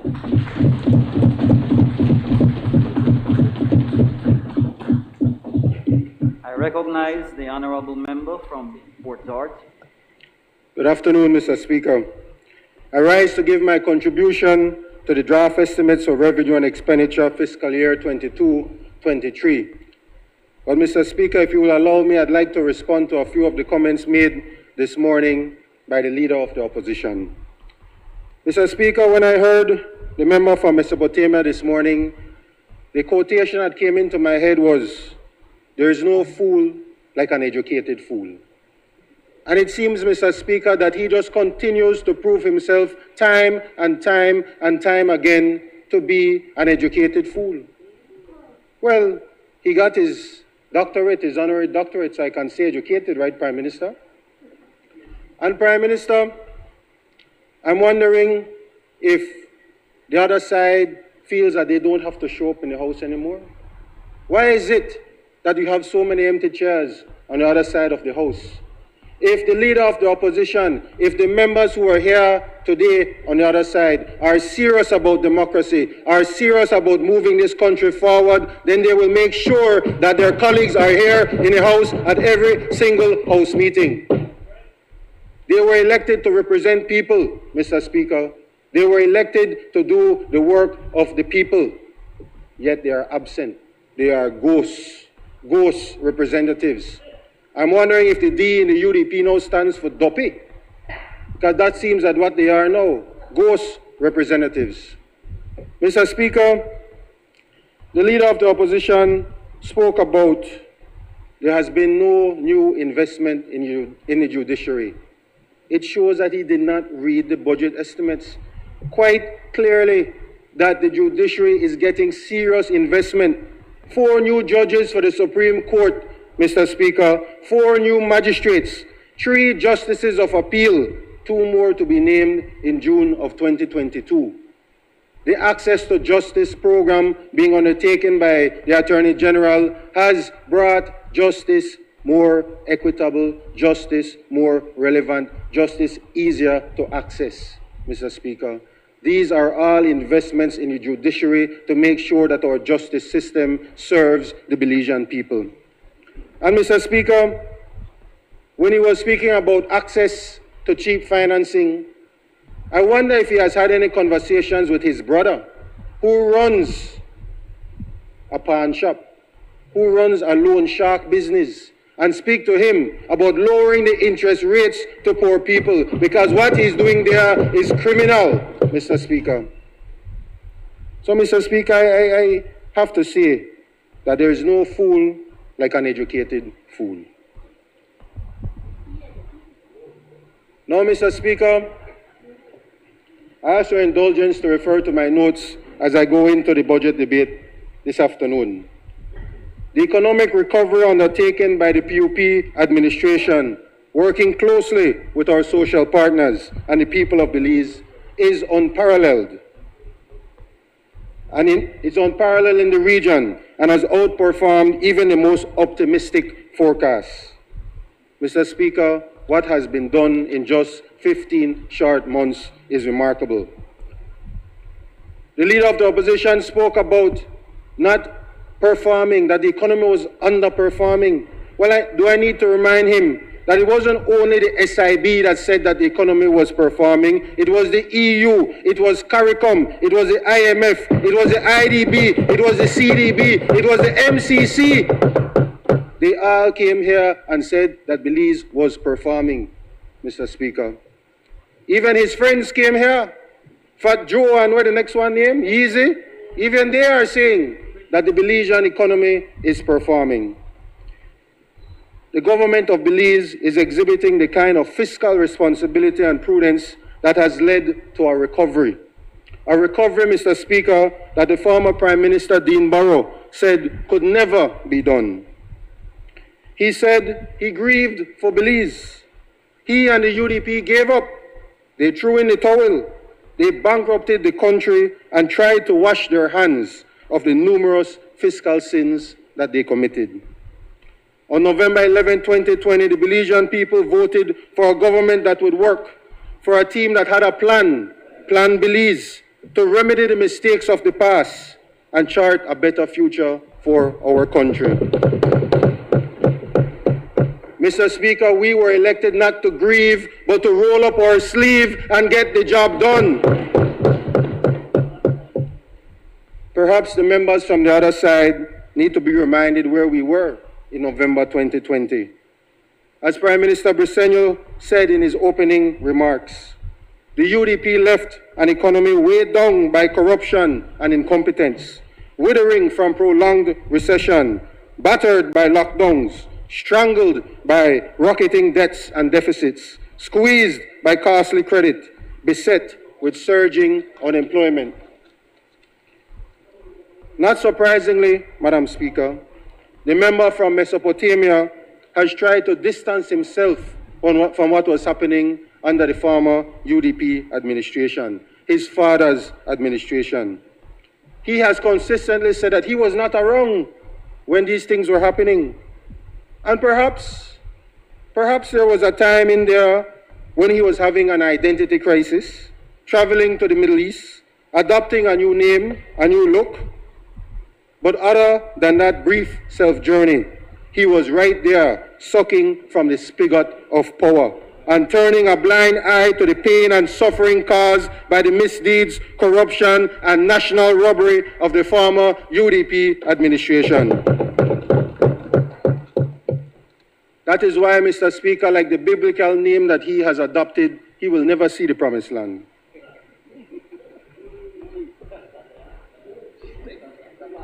On Sunday, They're having their little convention. And I hope, sometimes I feel sorry for you, Honorable Member from Albert. It's almost like you are in a kindergarten and you have to take care of all the kids over that side. So I feel sorry for you. And I wish you luck on Sunday, because that is democracy. And democracy is what we are all about. Mr. Speaker, just last night on the news, let me go back to the leader of the opposition, because he seems to feel that nobody can speak to him. He almost was trying to pretend that he was a deputy speaker in the House this morning. He was trying to quote standing orders and asking members what the standing orders were. But last night on the news, just last night on the news, he named a who's who of worthless UDP characters that he has surrounded himself with. Those who are enveloped in scandal after scandal, from lands to passport to Sanctuary Bay to Lev Derman, the list goes on and on and on. And he has surrounded himself with these people. It is guilt by association, right, member from Belize Rural Central? Guilt by association. And no matter how hard any of the members on that side try, they can't remove that deep, dark, dirty, red stain. Maybe that's why the leader of the opposition is traveling so much, trying to validate himself with misstatements. You are confused, leader. This is not celebrity Big Brother. You are not standing behind a microphone or behind a camera. This is real work, meaningful work. You were elected to serve the residents of Mesopotamia, to represent them, not misrepresent yourself. If you want to do something beneficial, I'm glad he's coming back into the chamber now. If you want to do something beneficial, Mr. Leader of the Opposition. On a point of order, What's a Mr. point of Speaker, order? the member from Fort George needs to stick to the budget, to the revenue, to the estimates, to his ministry.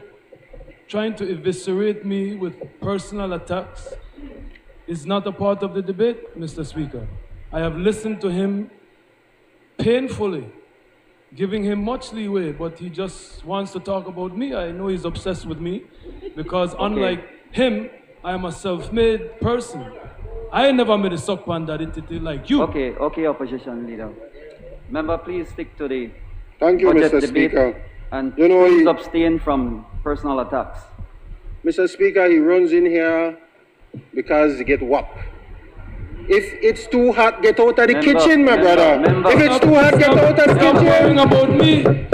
Worry about the people in Fort George and the people of Belize that your government was elected to serve. Mr. Speaker.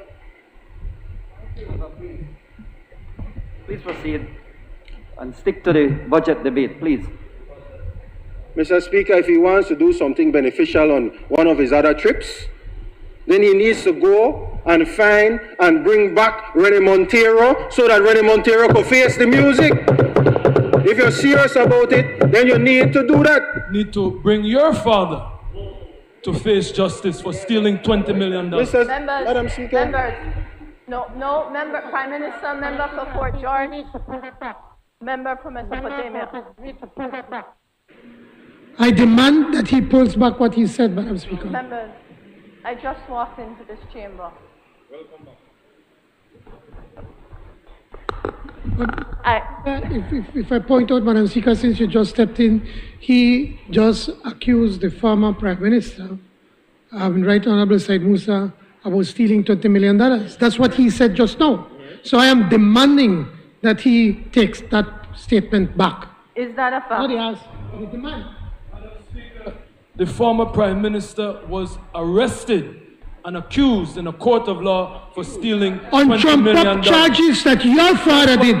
Trump-up charges that your father did. And that is why we need to refrain from personal attack. Members. Leader of opposition. Leader of opposition. We don't have a problem with that, you know. But when you lie, that's the problem. Mr. Leader of opposition. Ms. Bearer, I am calling you to attention. Members. Leader of Opposition, I am going to have to ask you to take that back. You just pointed over here and said you're the biggest thief. Remember, you just said over there that you said, point or no point, you said it. Point or no point, do not look at the irrelevant words in my statement. You said you're the biggest thief. Remember, I'm going to ask you again. I am going to ask you again. You did. Members, I'm going to suspend for a short while to consult the official recording of what was said when I walked into this room and what was said afterwards. And let me repeat myself, which I will not do again. Mace Bearer, I have called you on attention, regardless of which side. We are debating the General Revenue Appropriation Bill of 2022-2023.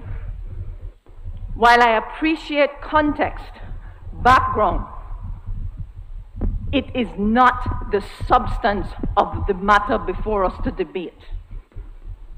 It will be allowed, but it cannot be the extent of the debate. I will suspend honorable members for 5 minutes to allow me to check exactly what was said, since I walked in when something was said. The House is suspended for 5 minutes.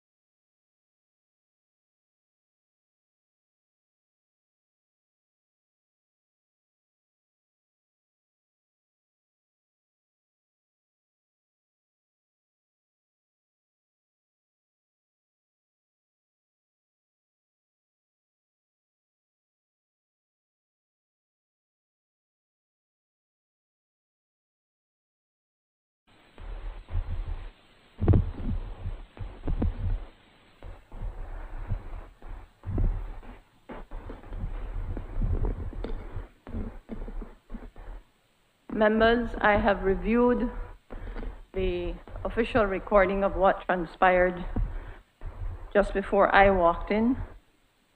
Deputy Speaker, I'd like to thank you for reminding members who are on their feet to stick to the budget and to reminding members in general to refrain from personal attack.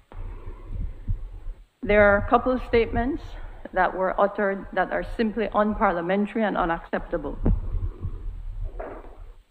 One of them I have difficulty of repeating, particularly as we are in Women's Month. So I won't repeat it in full, but it is there, where member for Leader of Opposition says, "I never made a suck pan daddy like you." You will agree that's unparliamentary. No, I listened to what the member from Fort George said, and it was not that. This is not going to be on back and forth. You are invited to view the recording. When you're out of order, you're out of order. Member for Orange Walk South.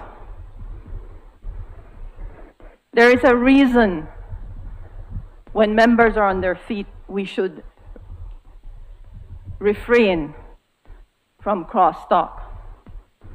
So you too were out of order by referring to the member of opposition. As you said, a criminal, when leader of opposition, when the leader of opposition said, you need to bring, I guess this is referring to the member of Fort George, that you need to bring your father to face justice for stealing 20 million. That is out of order. Remember, it's out of order because whichever member in this house or outside of this house, any citizen that is accused, have a right to a trial, and that person goes to court, and the decision of that court was final. You were out of order. Yes, it has. I will now ask those members to withdraw those comments. Yes, you, member for Orange Walk South. I will ask that you withdraw your comment. I'm asking you to withdraw the comment. Thank you. Please have a seat. Leader of Opposition, I'm asking you to withdraw your comment. I withdraw my comments, Madam Speaker. Before we proceed, and I believe it was member for Fort George, if I have not lost my train of thought here, that was on his feet in the debate. In my absence, the Deputy Speaker cautioned about personal attacks. I have cautioned before about personal attacks. I have signaled to the mace bearer that we will proceed with today's sittings and that of tomorrow, as it obviously will continue into tomorrow. But that I have reminded him of Standing Order 44, particularly 44.3b, unparliamentary language, behavior that is not becoming. And after the efforts of asking you to withdraw those words from this house, the mace bearer has the right to escort you out for the rest of the day's sittings. It does not matter to me, members, if you sit on the government side or if you sit on the opposition side. Another word of caution. Mr. Leader of Opposition, those who have sat in that seat before you have also not adhered to the standing order where the ruling of the Speaker is final. You may disagree, but it is final. So this back and forth, we're not going to entertain it. You accepted it after a lot of back and forth. I will ask for your indulgence to let's not practice the bad habits of the past. I have now noted to the staff that the words and statements I have asked to be withdrawn, so be withdrawn, including the statement, the first statement that I referenced, which was totally unparliamentary. Member for Fort George, you may proceed. Much obliged, Madam Speaker. Madam Speaker, if I can quote the former Prime Minister, the Right Honorable Said Musa, and tell the Leader of the Opposition, "No watch me, watch yourself."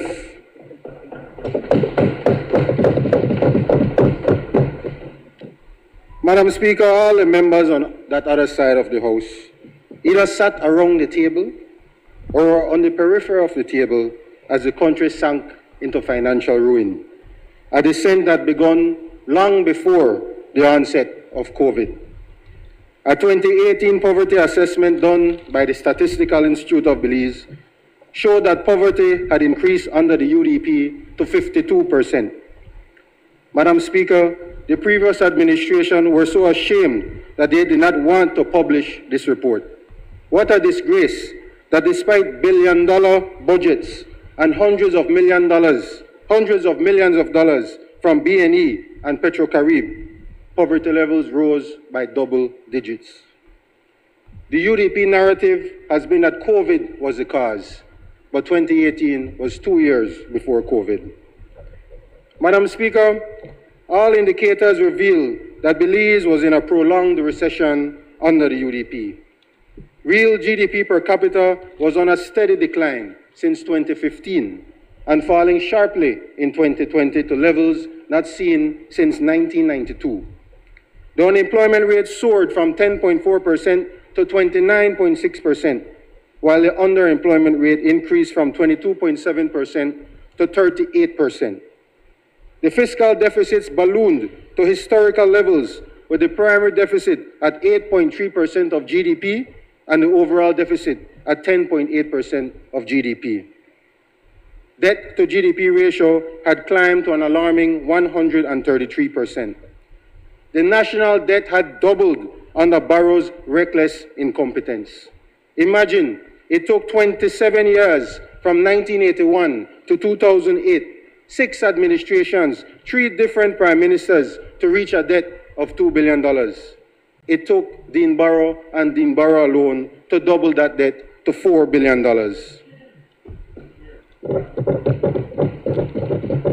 The domestic debt went from $333 million in 2008 to $1.3 billion in 2020.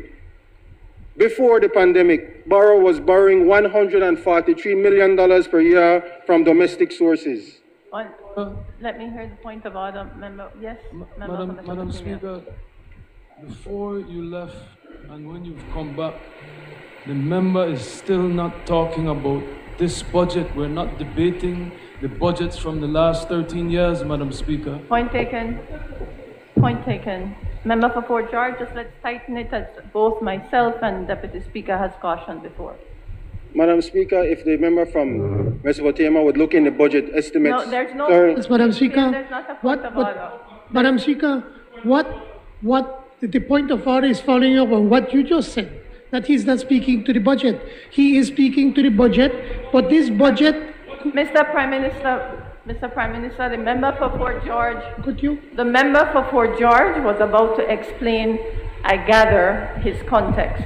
Please, I just need to make one point, Madam Speaker, that what the honourable member from Fort George is doing is building. There is no. Member from Mesopotamia, do not assume my role. You've tried to assume others, but not mine. He is speaking the point, Madam Speaker, if the member from Mesopotamia would have just shut up for a minute. No. No, none of members, PM, please sit. I will ask the member for Fort George to proceed. Member, no, To make my point, Madam Speaker. What is the point of order? My point of order is that the member from Fort George is building from previous budgets. This budget is a reflection of what the UDP plundered for the past 13 years. With and respect, we are fixing with respect, what he is doing. That is the point of order. Prime Minister, what? Mesopotamia, Leader of Opposition, member for Mesopotamia. Prime Minister, with respect, it is not a point of order. The member for Fort George has already explained or was about to explain. I have listened to the point of order, and I will say again, Member for Mesopotamia, I have said before, there is leeway to allow background and context. If you stand up again without allowing the member to provide that background or context, much of what you also did, I will have to ask the Mace Bearer to escort you out so that the proceedings can continue without the unnecessary interruption. Point of orders must be valid. Member for Fort George. Thank you, Madam Speaker. As I was explaining, and as the Prime Minister rightly said, Madam Speaker, this is context for where we are. This is context for where we had to go from, what we had to do in 2021 with the previous budget, and why this budget is the way it is. It is fair for us to debate what was happening in the economy going forward. But Madam Speaker, I don't want to be here all day, because it seems that the leader of opposition wants to be here till tonight. Madam Speaker, what I was saying is that even before COVID, the previous administration was borrowing $2.7 million per week. When COVID came about, that increased to $1 million per day, $30 million a month. They were effectively printing money from the central bank and saddling this country with very expensive credit. Madam Speaker, recognizing that this was an existential crisis to Belize, Prime Minister Briceño assembled an economic team to develop a plan that would borrow a phrase from the CDB president when he visited Belize just this year.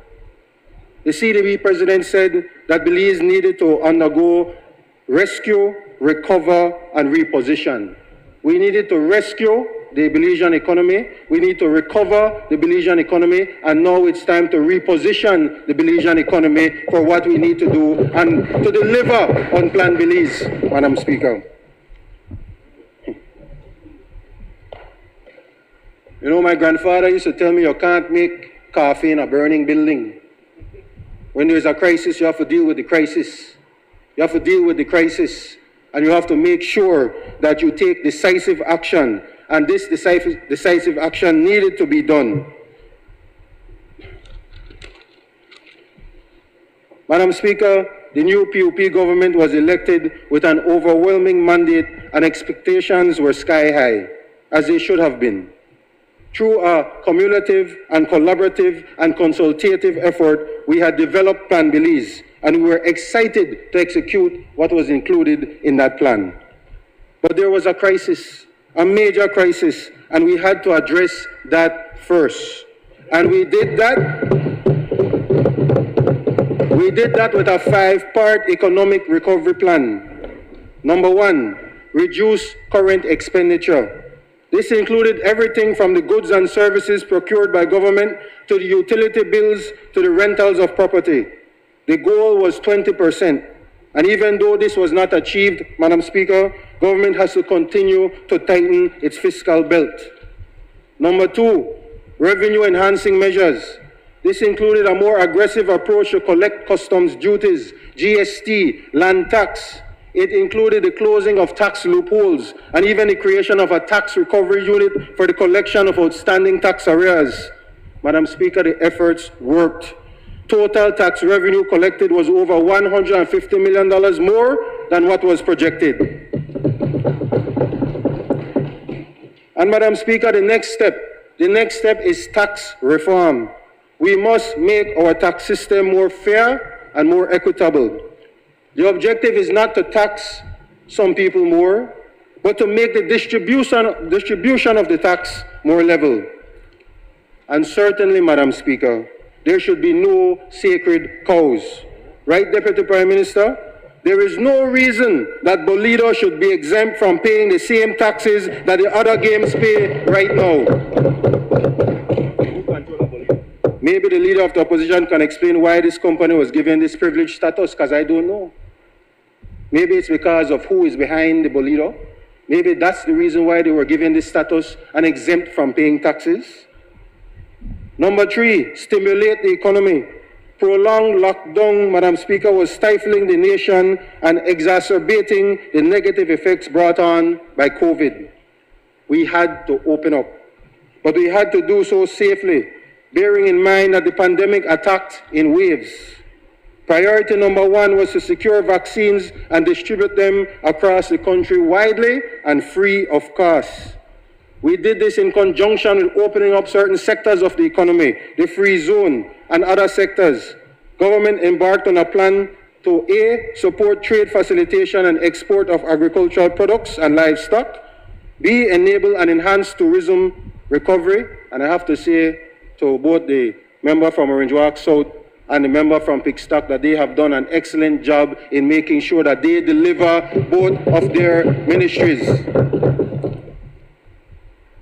We accommodated the rapid growth of the BPO sector, and we secured access to cheap finance through two main programs, Madam Speaker, a central bank $50 million liquidity relief program and an IDB-funded $30 million DFC facility for the productive sector.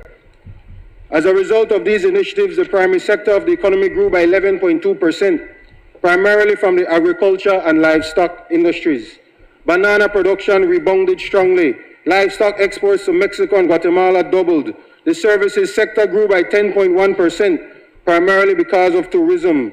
All this led to an expansion of the Belizean economy that the IMF said grew by 12.5%, Madam Speaker. Unemployment fell to 9.2%, below double digits for the first time in a very long time. COVID has changed the way we do business and given a platform to entrepreneurs. On Tuesday, as another member had said, the Honorable Gilroy Usher gave away small grants to 50 small business owners, and I was happy to be a part of that process and that ceremony. This is not only an investment in the business, but an investment in the community, an investment in the people. Madam Speaker, statistics show that there are around 10,000 small businesses registered countrywide. If each of these businesses was given an incentive to hire just one person, we would create 10,000 jobs overnight. This can be done. The fourth component of the economic recovery plan, and a major one, was debt restructuring and reduction. Of course, the main one, and probably the single greatest debt restructuring arrangement undertaken, was the retirement of the so-called super bond and the replacement with the blue bond, which reduced the public indebtedness by over $500 million. $500 million saved for this country. We remember the former Prime Minister traveling to Miami and signing an agreement of $510 million, Madam Speaker, without any kind of oversight. The Blue Bond also created a marine conservation fund signaling Belize's reserve commitment to protecting our ocean space, our heritage. In addition, the debt restructure team rescheduled the Taiwan bilateral loans to more favorable terms. Belize has gone from serial defaulter to an example of how to properly restructure and program debt. I understand Minister Perez said at the recent CARICOM summit, a special technical team from Barbados came to discuss the Blue Bond and the Blue Economy. They came here because they wanted to learn from Belize. On the domestic side, government paid off over $90 million in overdraft advances from the central bank and reduced the outstanding domestic debt by $59.2 million. All these measures have resulted in the debt to GDP ratio to fall to 108%, down 25% in just 1 year. The fifth part of the plan was the salary adjustment, Madam Speaker. And of the 5 parts, this was the most difficult. I want to thank all public officers, our frontliners, nurses, teachers, police, soldiers, the women and men who made the sacrifice for the common good. What was achieved on the debt restructuring side would not have been possible without their sacrifice. We had to show the IFIs that we were serious. Remember, the IMF was recommending that government terminate more than 3,000 employees and raise GST to 19%. But the Prime Minister was very clear that this would never happen. He was determined to come up with a homegrown solution, and a team of ministers, of which I was a part, consulted with the Joint Union team to get this done. I want to thank those members of the Union team who took me through a crash course in unionism, Madam Speaker. I learned quite a bit from Brother Dean, from Brother Gerald, Shane, Brother Luke, Brother Cliff, Sister Elena, everybody from that team. They were quite an interesting bunch to meet. We didn't always see eye to eye, but we certainly believe in what needed to be done for the future of this country, and we have grown to work in partnership to deliver on those initiatives. It was and continues to be an incredible learning experience, Madam Speaker, and I am grateful. One of the outcomes of the consultations was the creation of the Social Partners Advisory Committee, SPAC. Recently, the SPAC met to discuss the escalating fuel prices and came up with mitigating measures. The Prime Minister has informed that some meaningful suggestions and recommendations were made in writing. I look forward to the continued involvement of the SPAC on national issues. Yes, Madam Speaker, the decision to undertake a wage adjustment was not an easy one, especially for a recently elected government and a brand new first-time Minister of the Public Service. And I said time and time again that I would continue to work with the Ministry of Finance and advocate for a restoration of this adjustment. So thank you, Prime Minister. Thank you, Minister of Finance, that July 1st, 2 years ahead of schedule, the 10% will be restored. But, Madam Speaker, the wage bill is still a topic that needs to be addressed. Wages, pensions, and wage-related subsidies will cost government $704 million in this budget. 62 cents out of every dollar that government collects in recurrent revenue is spent on these expenses. The pension bill for this fiscal year is $101 million, up from $38 million in 2008. This is not sustainable for an economy the size of Belize. So the discussion of pension reform must start. Of course, we also need to continue to grow the economy and have an efficient and effective revenue collection arm, the public service. As the Prime Minister said in his presentation, my administration seeks an empowered, well-informed, well-trained, and equipped public service as a partner of and an implementer for executive policies. So I turn now, Madam Speaker, to the ministry for which I have responsibility. The Ministry of the Public Service, Constitutional and Political Reform. We added religious affairs this year. First, we face the same budget cuts like every other ministry. But with the able management of a dedicated team of workers, we were able to stay within our budget and continue to strategically manage the human resources of government while ensuring effective and efficient quality service to the people of Belize. Allow me, Madam Speaker, to acknowledge the hard-working persons in the ministry, starting with CEO Zetina, who I am sure found some of my abstract ideas of how we can improve the public service a bit confusing, but who never complain and who gets the job done. I couldn't have asked for a better Chief Executive Officer. The heads of departments include Chief Elections Officer, Mr. Mai, from the HRM Department, Mr. Choco and Ms. Dona, Ms. Sonia from Finance, Ms. Sandra from the Training Unit, Ms. Freya from Quality Assurance, Ms. Michelle from the JCCU, another Ms. Michelle from PR, Ms. Radisha from HRMIS, Ms. Caetano from EAP, and the Commission Secretaries and all their respective staff. Madam Speaker, as you can see, that is the majority female as the heads of departments in this ministry. Before the House meeting started this morning, Madam Speaker, I heard the very sad news that one of our administrative officers passed away very suddenly, unexpectedly, from a heart attack this morning.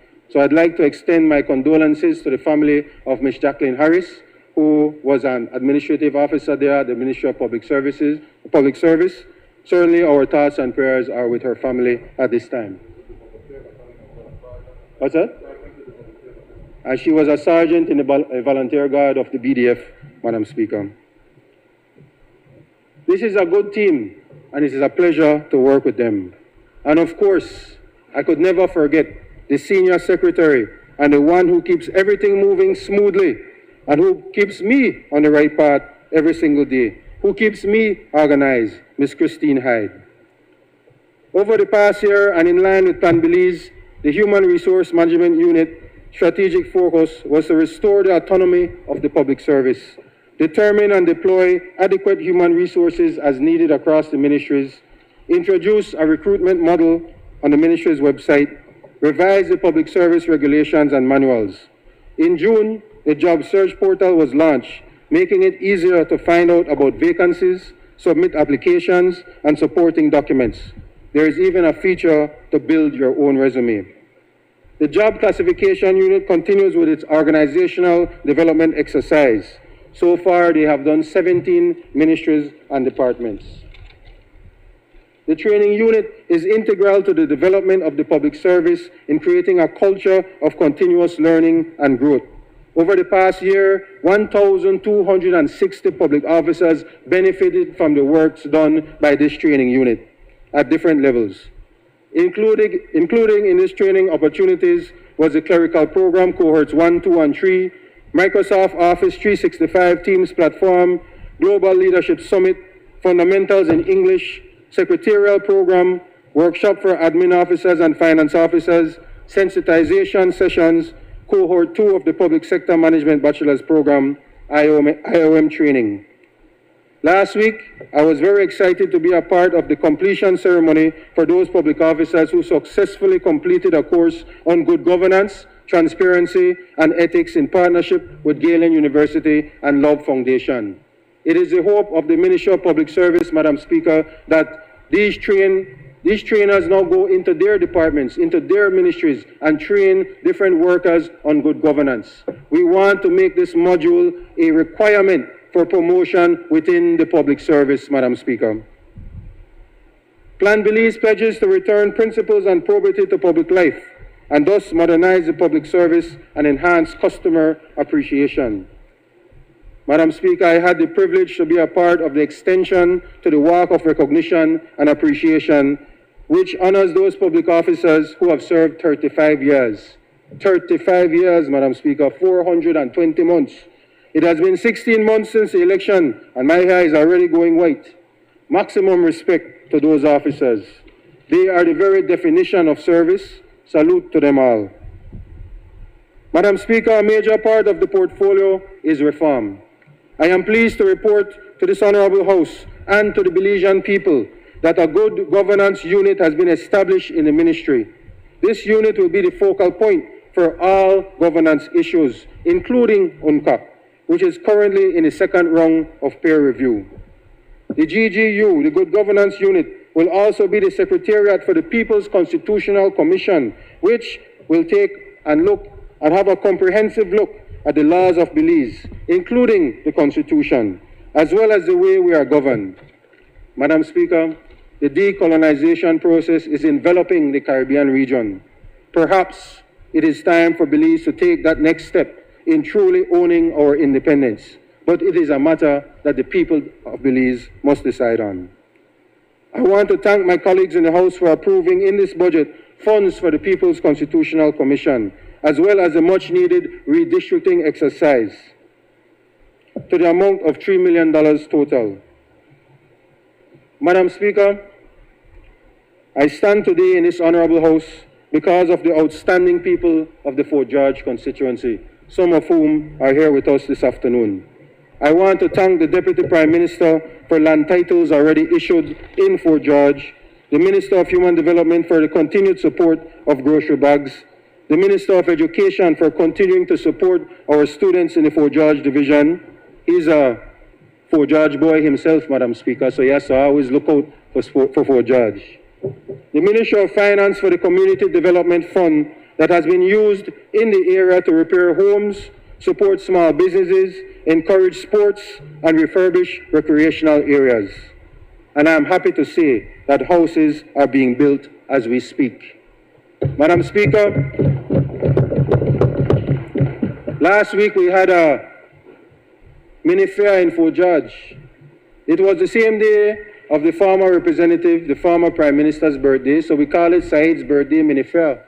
But really it was to showcase the entrepreneurs in the era, entrepreneurs that have been in lockdown for 2 years and wanted to show what they have been doing, wanted to sell their products. And we included representation from the Pickstock Division, from Freetown, from Caribbean Shores, from Kikaka. They all came out to show what they had and to have a nice community event, Madam Speaker. And this is what we need to do, and we need to continue to open the economy. They were there as well. Madam Speaker, we have a saying in Fort George. We say, blaze your fire, right? Some think I was referring to blazing something else. But no member from Caribbean Shores, we're not debating that bill just yet. The fire I'm speaking about is the potential of our women and men, the potential of our children that drive to improve themselves and give back to their community every single day. The fire is a love for social justice, Madam Speaker, for equity, for the values that make us Belizeans. Madam Speaker, Dean Barrow, when he left, he quoted a French term associated with Louis XV, après moi des déluges. I can't speak French as good as a member of Freetown, Madam Speaker.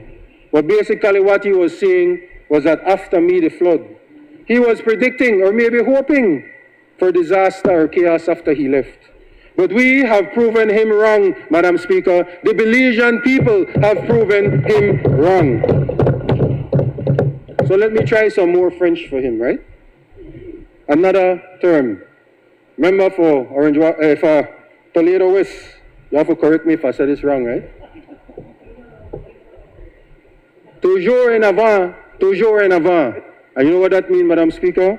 Ever forward, always forward. Or as we say in the Caribbean, forward ever, backward never. With the guidance of the Almighty and the support of the people of Belize, Madam Speaker, we will continue to move forward. It is now time to take this economy going in a more progressive, a more inclusive, a more productive way. Madam Speaker, on behalf of the people of Fort George, I support this budget. Thank you very much. I recognize the member for Stann Creek West.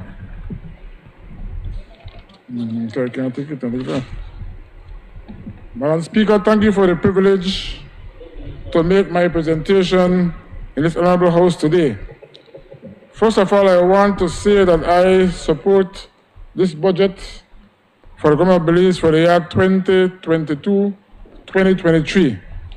I think it is the best budget that has been presented to this house over the last 13 years. And I like to give the man at the helm, the Prime Minister, kudos for making this possible. And he has chosen a very good team to work along with him to get a recovery for this country as quickly as possible. I could recall the last Prime Minister said that I'm sorry for the person who take up the leadership of this country. And Mr. John Bissonno, I think you were brave enough to say I want to take it up and lead this country to recovery. I was a bit dismayed last year when you said that we are going to take a reduction of 10% from the public officers and the teachers and the nurses and the policemen. But now, after I reflect back, I realize that it was the best thing that you could have done to get this country back and running as quickly as possible. I have now committed to them that on July the 1st, everything will be restored back to normalcy. I know your public officers will be happy, your teachers will be happy, and restoration is here under the government of the People's United Party. Madam Speaker, I represent a very large constituency.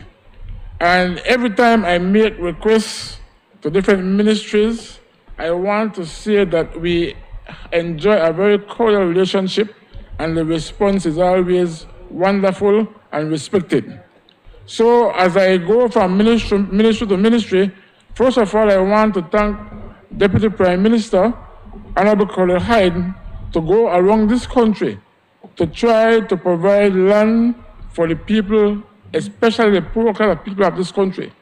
He was in my constituency in December, And I think he told me, well, you give me the most work because you had so many people out here today. And I can see where that man and his team worked tirelessly for 2 days until midnight. And he had delivered the services to the people of my constituency. While all the results are not out yet, every week he called me and said, well, I have some stuff for you. I come and I pick them up and I deliver them to the people. So, Minister and Deputy, thank you very much. Minister of Education, without your support, many students at the UB level, at the high school level, at the primary school level, would not have been in school today. But when we call upon you, you make sure your budget is there to provide for us. You're not selfish, sir, because sometimes people say, I will keep it for my own constituency, but you share it around the country for all of us. So thank you very much also. Minister of Infrastructure is not here today, but I want to give him kudos because every time I call on him, he's there. My constituency have never been the way it is when it comes to road improvement, drainage, and construction. He have done his part, and again, when I ask him, he always says, well, I'm going to get it done for you, and he do it. And likewise, the 5 homes, it was only 5, but I must be grateful and gratitude for whatever you was able to do with the limited resources, and those 5 people are going to enjoy those 5 homes for time to come. And I already got a call that get ready for the next 5 as soon as the new budget is open. So I'll take your 5 minutes, Deputy. So I am very grateful. I also have the Ministry of Rural Development. You responded positively. When there is a breakdown in any water system across this country, you make sure you are there right on time. When I call upon you for the water system in Santa Rosa, San Roman, you automatically responded, and today they have almost a brand new water system. Thank you very much.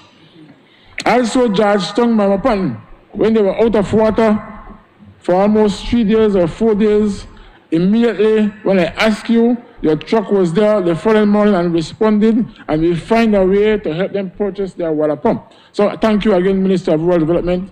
Likewise, the village of Hopkins, they were complaining that the water was not getting enough water, and they were requesting a second well. Today, Minister, I can say there is 2 wells now supplying the village of Hopkins with potable drinking water. We appreciate that. Ministry of Health, you might be a small man, but you carry a lot of weight.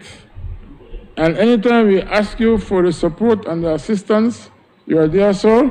And the people of this country appreciate your presence, and we hope we can continue to work together for the betterment of the entire country of Belize.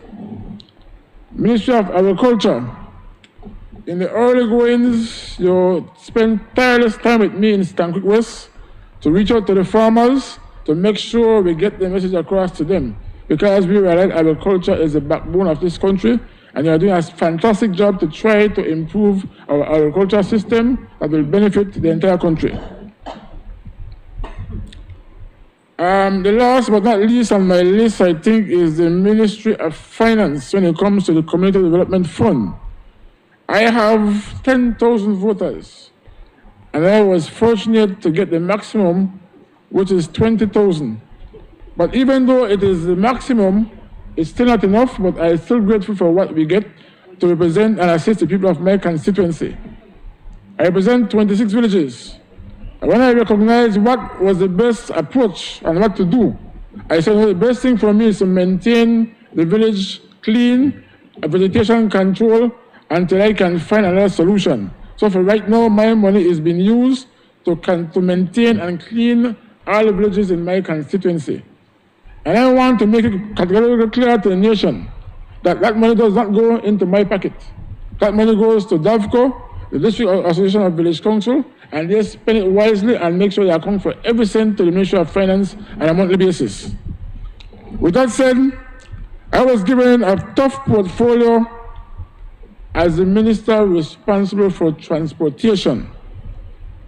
It's a very difficult ministry because when I got there was basically no standard, there was no system, there was total corruption. At the end of the month, there was no accountability, No money was passing to the National Treasury, and so nothing was coming in from the Ministry of Transportation, especially from the bus terminals. There was no money from the rent from the stalls coming into the ministry. So we took over and we went to all these vendors. We asked them, where is your rent money? Nobody can answer because the money was going to somebody else's pocket, not into the government of Belize. We corrected that after maybe a month in office and make sure all revenues from the stalls go into the government revenue. That again, it allows the Ministry of Transportation to increase the revenue to government by $1.2 million in 1 year. The bathroom fees. You will believe that bathroom fees is insignificant. But in 1 or 2 years, bathroom fees total over 600,000. And then it went down to 100,000. Then something had to be wrong. So we took over, we make sure we manage the bathroom fees properly, and now it's up to mark, and it's contributing again to our national revenue. With all this said, our terminals might be inadequate, needs to be renovated. As we find funds, we make sure that we put back what we can do to improve the conditions of our bus terminals across this country. The buses in this country,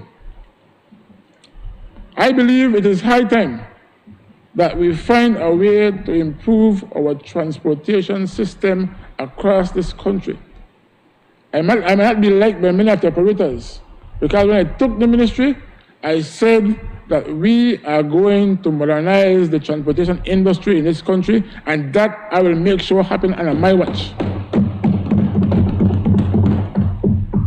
And so when we introduced a new bus company, there were critics, and people said, oh, we're bringing a new company. I wanted to show the operators that this is the example that I want to set. And now I'm asking all operators in this country that they must now figure and find a way how they can upgrade their system. But they are sometimes reluctant. And I gave them a deadline. I said by June 2022, I want to see an upgrade with buses across this country. I told them about 2 weeks ago, we have now extended the time to December 2022. And I had several meetings with them, and they understand. And I tell them I will be along with them every step of the way. So 2 weeks ago, I approached the National Bank of this country, and I said, Mr. Manager, I am asking if there's any way possible that you as a bank can assist these operators to improve the transportation industry in this country. The bank was very receptive, and I can say today that the bus operators have passed a message to them already that the bank will come out on an MOU to say that they are going to assist the operators to make sure they can buy better buses in this country.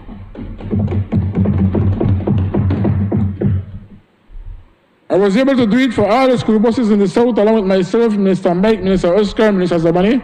We went to the bank, and all those who have school buses were able to get a loan through National Bank to be able to provide transportation for school children in this country. Thank you very much, National Bank of Belize.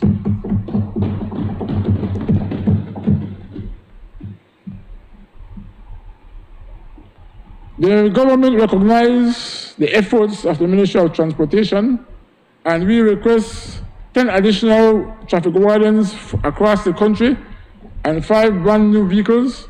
I can stand here today and say that the Ministry of Finance has approved 5 brand new vehicles for the Ministry of Transportation and 10 new additional wardens across the country of Belize. We are going to enforce the law, and we are going to make sure that it is very safe for people to travel across this country. We are fortunate to get some fertilizers and some speed guns, and we are enforcing and make sure we have a safe Easter, so we are going to be out there working for the betterment of the Belizean people.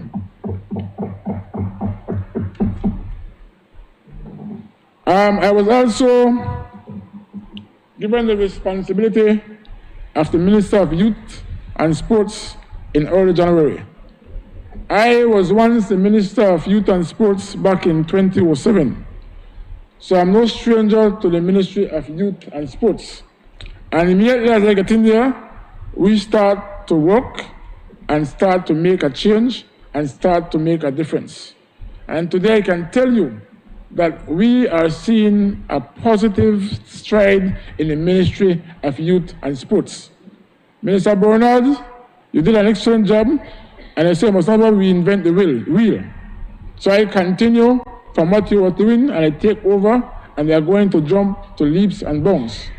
And so you started the on-the-job training that was accommodated, I think, about 300 young people, and I want to make sure the new budget start again to make sure we make provision for 300 young people across this country to get the opportunity and a job training program.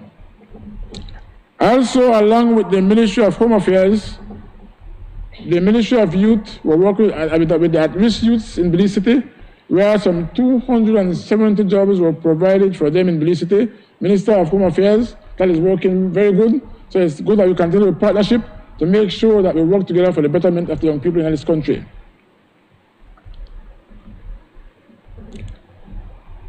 Over the last 2 months, the Ministry of Youth has partnered with Humana People to People.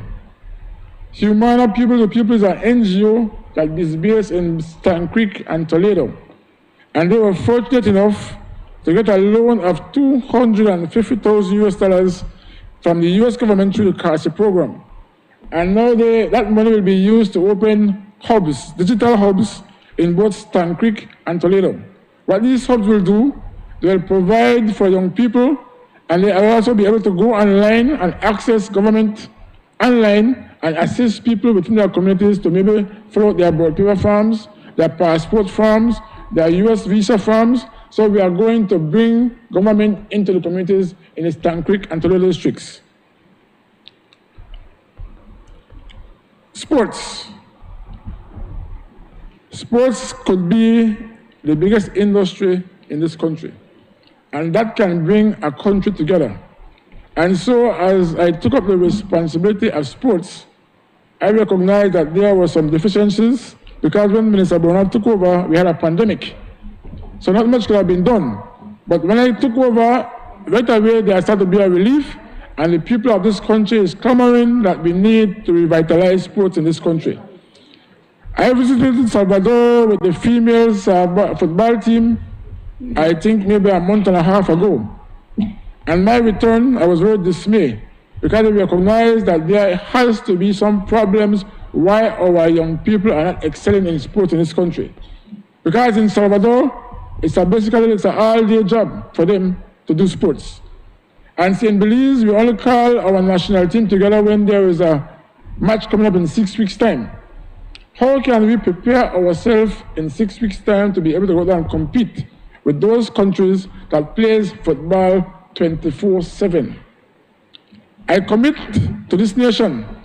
I hope down the road when the finances of this country get better, that the Ministry of Finance will recognize that we must provide full salary for the athletes of this country for us to look good when we go to compete international. So I will come to you very soon, Ministry of Finance, within a year from now, to figure out how we can make sure this is accomplished. Across the country, basically there was nothing happening in sports. We are going to revive back primary school sports as soon as the new school year begins in August, to make sure every district, every village participate in primary school softball, football, volleyball, whatever. And when I was in Salvador, I was told that there is a specific school in Haiti. Because of the poverty, they start with the young people from the age of 6. And they live there, they sleep there, they eat there, and play football. And now Haiti is one of the best, has one of the best football teams in the region. They even go and beat Salvador. They go and beat Honduras. So they beat all the top teams in Central America. A small, poor nation. And likewise, Belize can do similar. So as a Minister of Sports and Youth, I will do my best to make sure we revitalize and improve sports across this country. And May the 7th, we have already made a commitment that we are going to start basketball nationwide from Corozal to Toledo. So I'm asking my colleagues to get ready to prepare because we'll need your support along the way. Everybody, including some federal ministers, have no fear. And at the end of the day, then we are going to have a national championship in Belize City. We want to have an impact in Belize City so that young people in Belize City recognize that it is better for us to engage in sports than any other criminal activities.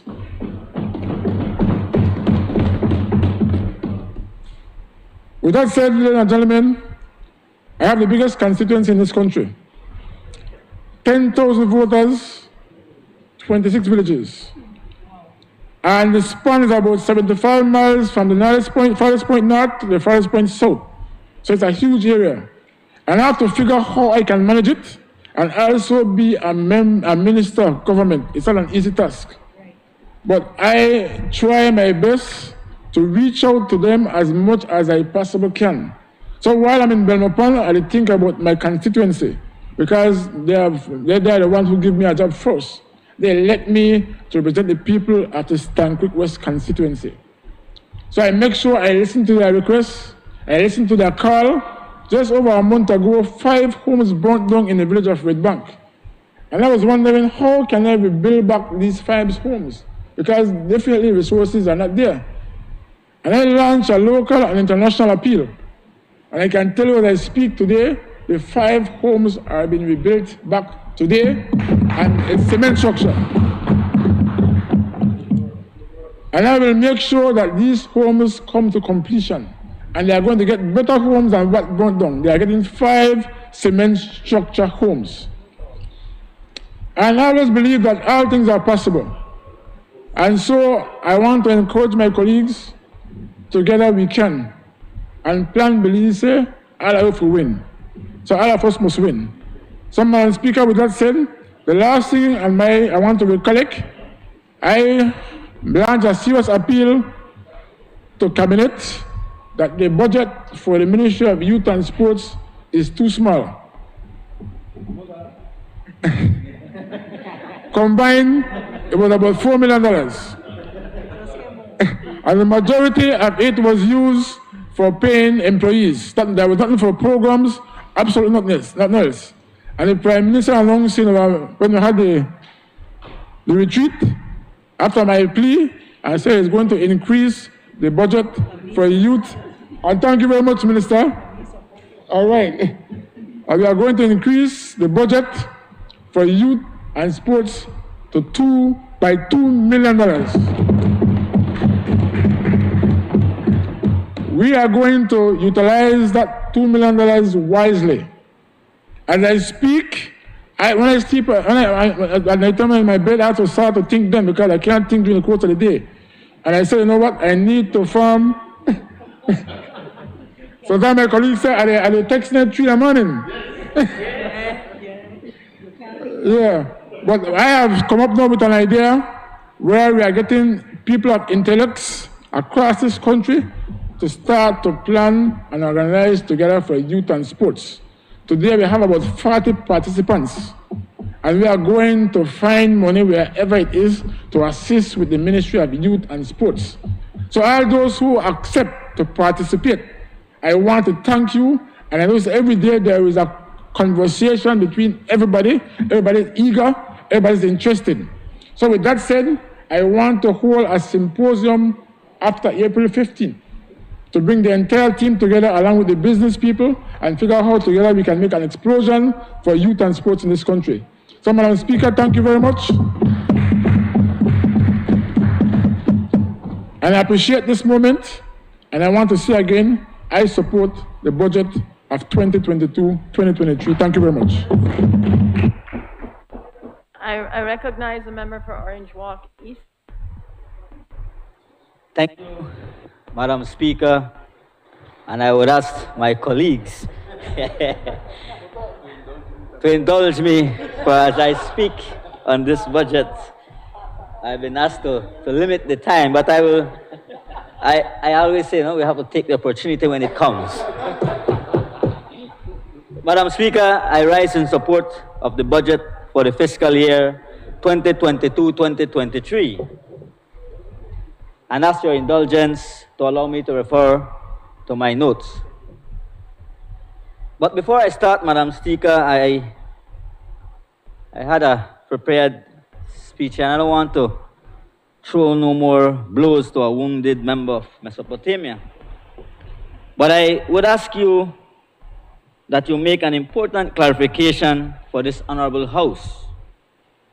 You see, Madam Speaker, the member for Mesopotamia has on multiple occasions gone public in the US to state that he is the leader of the House of Representatives.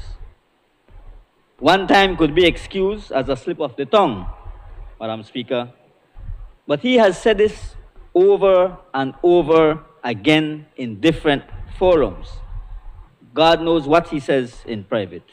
So I am just asking for the public record that at some point, Madam Speaker, you clarify for the member his position in this House, just so that we are all on the same page. Madam Speaker, please allow me to say what an absolute pleasure it was to listen to a budget presentation that contained no fancy words, no rhetorical flourishes, and no quotes from obscure philosophers dead for centuries. For so many years, Madam Speaker, members in this House sat here listening to how amazing the UDP was in budget presentation after budget presentation. And then when they walk out of this House into the reality of a country that was being systematically brought to the brink of collapse by an uncaring, incompetent, delusional UDP government. This budget, in contrast, is real and reveals the clear difference between leadership and governance today, as opposed to the travesty which came before, when those who stood on the other side behaved like wild pigs crumbling in the mud for treats, eating and eating and eating, while the rest of the country slowly starved. Madam Speaker, I will spend no more time on my colleagues on the other side of this honorable House. It is not for us to judge them. The people have already done that and will continue to do that.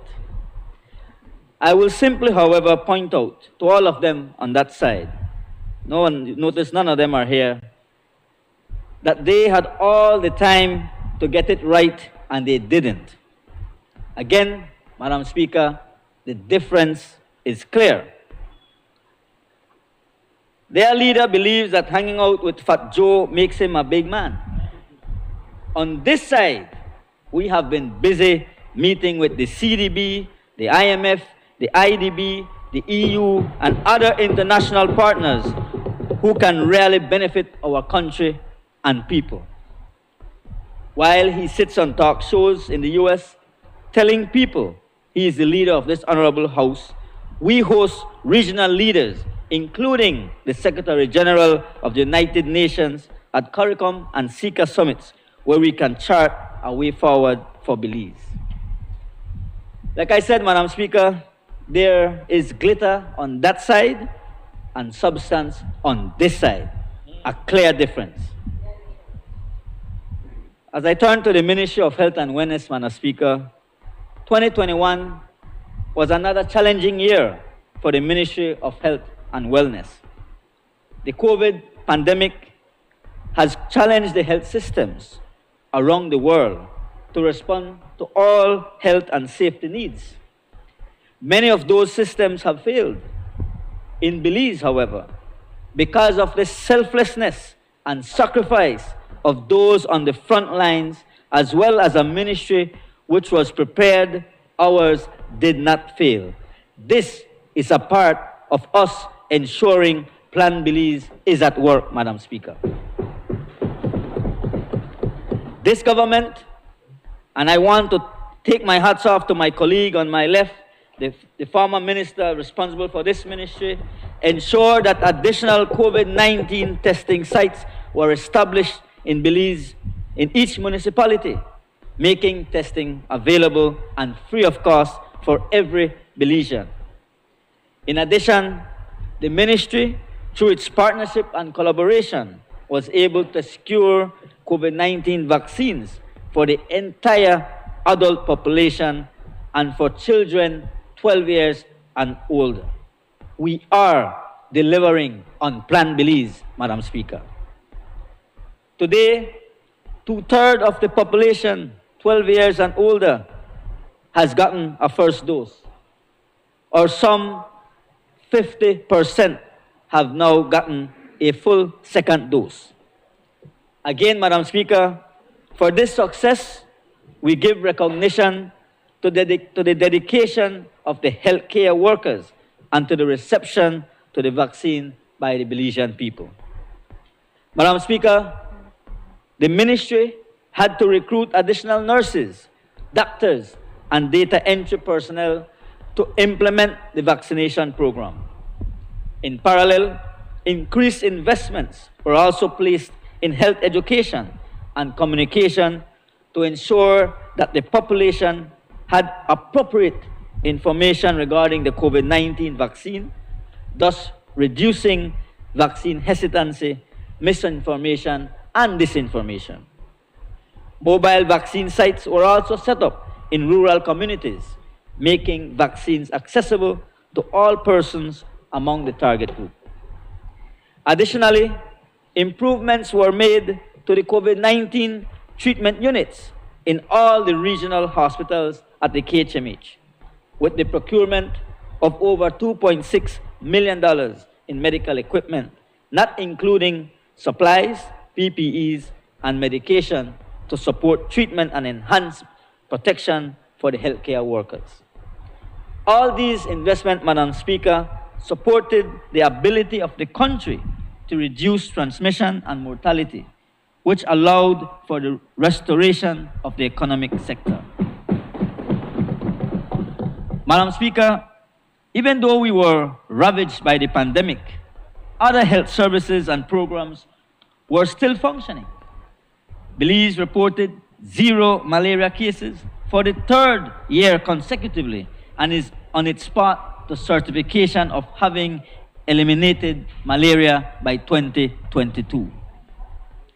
There was also infrastructure development, including the retrofitting of the Bullet Tree Health Center, nurses' quarters at the Ladeville Health Center, Hattieville Health Clinic, and ongoing upgrades to the Pueblo Viejo and Santa Teresa Health Centers and the pediatric wing at the Northern Regional Hospital. This shows that this government, Madam Speaker, is serious about strengthening the health system and making it possible for every Belizean to have access to health care, removing barriers to access. Madam Speaker, this new budget presented for the fiscal year 2022-2023 will bring about many more developments to healthcare in Belize. The expansion of the national health insurance to the Rinjwa district, increases and adjustments in members for clinics in the south side of Belize will make primary care accessible and affordable to more persons. Enhancing primary care programs like NHI will help in the prevention and control of NCDs and promote healthier lifestyles, enhancing the wellness of the population. Madam Speaker, this government is delivering on Plan Belize. A population's health is its wealth, Madam Speaker, and without a productive society, national development will be adversely affected. We have ensured that essential medicines, equipment, and technologies will be available at all hospitals. The Ministry of Health and Wellness has engaged with multiple suppliers to ensure that the ministry receives the best possible prices and quality of medical supplies and pharmaceuticals. Madam Speaker, we recognize that our human resources are the most valuable asset of the Ministry of Health and Wellness. This new budget supports the creation of 74 new nursing posts something that was never done in previous years. These new nurses will assist with the current shortages that we are facing. But this is only the beginning, Madam Speaker. This government issued 50 nursing scholarships last year and will continue to do so annually. Training for specialization in nursing in the areas of midwifery and public health nursing is planned for this year. Additionally, temporary medical, surveillance, and support staff were hired through different projects to support the team in the pandemic response. Earlier, Madam Speaker, I touched on infrastructure development in health. And Madam Speaker, I am proud to say that what was not achieved by the previous administration in 13 years, even without COVID, has already been surpassed by this administration in just over a single year. We continue to deliver on Plan Belize.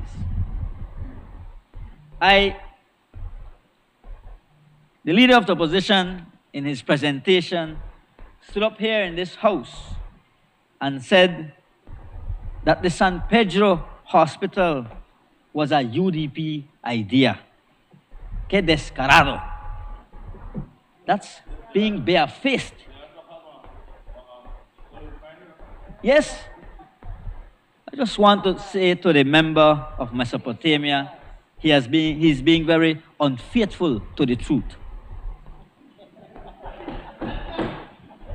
In 13 years, the UDP was not able to build a morgue in San Pedro, Madam Speaker. We will build an entire hospital in San Pedro with construction commencing this fiscal year. With the assistance from our partners, we are constructing a health center in Kikoka and a polyclinic here in the city of Belmopan. Ground has already been broken for a polyclinic in Placencia with funding support from the Belize Tourism Board and the government of Belize. In addition, the retrofitting to safe and smart hospitals, standards of all the regional and community hospitals with the support of the UK government and the European Union has been completed in some areas and works have already commenced in some of the other areas. Madam Speaker, the Ministry of Health and Wellness has developed its plans to also retrofit health centers and health posts across this country over the next 3 years, investing in rural communities and primary healthcare services. Again, Madam Speaker, I reiterate, we are delivering on Plan Belize.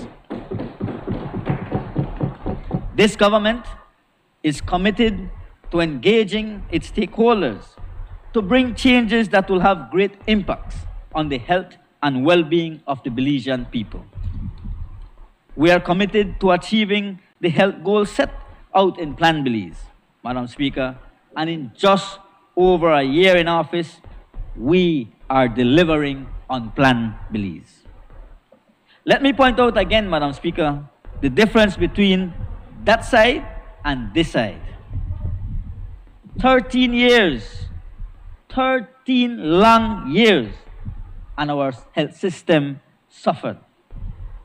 You will hear them have a lot to say in these 2 days. We already heard from the leader of the opposition. He loves to hear himself speak. But the truth speaks for itself. In 1 year, the work this administration and the Ministry of Health and Wellness have done in health and in every single other area far exceeds what they did in 13 years.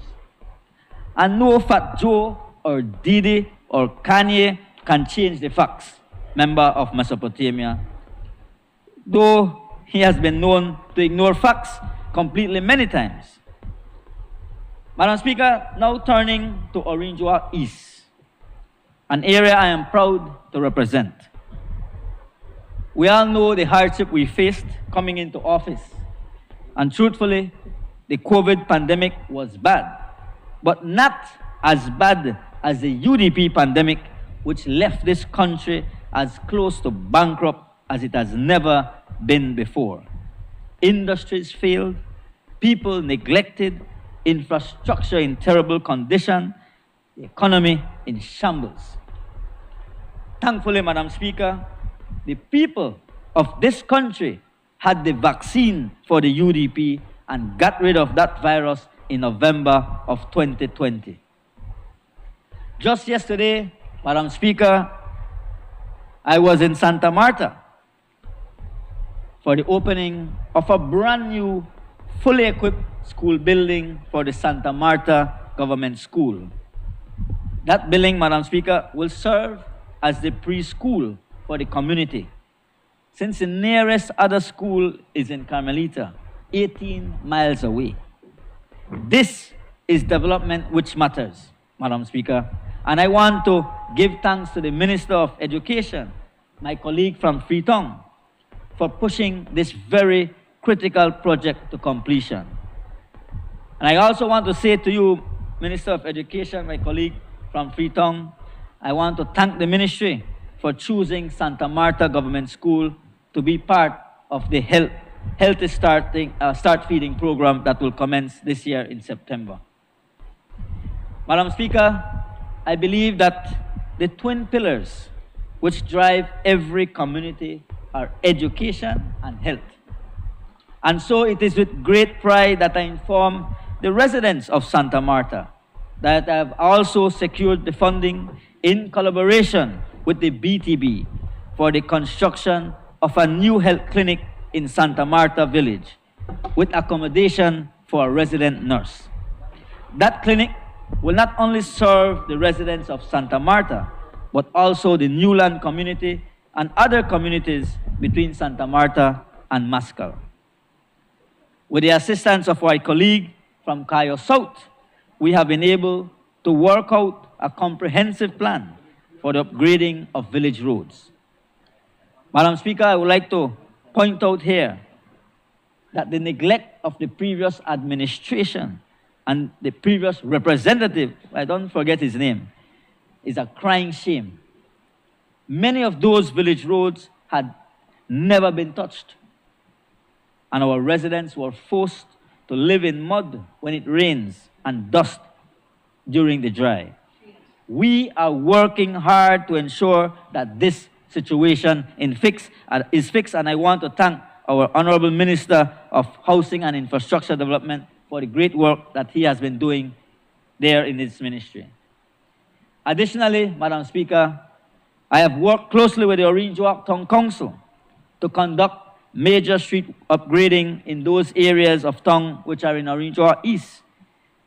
That successful collaboration will continue, Madam Speaker, because my colleague, the Mayor of Orange Walk Town, believes in hard work and service, and I hold those same beliefs. We are here to work for the people, not to build up our own coffers like that UDP representative who I won't mention. But in addition to the street works that has been done, Madam Speaker, we are replacing culverts in Orange Walk East across the constituency. Many culverts which were not serviced or replaced under the previous administration. We will get the job done for the residents of our rural communities so that they too can enjoy a proper road network. This, Madam Speaker, is once again us as a government delivering on Plan Belize. Because sugarcane also is the lifeblood of the North, and I too represent cane farmers, we have also worked closely with the Ministry of Infrastructure Development and Housing to upgrade sugar roads so our farmers can get their cane to the mill, and we will continue to do so. And sticking with infrastructure, Madam Speaker, there will soon be a complete upgrading of the road passing through Carmelita, and that upgrading will include 6 new bus stops placed in strategic locations. In Santa Marta, we have been successful in getting reliable internet for that community, along with the current upgrading of the Green Park. We have installed lighting for parks in Champagne Ridge, in San Jose Nuevo Palmar, in Santa Marta, and Tower Hill. And we are currently building an exercise and walk path at the Nature Park in Orange Walk Town. We have secured lighting for the park in Carmelita and floodlights for the village football field. Madam Speaker, we have, through the Ministry of Infrastructure Development and Housing, handed over 2 homes to needy Belizeans, one in Santa Marta and one in Champagne Ridge. And we are in the final completion stage of the renovation of the home of an elderly woman residing in Orange Walk Town. And in fact, Madam Speaker, we are going to see the commencement of the other 2 homes being built starting next week. This is delivering on Plan Belize. We will soon inaugurate the new school building for the Louisiana Government School. And very soon, we will see the completion of 5 digital labs in Orange Walk East, in Tower Hill, in Carmelita, in Santa Marta, in San Jose Palmar, and Champagne Ridge. We continue to implement education, health, sports, and social assistance programs throughout the East.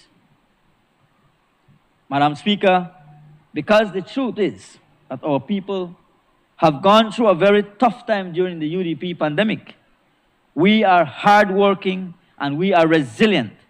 But imagine that for 13 years, our people got no help and no opportunities to uplift their own lives. It was a tragedy and a travesty under the UDP.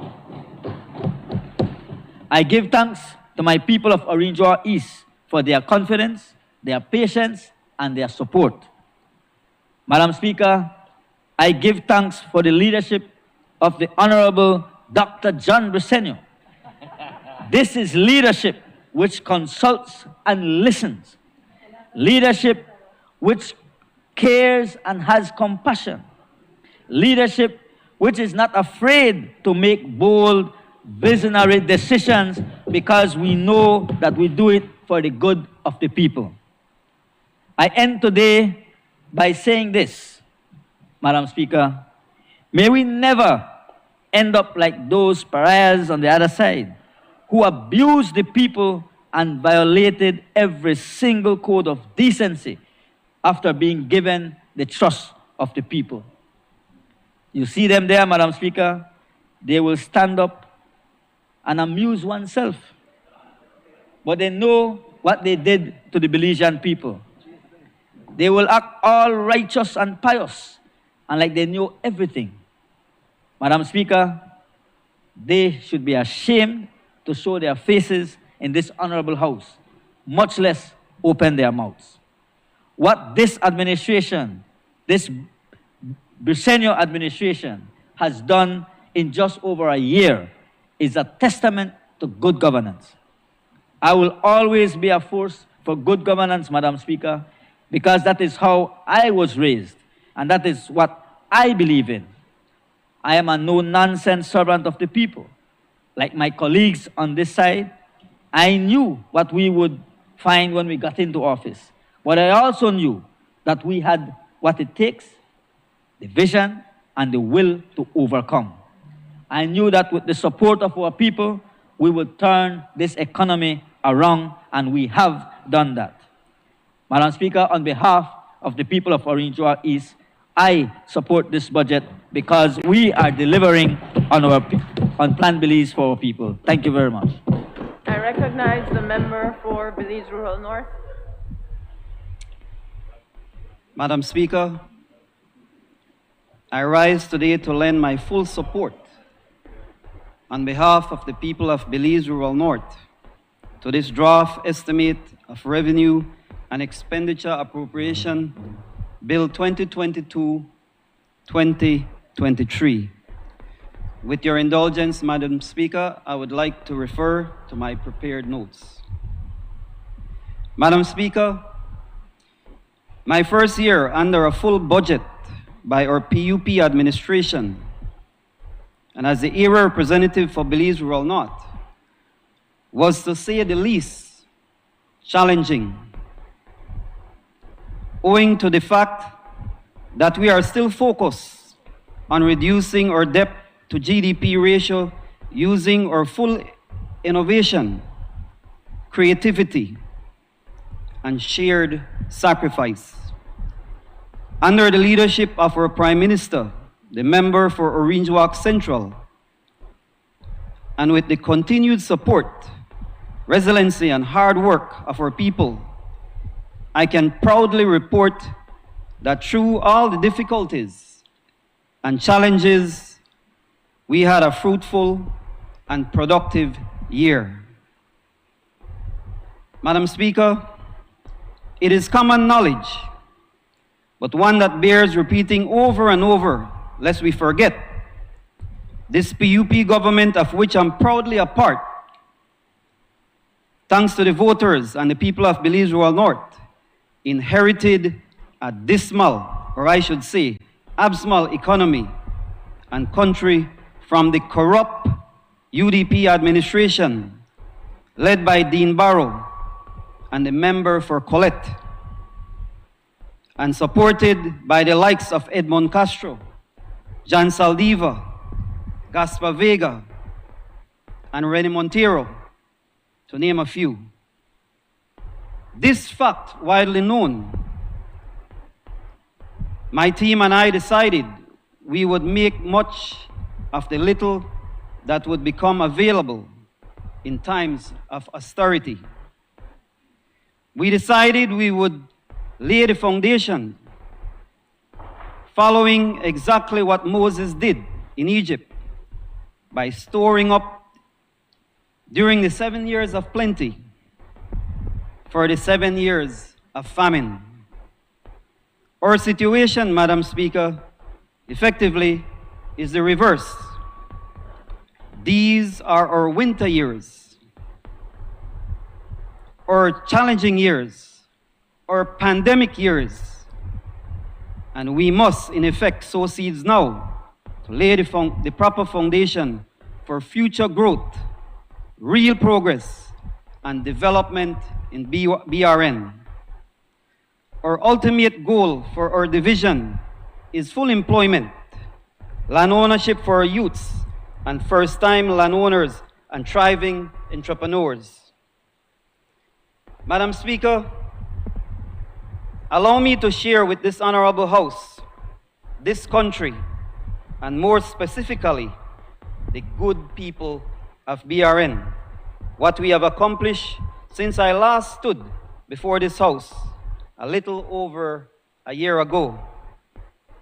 As a team, my executive committee, my village committees, and I were able to secure and spread over 400 loads of hardcore materials on roads all over Belize Rural North, with Crooked Tree and the River Valley area receiving most of that material.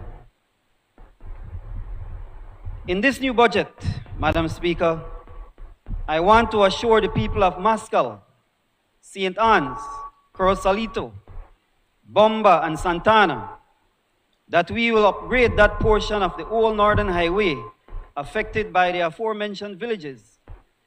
60 loads of hardcore materials have already been allocated to upgrade that piece of road between Lucky Strike and Mascal, and work is to begin promptly. I wish to express my personal thanks to our people in these villages for their patience as they daily traverse this piece of the old Northern Highway. Let me also thank the Honorable Minister from Cayo South, CEO Victor Espat, and the Ministry of Infrastructure of the tremendous support they have constantly given to BRN. I must also make mention of Mr. Larry Flowers and Mr. Peter Tycrow, whose kindness and support cannot go unmentioned. It is true indeed that strength grows when we dare, unity grows when we pair, Love grows when we share, and relation grows when we care. Let us seek to live in peace and not in pieces. BRN, much more can and will be accomplished as we work together. Madam Speaker, thanks to the member of Belize Rural Central, the member from Corozal Bay, CEO Tanya Santos, and the Ministry of Human Development, and our thanks also to our Prime Minister, who continues to make bold, aggressive financial moves. And we were able to distribute well over 200,000 in food assistance this year. This new budget has some 6 million allocated to continue the program of distributing food assistance to our most vulnerable citizens. And me and my team wish on this occasion to assure our people of BRN that we will continue to serve you, to deliver these food supplies directly to your doors.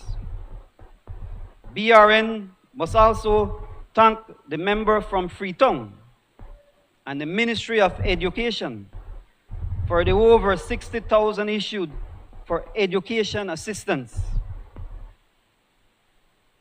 In December, Madam Speaker, of last year, my team and I distributed over 1,200 hams, 200 turkeys, 100 food hampers, and well over 3,000 toys. Thank you, Prime Minister, Honorable Chris Cowie, and CEO Narja Garcia. Utilizing a portion of our Community Development Fund, we invested some 35,000 in rehabilitating the Mascal basketball court. We will also repair and the lighting of both the football field and the basketball court in Mascal. Under this new budget, Madam Speaker, the work continues as we have the Biscayne basketball court to complete that was started by and donated from the Belize Water Services, made to Edmond Castro and the current chairman of Biscayne Village. But suffice to say, the funds, though adequate to complete the project, were depleted and the work was not completed. Under this new budget, with an allocation of 6 million for continued developmental works throughout our 31 constituencies, my team and I will complete this basketball court and continue to focus on renovating and remodeling the various sporting facilities throughout the division, along with other much-needed infrastructure and developmental works. We will continue the process of consultation with our village teams and will prioritize the works as we move forward. Madam Speaker, we recently made a sizable donation to the Belize Cricket Association. As many may know, cricket is synonymous with Belize Rural North. Supporting this sport, in essence, is supporting our way of life. We will, Madam Speaker, continue to support all sporting disciplines in our area, and I am proud to announce that the Leal Cup, which is a hallmark of BRN, will be back bigger and better than before. Madam Speaker, we were able, with the direct assistance of the Ministry of Finance and Belize Electricity Limited, to install 80 additional streetlights throughout the division. For our village communities, this is a big deal, and I am happy to report that we will continue to work to adequately light up all the communities, not only for safety and comfort of our residents, but as a definite deterrent to crime. My heart goes out to those in my constituency who fell victim to crime this past year. I sadly recall the murders in Sand Hill and Barrel Boom and continue to express our condolences to the families of those who lost loved ones to these senseless and brutal murders. Crime and violence has no place in any of our villages, and we will work hand in hand with the authorities to stamp out crime whenever it shows its ugly head. Madam Speaker, my team and I, in yet another initiative that was started years ago and aimed to continue for years to come, assisted over 100 families with supplies for home repairs and, in some unique cases, provided physical labor to assist in repairing their homes. Special thanks goes out to Plan Belize and the Ministry of Housing for the 5 starter homes we issued to 5 needy single mothers and their families in this budget year, with more to come in this new budget, where some $5 million has been allocated. BRN has the land, Minister for Cayo South. Let's build the homes. We are ready. Thanks for your support, my brother. Thanks to the vision of the the member for Toledo West, who is responsible for rural transformation, his CEO, Valentino Schall, and the drilling team led by our brother, Charles Galvez. 4 water wells were drilled and deemed fully functional in the villages of Raven Ridge, Boston, Muscal, and Barrel Boom.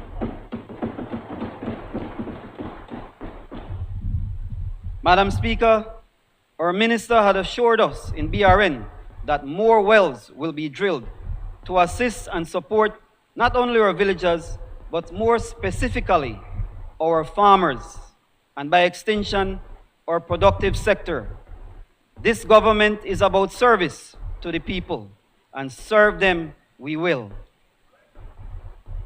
Madam Speaker, with the help of the Almighty, we assisted various schools with cleaning their grounds and painting their buildings in preparation for the long-anticipated opening of schools. While the other side and many of their supporters were predicting the skies would fall with the reopening, this side of the House made the bold, violent moves. It started with the free zone, tourism, and then the schools. Time has vindicated these decisions, and time has demonstrated that the timing was right. Our team continued to work.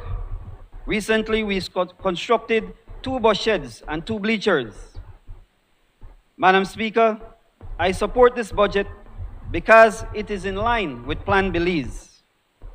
In this 2022-2023 budget, BRN will see increased investment from this PUP administration in the agriculture sector.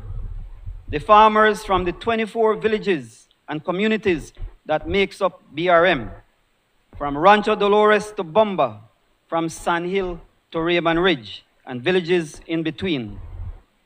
BRN in years gone by was one of the main breadbasket of Belize. Under this administration and my leadership in BRN, we will see us returning to being a productive people we are known to be. This budget year, Plan Belize will identify and distribute some 8,000 lots to first-time land owners. I can assure at least 400 of our young people and first-time landowners that they will receive their land titles this year. And if we can do more, we most definitely will. For those who have been waiting for years to get their land titles in their hands, we will continue to work in close collaboration with the member from Lake Independence and Brother Paul Thompson and the hard-working public officers of the Ministry of Natural Resources to ensure that the land documents, that you get your land documents you so rightly deserve. Madam Speaker, Plan Belize is also about the expansion of NHI and the national improvement of healthcare delivery in Belize. Belize Rural North recently witnessed the inauguration of the new health clinic in Crooked Tree. We have a functional clinic in Mascal, but it is the vision of my executive committee and myself to lobby to ensure that Sand Hill Village gets a fully functional polyclinic to meet the need of improved health care in BRN. We will continue the conversation to make this vision a reality. Plan Belize will deliver on this promise, Madam Speaker. With the return of the La Ruta Maya canoe race, it was a joy to see our people from all over this country, but more so from St. Paul's, Willows Bank, Bermudan Landing, Scotland Half Moon, and specifically from Doublehead Cabbage and Barrel Boom, two of our villages representing two of the 3 stops and overnight campouts of the paddlers and their support team in this four-day canoe race. BRN salutes all the paddlers, organizers, support teams, and fans, and congratulates the winners of the 2022 race. It was a breath of fresh air to welcome this race back to BRN. Again, Madam Speaker, another bold move by this PUP administration. Madam Speaker, apart from what has already been said, let me clearly outline a few more initiatives we aim to accomplish in BRN under this budget and Plan Belize. Rancho Dolores will see its cricket pitch upgraded, bathrooms and bleachers built for the cricket pitch. We will establish a cooperative in Rockstone Pan and Lucky Strike that focuses not only on local production and sales of local art, but also to work with Beltrade and Ministry of Foreign Trade to lobby for international markets, to contribute to more foreign exchange earnings. We will continue to drive BRN as a tourist product. We will continue to lobby with Niche and the BTB to ensure that BRN gets its fair share of the tourism market so lucrative in this area. Madam Speaker, this year, under my leadership, we will begin the consultation process with the Ministry of Infrastructure and Housing into the possibility of establishing a link road between Willows Bank Village and the George Price Highway. This road will not only shorten the travel time for the villagers from Isabella Bank, Lemonal, Bermudan Landing, Willows Bank, St. Paul's Bank, and Rancho Dolores, who needs to travel to Belmopan and beyond, but it will open up this part of the river valley to new investments and opportunities. Let me go on record today, Madam Speaker, to say that this PUP administration is about innovation and real growth. Let me close, Madam Speaker, by expressing my heartfelt thanks to my fellow colleagues, my family, my constituents, and all those who in any way prayed or sent a word of encouragement and get well wishes to me as I battled the dreaded COVID-19 virus. I wish to publicly thank the doctors and nurses at Carl Hushna Memorial Hospital and Belize Healthcare Partners Limited for their care and life-saving medical expertise. My battle was real. Many days as I struggled to regain my health, I thought about my family, my people in BRN that elected me to represent them. I knew I had to fight, and fight I did. Thank God for pulling me through.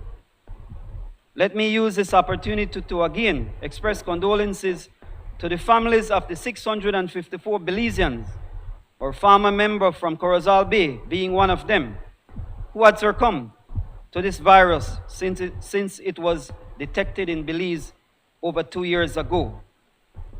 Madam Speaker, I have reached out to many who have tested positive in my constituency. In most cases, hand-delivered food baskets to their homes directly. My experience had taught me that we cannot let our guards down. We are still very much in a pandemic, and we must do all to protect ourselves and our families. If you are still one of those who are unvaccinated, I encourage you to do so. Again, thanks to all for your prayers and well wishes. Madam Speaker, I am fully committed to our people in BRN and thank them for their continued support. Under the leadership of our Prime Minister and guided by Plan Belize, much will be accomplished for the betterment of BRN and the people who call it home. Madam Speaker, I thank you and I fully support this budget.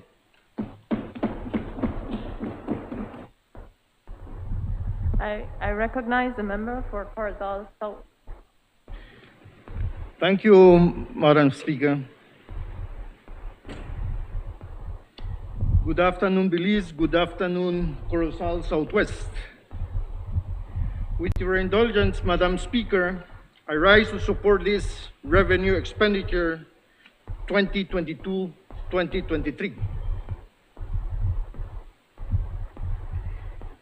I will mention some of the good reasons why I support this budget. There's $1 million for survey and mapping of the 8,000 new lots to be distributed this year, and further $12 million land development and land acquisition program. Madam Speaker, for the past 13 years in the Corozal Southwest, haven't received no village expansion, no house lots for the most needed family. With this government, with this Plan Belize, we will assure that with the land development and land acquisition program, that my people will get new house lots and not only new house lots, new houses for our people of Corozal Southwest. Furthermore, we are going to get maintenance of village roads and feeder roads for all our farmers in general. We have some sugar roads for the past 13 years haven't been touched. Thanks to the Minister of Cayo West and the CEO, Victor Espat, with that close communication that we, the People's United Party and ministers we already did many miles, but we still have more to do. Yes, Cayo South, sorry. Another good news for Corozal Southwest.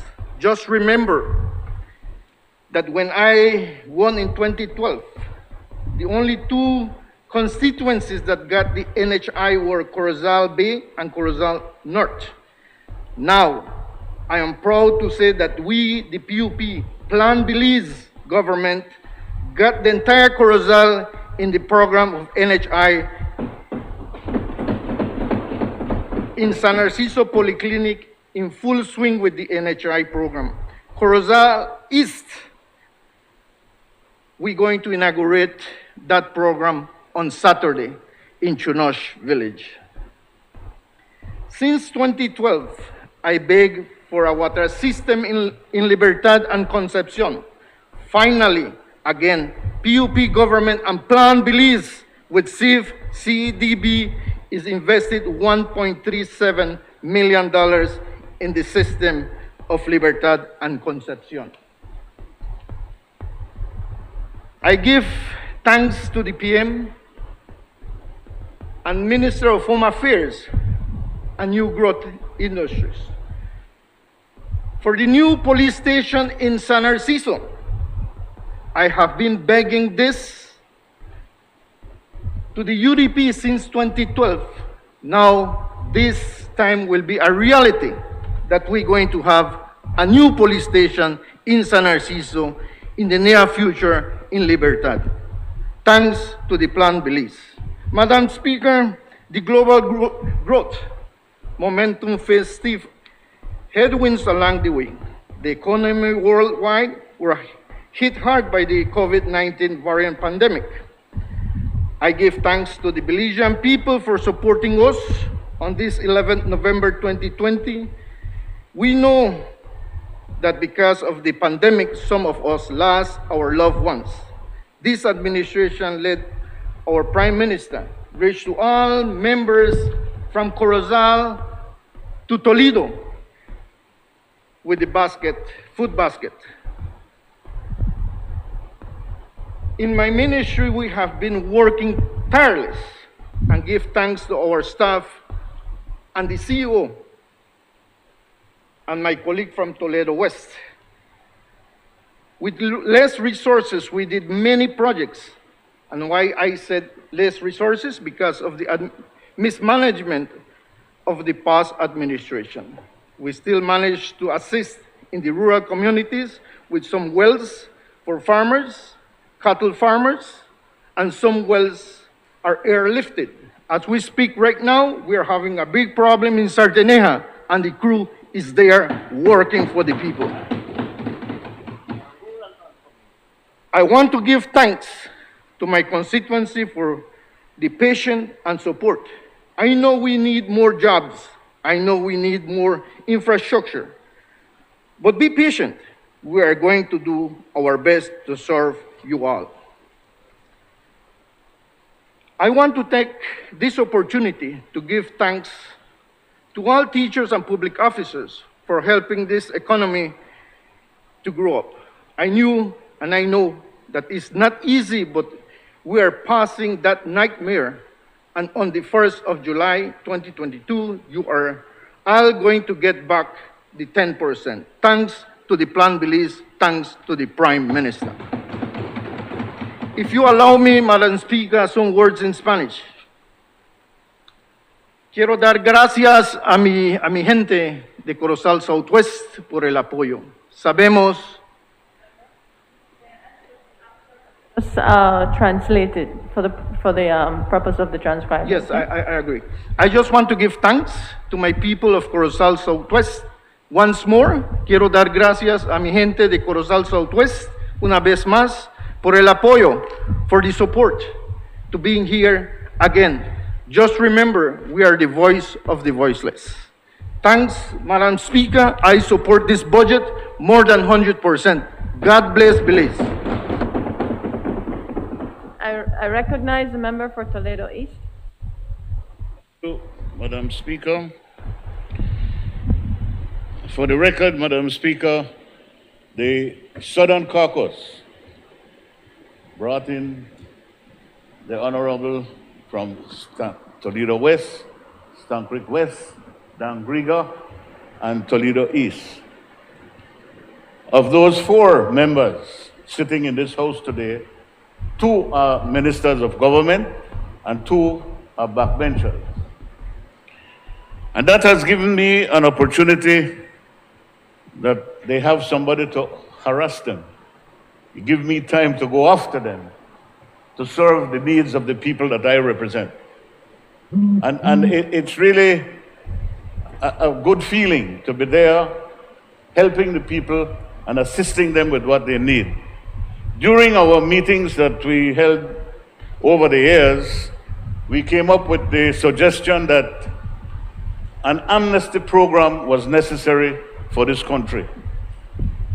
But at that time, I believe in our debate among the 4 of us, we were looking more at single mothers, simply because we, in particular in my constituency, we have quite a number of single mothers with Belizean children that are here illegally. So I must congratulate the cabinet for agreeing to go ahead with this amnesty. It will begin April 1st, as far as I understand. And so far, all the preparations are being made in order that this amnesty program can begin. Each district area will be allowed 3 areas for registration. And for those people in the Toledo district, there is going to be a station at the Public Works Department in Punta Gorda, or Ministry of Infrastructure. There will be one at the Forestry Department for the areas that covers Toledo West, and there will be another station in Bay Vista Village where people can go in to get registered. The program is not a free program. $500 for adults and $250 for children. So it is important that the word get out to the people concerned, because now it is not only catering to single mothers, but to just anybody that has been living here for 4 years and working in Belize. I'd also like to take the opportunity, Madam Speaker, to address the problems we are facing in regards to land in the Toledo district. Punta Gorda town is completely surrounded by private estates, private ownership. And that was one of the reasons we took so long in trying to get the approval for houses for the, again, single mothers, because that is where it started. And, but in other areas, we have large acreages of land. And because of that, there's a lot of abuse, in that people just want to go and squat and take what they want. And it is a very difficult situation for me and for the minister involved with lands in that area. But so far we have been able to survey 164 lots in one area. We already have another proposal in the ministry for 500 lots, because we have enough land, we have enough space. The minister say he wants one, so we have to remember. But because of that, people take advantage. And it's hard to control it. And yes, you will make enemies when you make people understand, but you can't squat here. You got to move. And many times, you know, Minister of Police, we don't really get the assistance from the police in that they are claiming that they don't have no right to interfere in you know, that kind of situation with lands. But it is. Because it can become volatile, it can become dangerous for people that you go and say, well, you no business here, man, move. Because once we do the survey, you fall into somebody's home, what happened? Right now we are doing a survey where we have to put a drainage. And somebody got one house sitting right in the middle of the drain. So, you know, it really gives a lot of problem. So, along with that, Madam Speaker, there is this, you know, you just gave us a letter recently in regards to corruption, but in public life. But I think this corruption thing is all over this country. Anywhere you move. And every time I complain, and I think economically it is affecting us, and possibly affecting this budget here today. So that's why, if you give me permission to discuss that matter, and every time I complain about it, I am told, evidence. Bring the evidence. Well, Prime Minister, I will bring you the evidence. I will bring you a witness who has paid $20,000 to get his title from the Lands Department. And I will bring you the receipt.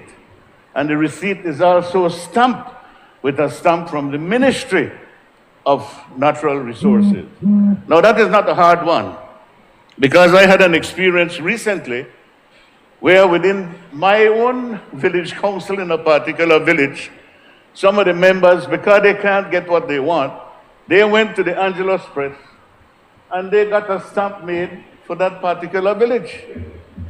How did we find out?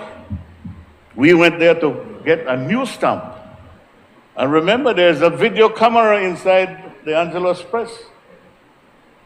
And it showed the person who went in there to get the stamp. And we got it back from the person. We did not take any kind of legal action. But this is what is happening. This is reality on the ground. that we need to address. In our education sector, we have completed a new high school in Bay Vista Village for a cost of over $5 million. Now, we are not behaving like the UDP, you know, because what they do, they broke it down and start it over and say, we do it. That is Bay Vista Village, a new high school. San Isidro Village, we are completing another primary school building for over $2 million, which should be completed this coming year, this fiscal year. We are also completing another high school in Corozal Village, another $2 million plus. So, Prime Minister, thank you for keeping these programs alive, because we need it for the people in the Toledo district, because the way out of poverty is education. We have to educate our people that they can fight for themselves. In the health sector, when Minister Shabat was Minister of Health, he initiated a program to revamp the Punta Gorda Hospital. They just had the inauguration for that, and that is ongoing. But myself and Mr. Requena might say, but we want more. We want more, because we have a problem, which I think we have raised in this National Assembly before, that we have an ambulance system that runs night and day, over 100 miles to take our patients to Dangriga for medical service. And I hope, Prime Minister, that sooner or later we will try to solve this problem, because it cannot continue. And that occurred under the NHI program, when that program was being initiated, and it continues up to this day. But I believe it has gone through its trial stages and has to be addressed. Now, the big one we had this year was rain, and more rain. In the Toledo district, I believe I made a report the last time I addressed the National Assembly, that in the Toledo district we get over 150 inches of rain every year. And this year was no exception. I think it might have been more. School buses stuck on the road. The Ministry of Infrastructure was going crazy, trying to find the necessary money to keep patching the roads. Because it was every day we had problems. And they did try. Whatever efforts they made was what they could afford at that time. My comment now to the leader of the opposition, who was complaining this morning, that this is the second time, the second PUP government, where when I say all, I am talking about $15 million of equipment that we had in that district that was removed twice under the UDP government. Twice. Today, when I look at the list, again, to try and replace those equipment, you're looking at another $15 million. And I know at this time, because of the economic problems that we have in this country, it is difficult to just go and dig up another $15 million. So the equipment that we have working in the Toledo district is what we can afford. And yes, the people are dissatisfied. Yes, the people are not happy with it. But they also have to understand the economic situation that this country is going through. So with that, I'd like to say thank you to the Minister for trying to assist. And right now, if you have a chance going into Santa Ana Village, they have employed a Mennonite with a stone crusher, and they have a whole mountain, I believe, about the height of this building, of crushed material to put on the road between Santa Ana and Conejo Creek. But these things take time. You can't do it overnight. And I know, Mr. Requena, Prime Minister, you're giving him about $500,000. And you're giving us another $500,000 in order to try and fix those roads in the Toledo district. Thank you, sir, for assisting and being with us and being with the people in the Toledo district, who has been very faithful to this People's United Party. And I can never end without saying thank you to them. Thank you to them. Because they have been very faithful to the People's United Party. With all the hard times, with all the distance that they have to travel to get anything done, they continue to support the People's United Party. On the matter of housing, we have built 2 houses in the Punta Gorda town proper. We're supposed to build 3 more houses in Bella Vista, but the people have to understand that there are certain criteria that is used for you to be able to get one of these houses. So you must be a single mother, and you have to afford $100 a month, because that is the fee for the house, and you have to own the property on which the house is being built. And that seems to be one of the problems that we are having in the Bella Vista area, in that the people have that old common law. You go to the chairperson will tell you could take lot number 10. That's for you. And that is a problem when you go to the lands department, because they do not accept that. So the people must try to get their land leases, because the housing project will continue. This is only the beginning of the housing project. And like one member of the House said today, that we build cement houses and they build cardboard house. Because if you see the houses that were built under the United Democratic Party, they are in terrible, terrible state. And if I go through, we built at Hopeville alone over 75 cement houses, 2-bedroom and 3-bedroom under the People's United Party, and over 35 cement houses in Independence Village. They are there for everybody to see. And we never say PUP only. Who could afford it? Go buy a house. And that is the attitude that I think we need to take in this country. Because we cannot continue this hate politics. This country belongs to all of us. PUP and UDP and whatever Green Party there is. And we have to start thinking that way and take that responsibility so that our children will grow up with a totally different mentality. So, Mr. Speaker, Madam Speaker, the work goes on. Every month for the past, Madam Ministerial, Housing and Labor, we've been giving away $20,000 a month food supply to the people in the Toledo district, especially the towns, where people are being left out because they don't have any job. And we did not line up people like cattle that the way the UDP did it and take photographs. We delivered the food to their homes. Because like somebody said, this thing belongs to the people, not belong to us. We are only servants of the people. And we must continue to behave that way, so that the people will also learn to respect us as leaders that they send to this National Assembly. And the people deserve more, because times are hard. People are unemployed.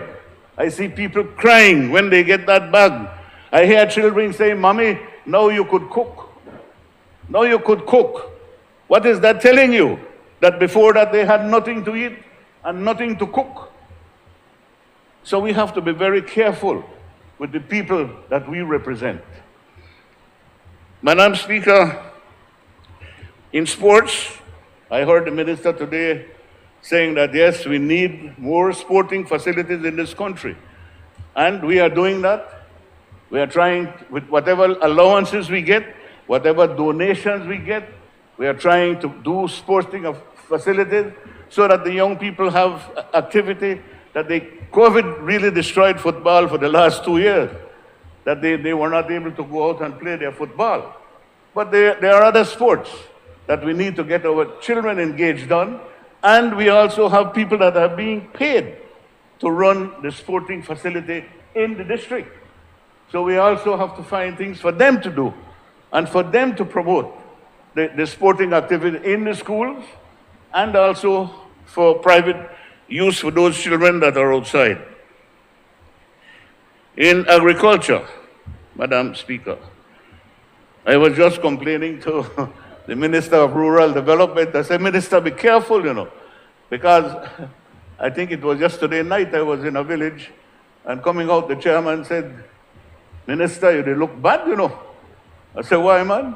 He said, Mr. Rikena promised me that they have built feeder road and farmers road. Farmers roads are very important to the people in Toledo East and West, because this is how they make their living. They can't, man, remember, and our people are not like the Mennonites that have been able to use a horse or a mule. They work totally different.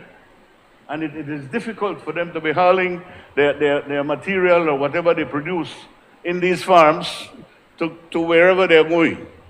So, Minister, we hope that you will make peace with the village of Sunderwood, because they are expecting it. Member for Toledo East, just a technical caution because of the mics. If you turn, this one. So it's really for the report. All right, I will close, Madam Speaker, with this last one. And again, agriculture. We just attended a ceremony in Trio Village to assist the pineapple farmers that have that work in that area for nearly $500,000 grant that they receive. They are going to put $33,000 towards the grant, so it's funded both sides, and I think it's a good initiative.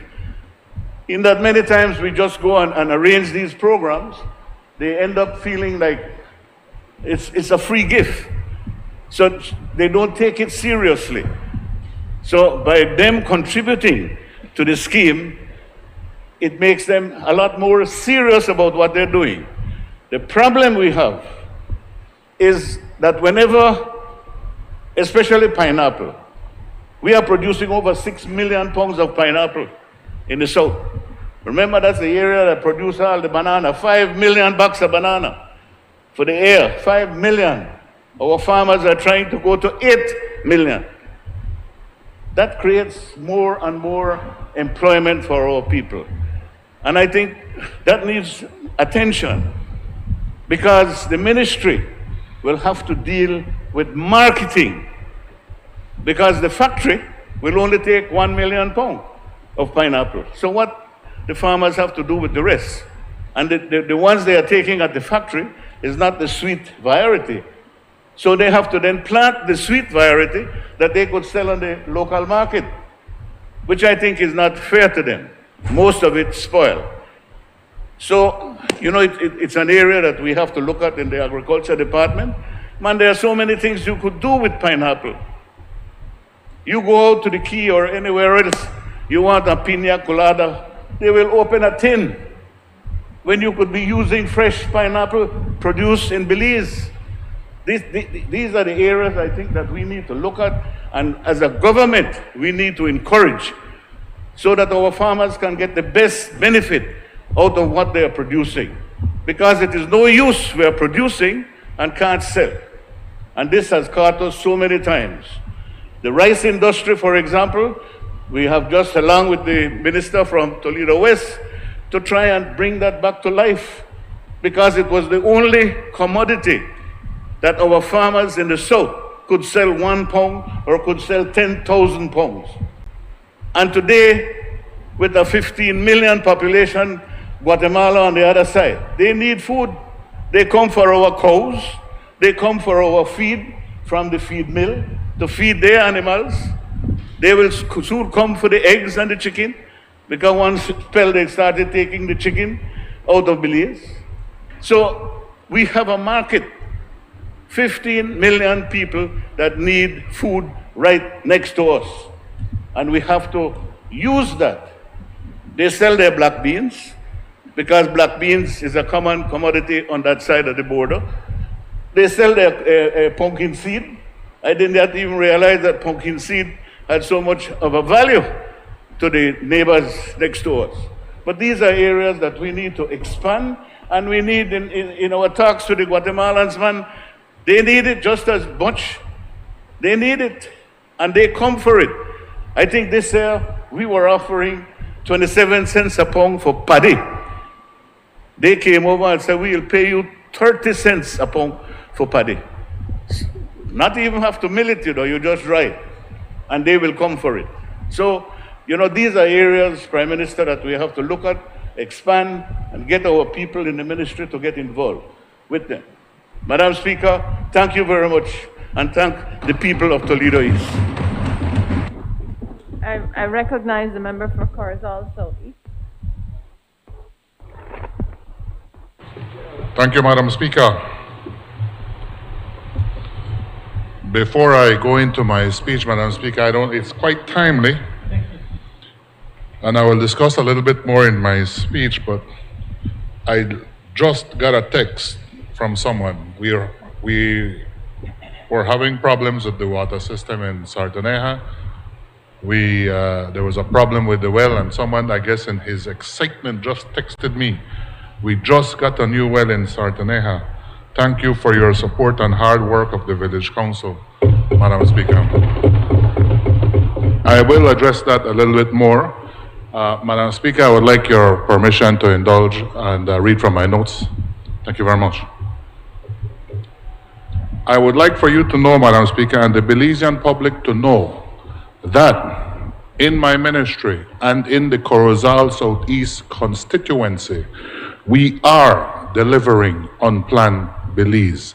That is our Bible for this period of government. That is what is guiding us in our work in delivering for everyone, and that is Plan Belize.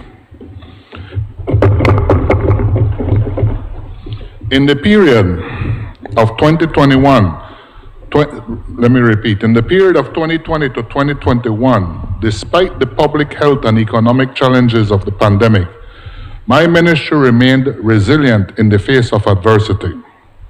As the coronavirus threatened the lives and livelihoods of Belizeans across the country, our soldiers and the sailors mobilized to safeguard our borders and people to ensure the security of our nation. Our successes in 2020 and 2021 were due, in no small part, to the remarkable efforts within the security sector, which grew out of our mission, our mandate, and our manifesto pledges of Plan Belize. Madam Speaker, I would like to divert slightly just to acknowledge the partner I have in the member for Belmopan, Honorable Oscar Mira, because from day one, since the Prime Minister nominated us for this ministry, we have a mantra that we do. We make no excuses. We don't complain. We just get the work done. And we will not be here complaining of anything, Madam Speaker. We have been given a challenge, and my partner, Minister Mira, and I, we are going to get the job done for the sailors and soldiers in my ministry. The overarching strategy of the ministry was aimed at addressing welfare, accountability, and standards within the BDF and the Belize Coast Guard. We launched several capacity building initiatives which were crucial to address vulnerabilities that existed within the Defense Force for years. Welfare, morale, gender issues were identified as areas that required serious legal and policy revisions. Some of the major initiatives that our ministry undertook during this period includes the first one, and I am very proud to speak of this one, Madam Speaker, is the Joint Sexual Violence Prevention and Response Program. Our ministry, Madam Speaker, and I've already explained this to the member from Belize Rural Central, Minister Dolores, that this ministry, under the leadership of myself and Minister Mira, is the lead ministry in dealing with gender issues and gender violence in the country of Belize. This program brought together the BDF, the Coast Guard, and the Belize Police Department under one umbrella to reduce the incidence of sexual violence within Belize's security sector and provide effective response services should an incident occur. I want to report that just yesterday there was a symposium on this very issue, Madam Speaker, hosted at the Coast Guard base that included the police, the BDF, and obviously the Coast Guard, and the main speaker was our Governor General, none other than Dame Froila Salam. She was there, and I remember her telling me how excited she was about being able to address this issue yesterday. The other issue we worked on, Madam Speaker, after our countrywide inspection of the military installations of the BDF, I identified priority areas for immediate reconstruction to improve the standard of living of the soldiers, the women and men who serve. These included major repairs to bathroom facilities at Price Barracks, bathroom facilities which have gone without major repairs for over 30 years, and they needed new windows, doors, electrical, and the plumbing. The renovation was completed on the 3rd November 2021, affording officers a decent space to conduct their personal administration and boosting officer morale. We are currently reconstructing the kitchen at Camp Belisario, Madam Speaker. We do all this work, Madam Speaker, because it is critical. We have soldiers and sailors who are at the forefront on our borders, protecting our country. They do not complain. But we, at the very least, have to ensure the facilities they use when they're on the base at least have to be basic, it has to be good, it has to be clean, it has to be functional. We did not encounter that when we took over the ministry. We also have future major refurbishment of critical infrastructure that has been identified for the BDF to include accommodations, offices, and medical facilities, which will commence shortly due to the CADAI funds which were secured by this government, Madam Speaker. Future critical development for the Coast Guard has also been identified, which primarily includes the construction of the station at Big Creek to create a substantial presence at the port, the surrounding areas to safeguard our economic and national security interests.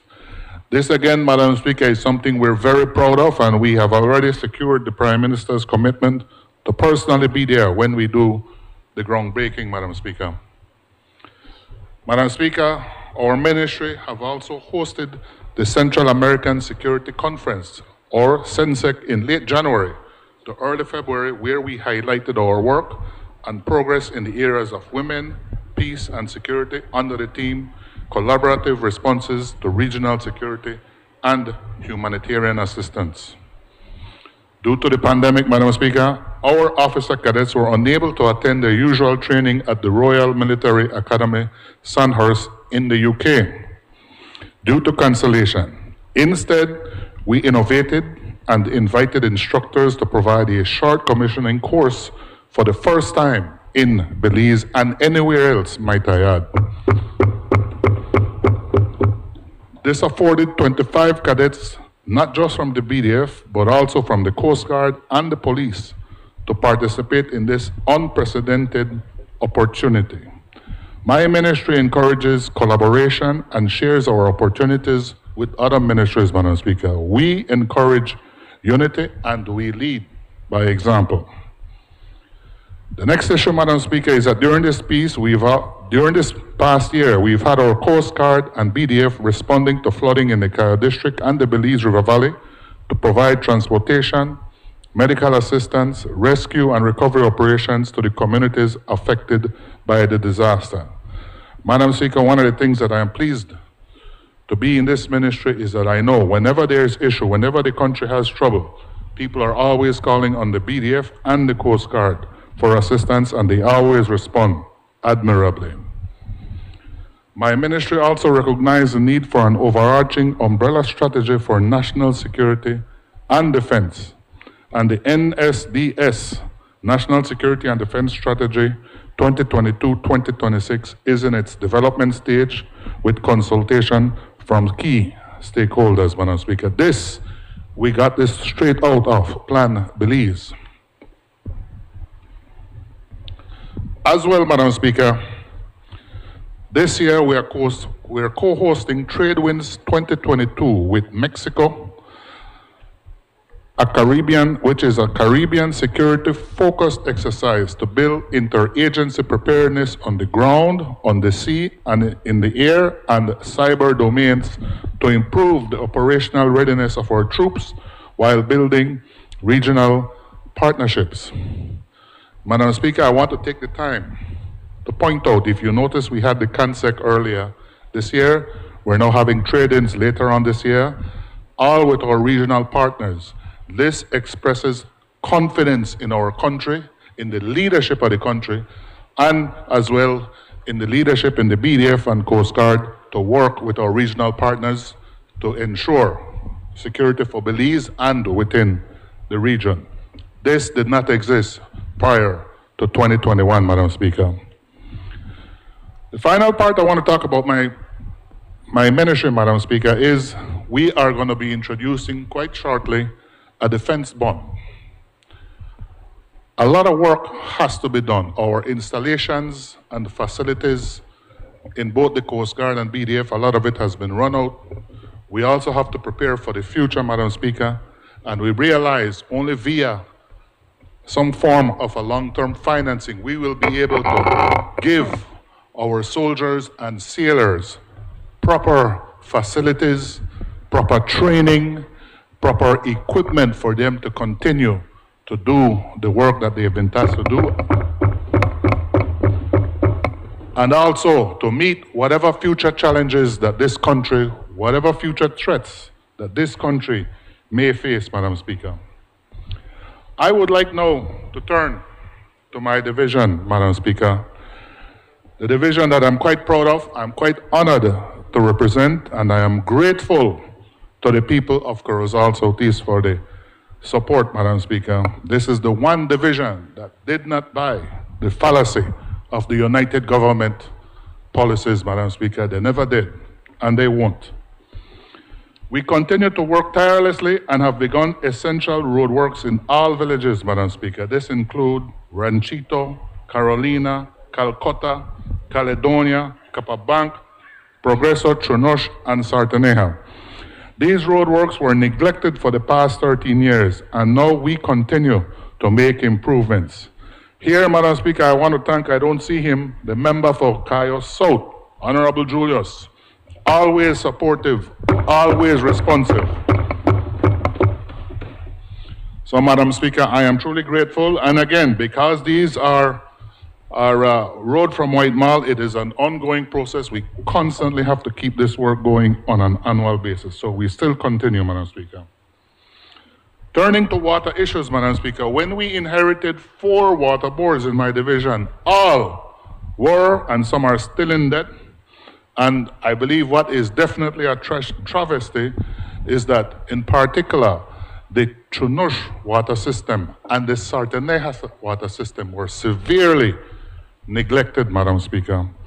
In Chunush, Madam Speaker, when the PUP left under the former Prime Minister Said Musa, he left in 2008 this latest state-of-the-art reverse osmosis system for the village of Chunush. Within 1 year of the UDP taking over, that went into the ground, and they did not spend 1 penny for that system. And now, Madam Speaker, it is taking us a lot of work in collaboration with my friend from Toledo East, the Ministerial Kenya, in trying to bring back that system. This is going to be a slow process, but bring it back, we will. Madam Speaker, I go to Sartaneja now, where again, that was another issue, complete neglect. We had to buy a new pump. We had to provide new parts and all that for the system. And we also had an old well that began to provide brackish water. This is water that, you know, creates that scent that people were using. Luckily with Ministerial Kenya, quick response. We now have a new well that is going to be functioning and providing fresh water to the villagers of Sartaneja, Madam Speaker.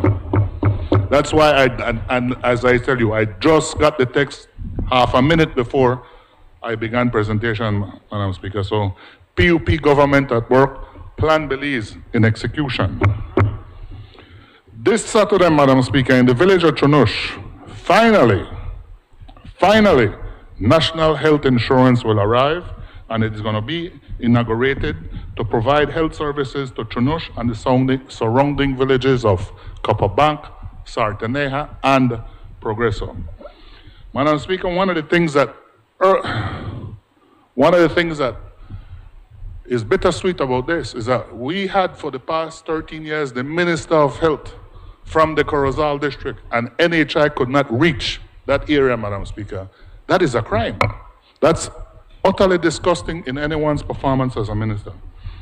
The PUP, thanks to Minister Kevin Bernard and also the push from the former minister, Minister Michaud, we now will inaugurate NHI in Chunush village for the surrounding areas, Madam Speaker. This I am particularly pleased of one of our accomplishments already. In the division, Madam Speaker, we continue to provide educational assistance for a wide cross-section of students from primary to tertiary school students, regardless of political affiliation. And we continue to help more every day. In support of our schools and children, we continue to improve the neighborhood parks with plans to improve sporting facilities with necessary equipment in the near future. Madam Speaker, a generous friend have just donated to me some, like I believe about 1,000 chess sets, and I'm hoping we can create like a chess revolution in Corozal Southeast. I truly hope we can do that, and we'll be distributing that to the schools quite soon. We help many schools get much needed internet access, Madam Speaker. Again, as we now know, internet is not a luxury, it is an essential tool. In the village of San Joaquin, we have teamed up with the FAO, which is the Food and Agriculture Organization, a branch of the UN, to begin a student meal pilot program that upon its successful completion, we will extend it to all the other schools in the Corozal Southeast division, Madam Speaker. I also want to comment on housing and sports, Madam Speaker. Again, this will be coming out in this year for us. We already have 3 in the works, Madam Speaker, and there is more that is going to be coming out, in particular in the housing program. Not one house was built in 13 years under the United Democratic Party, Madam Speaker. We are working energetically with our constituents on their land matters. Madam Speaker, again, this must be given credit. For the first time in 13 years, a Minister of Lands visited the Corozal Southeast Division and attended to the people, Madam Speaker. I truly am amazed at the work my colleague from Lake Independence, Honorable Cordell Hyde, I know I shouldn't say the name, but please bear with me. You know, he came, he worked, he addressed every issue, and he made the work look easy, and I do believe that the people feel good that finally someone were attending to the issues in land. You would be surprised, Madam Speaker, that some land papers for 13 years were not touched because they didn't have access to the then government of the UDP in their natural resources. Madam Speaker, I want to close by congratulating in my ministry the civilian staff, our security forces, and all who contributed to the successes of this period. I say thank you for the work that we have done. It was no small feat. Madam Speaker, what I am pleased to say, I had expected to be dealing with personnel issues when we had the 10%. On the contrary, I want to say I'm pleased to report to the House, in my ministry, no one gave half, everyone continued to work, and they worked very hard. And as well, no one in the security forces were playing games. They continue diligently to do their work, and I want to thank them for that, Madam Speaker. Madam Speaker, of course, I can't close off without telling my executive, and they know who they are, of the hard work that they have done to address the issues for the Corozal Southeast constituents. Each of the executive members from each of the village They don't have working hours, Madam Speaker. They work 24/7, Sunday to Sunday, every day. Sometimes my calls come at 8 o'clock the night Saturday, sometimes at 4 o'clock in the morning Sunday, but they're always working. My executive team has never one day told me, no, I will not do something. Whatever task I've asked them to do on behalf of the community, they've always jumped on it and they've gotten the work done. I want to personally thank those who work for me in my office for the big support, Madam Speaker. As well, I want to thank the constituents of Corozal Southeast because they have stood by us, and I want to commit to them again. I will not let you down. I will continue to work very hard to ensure that Corozal Southeast gets a share of Plan Belize and that everyone can win in the Corozal Southeast Division. Madam Speaker, I support this budget. Thank you very much. I recognize the member for Kyle North. Thank you, Madam Speaker. Madam Speaker, I rise to make my contribution to the debate on the General Revenue Appropriation Bill 2022, and with your permission, I wish to refer to my notes. Madam Speaker, Belize's growth in 2021 was nothing short of impressive.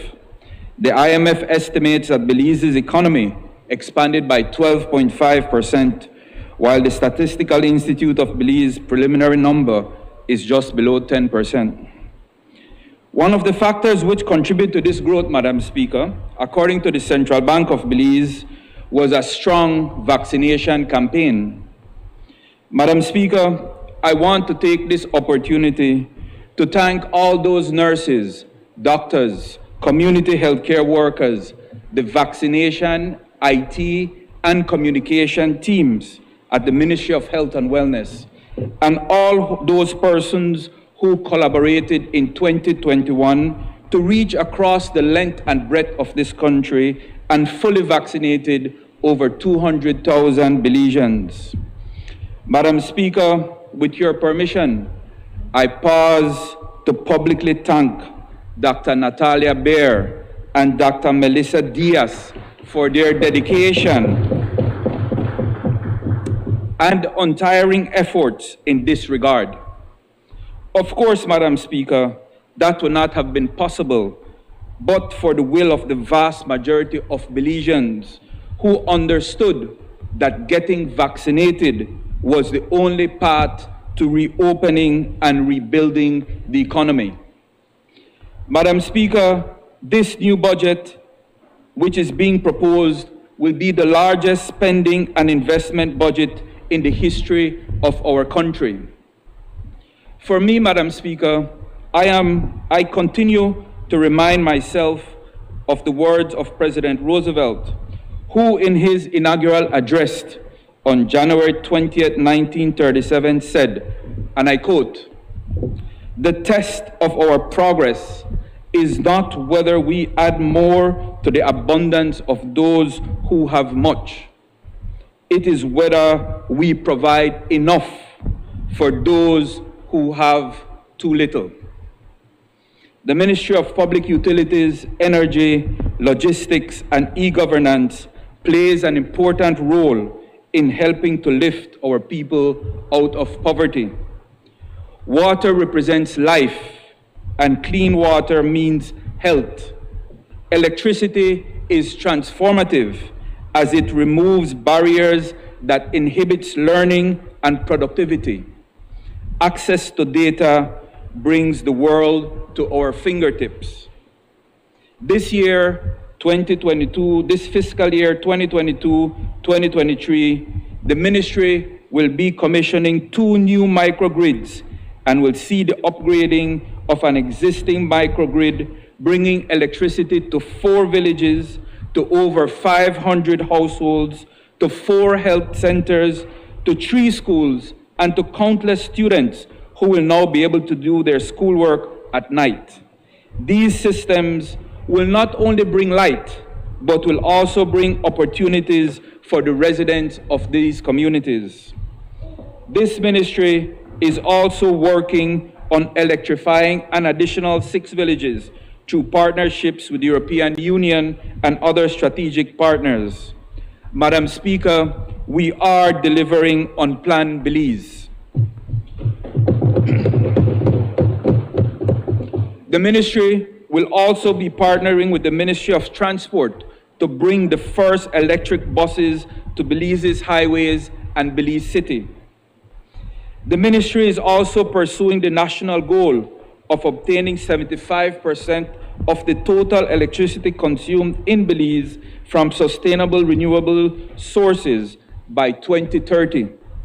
Madam Speaker, although 92% of our population have access to electricity, we must ensure that within the terms of this administration, we increase that number to provide access to many more of our people.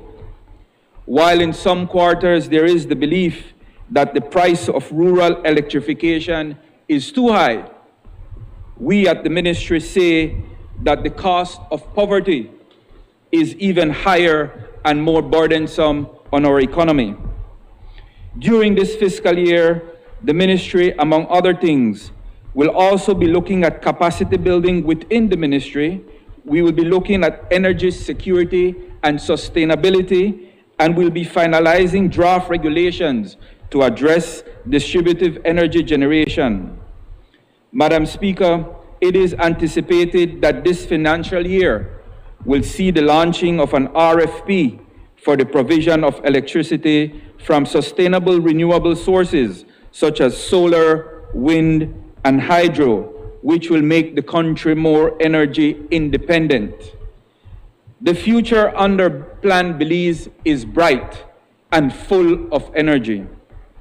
In relation to data, the National Telecom is currently partnering with the Ministry of Education to offer Wi-Fi to 197 schools countrywide so that students can access the internet in their classrooms and common areas.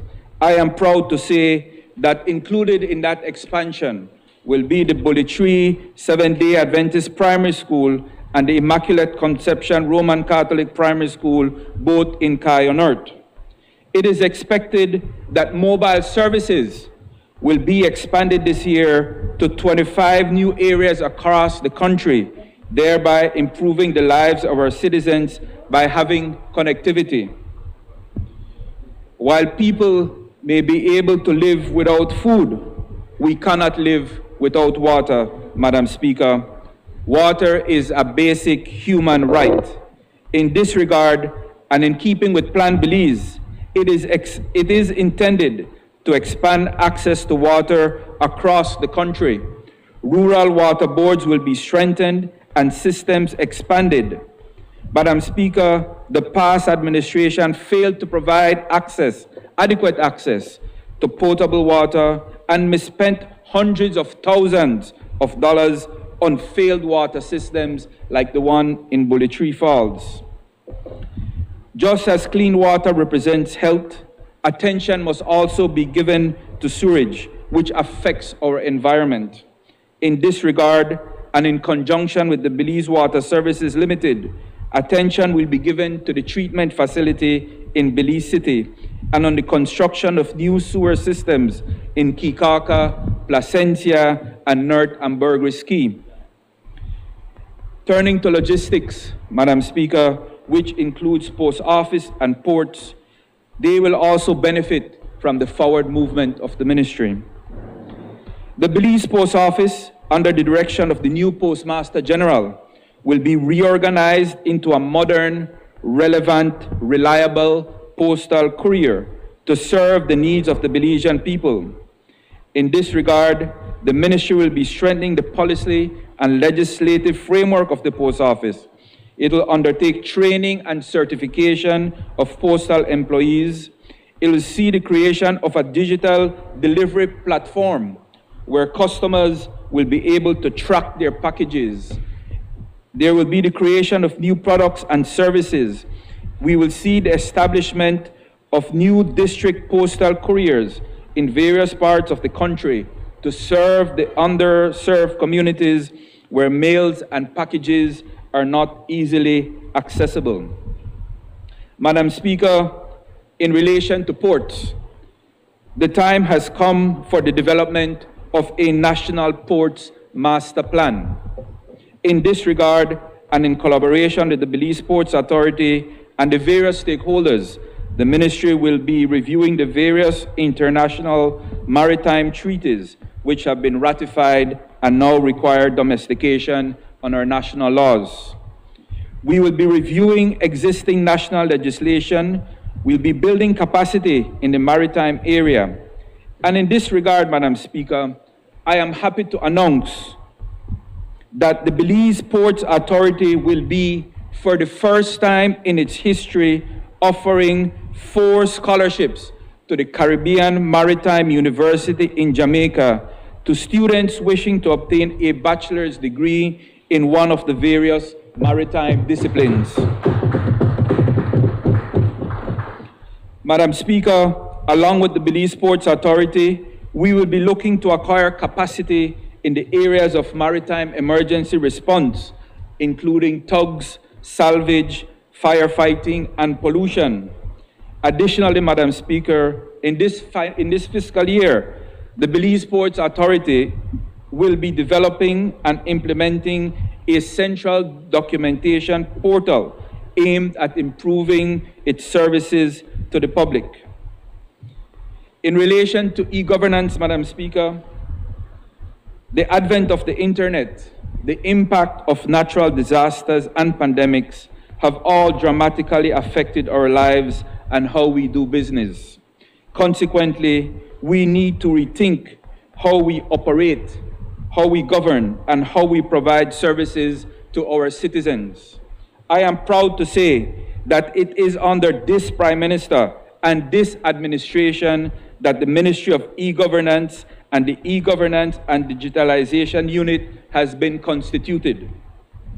Belize's first National Digital Agenda 2025 is the pathway that will guide our country's transformation into a digital nation with the ultimate goal of improving the lives and quality of services to our citizens. And may I pause, Madam Speaker, to recognize the work done by the Honorable Kevin Bernard while he was the Minister of E-Governance.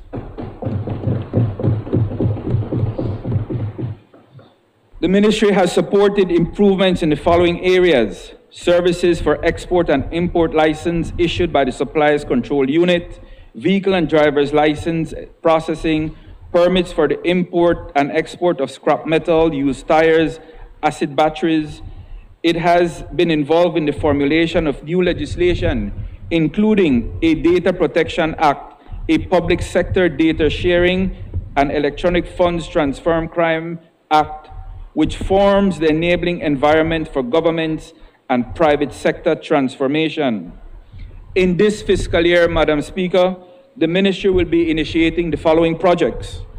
1, the National Identification Project, the Digital Skills Program for public service officers, Digital Inclusion Program for citizens, One-Stop Shop for government services, legislative reforms to strengthen e-governance implementation.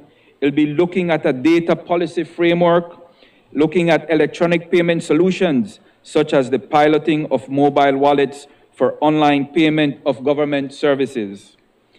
The Ministry also aims to support the much-needed strengthening of the Vital Statistics Department and the Lands Department. Madam Speaker, the Ministry of the Public Utilities, Energy, Logistics, and E-Governance, guided by Plan Belize, is on the move, and we will do our part to deliver for the people of Belize. Madam Speaker, briefly, in relation to Kai on Earth, we continue on a monthly basis to deliver grocery bags to approximately 350 families. We have undertaken the rehabilitation of various roads in the Bully Falls village. We have painted and placed solar lights on the 2 bridges leading to the village and also on the main bridge that connects the village. We have rehabilitated the clinic in Bully Tree, the Luisa Manzanero Clinic, and we have brought primary care health services to the village. We intend to rehabilitate the park and football field in Bully Tree.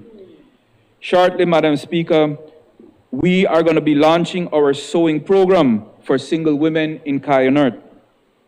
In relation to houses, 2 have been built and 3 are expected to commence shortly. I am proud to say that sports is back in Kayonert. This Saturday, we will be hosting our first basketball competition at the Victor Galvez Stadium. Madam Speaker, in Bully Tree, we continue to support the Water Board in their efforts to maintain a constant supply of water to the village. We have constructed a bypass connecting Santiago Juan to Collins Avenue. We are currently conducting surveys for the expansion of light and water in those areas of the town where they are needed. Madam Speaker, with the assistance of the Honorable Francis Fonseca, we were able to help many young students continue their primary, secondary, and tertiary education. We are currently working with the Lands Department to identify lots for the people of Kayonert. Madam Speaker, let me end by thanking my hard-working executive who, without them, this would not be possible. Madam Speaker, on behalf of the people of Kayonert, I support this budget. Thank you very much. Honorable members of this House, before I suspend, please allow me just a few remarks. Since we last met in this House, I announced, since we were in the Women's Month, of the Women's Parliamentary Caucus, and that it was a bicameral effort. I'm pleased to announce that we now have added 1 more member to that chamber, which is really a plus for the National Assembly and the people of Belize, with the appointment of Senator Janelle Chanona. So the Women's Parliamentary Caucus is now 11 strong.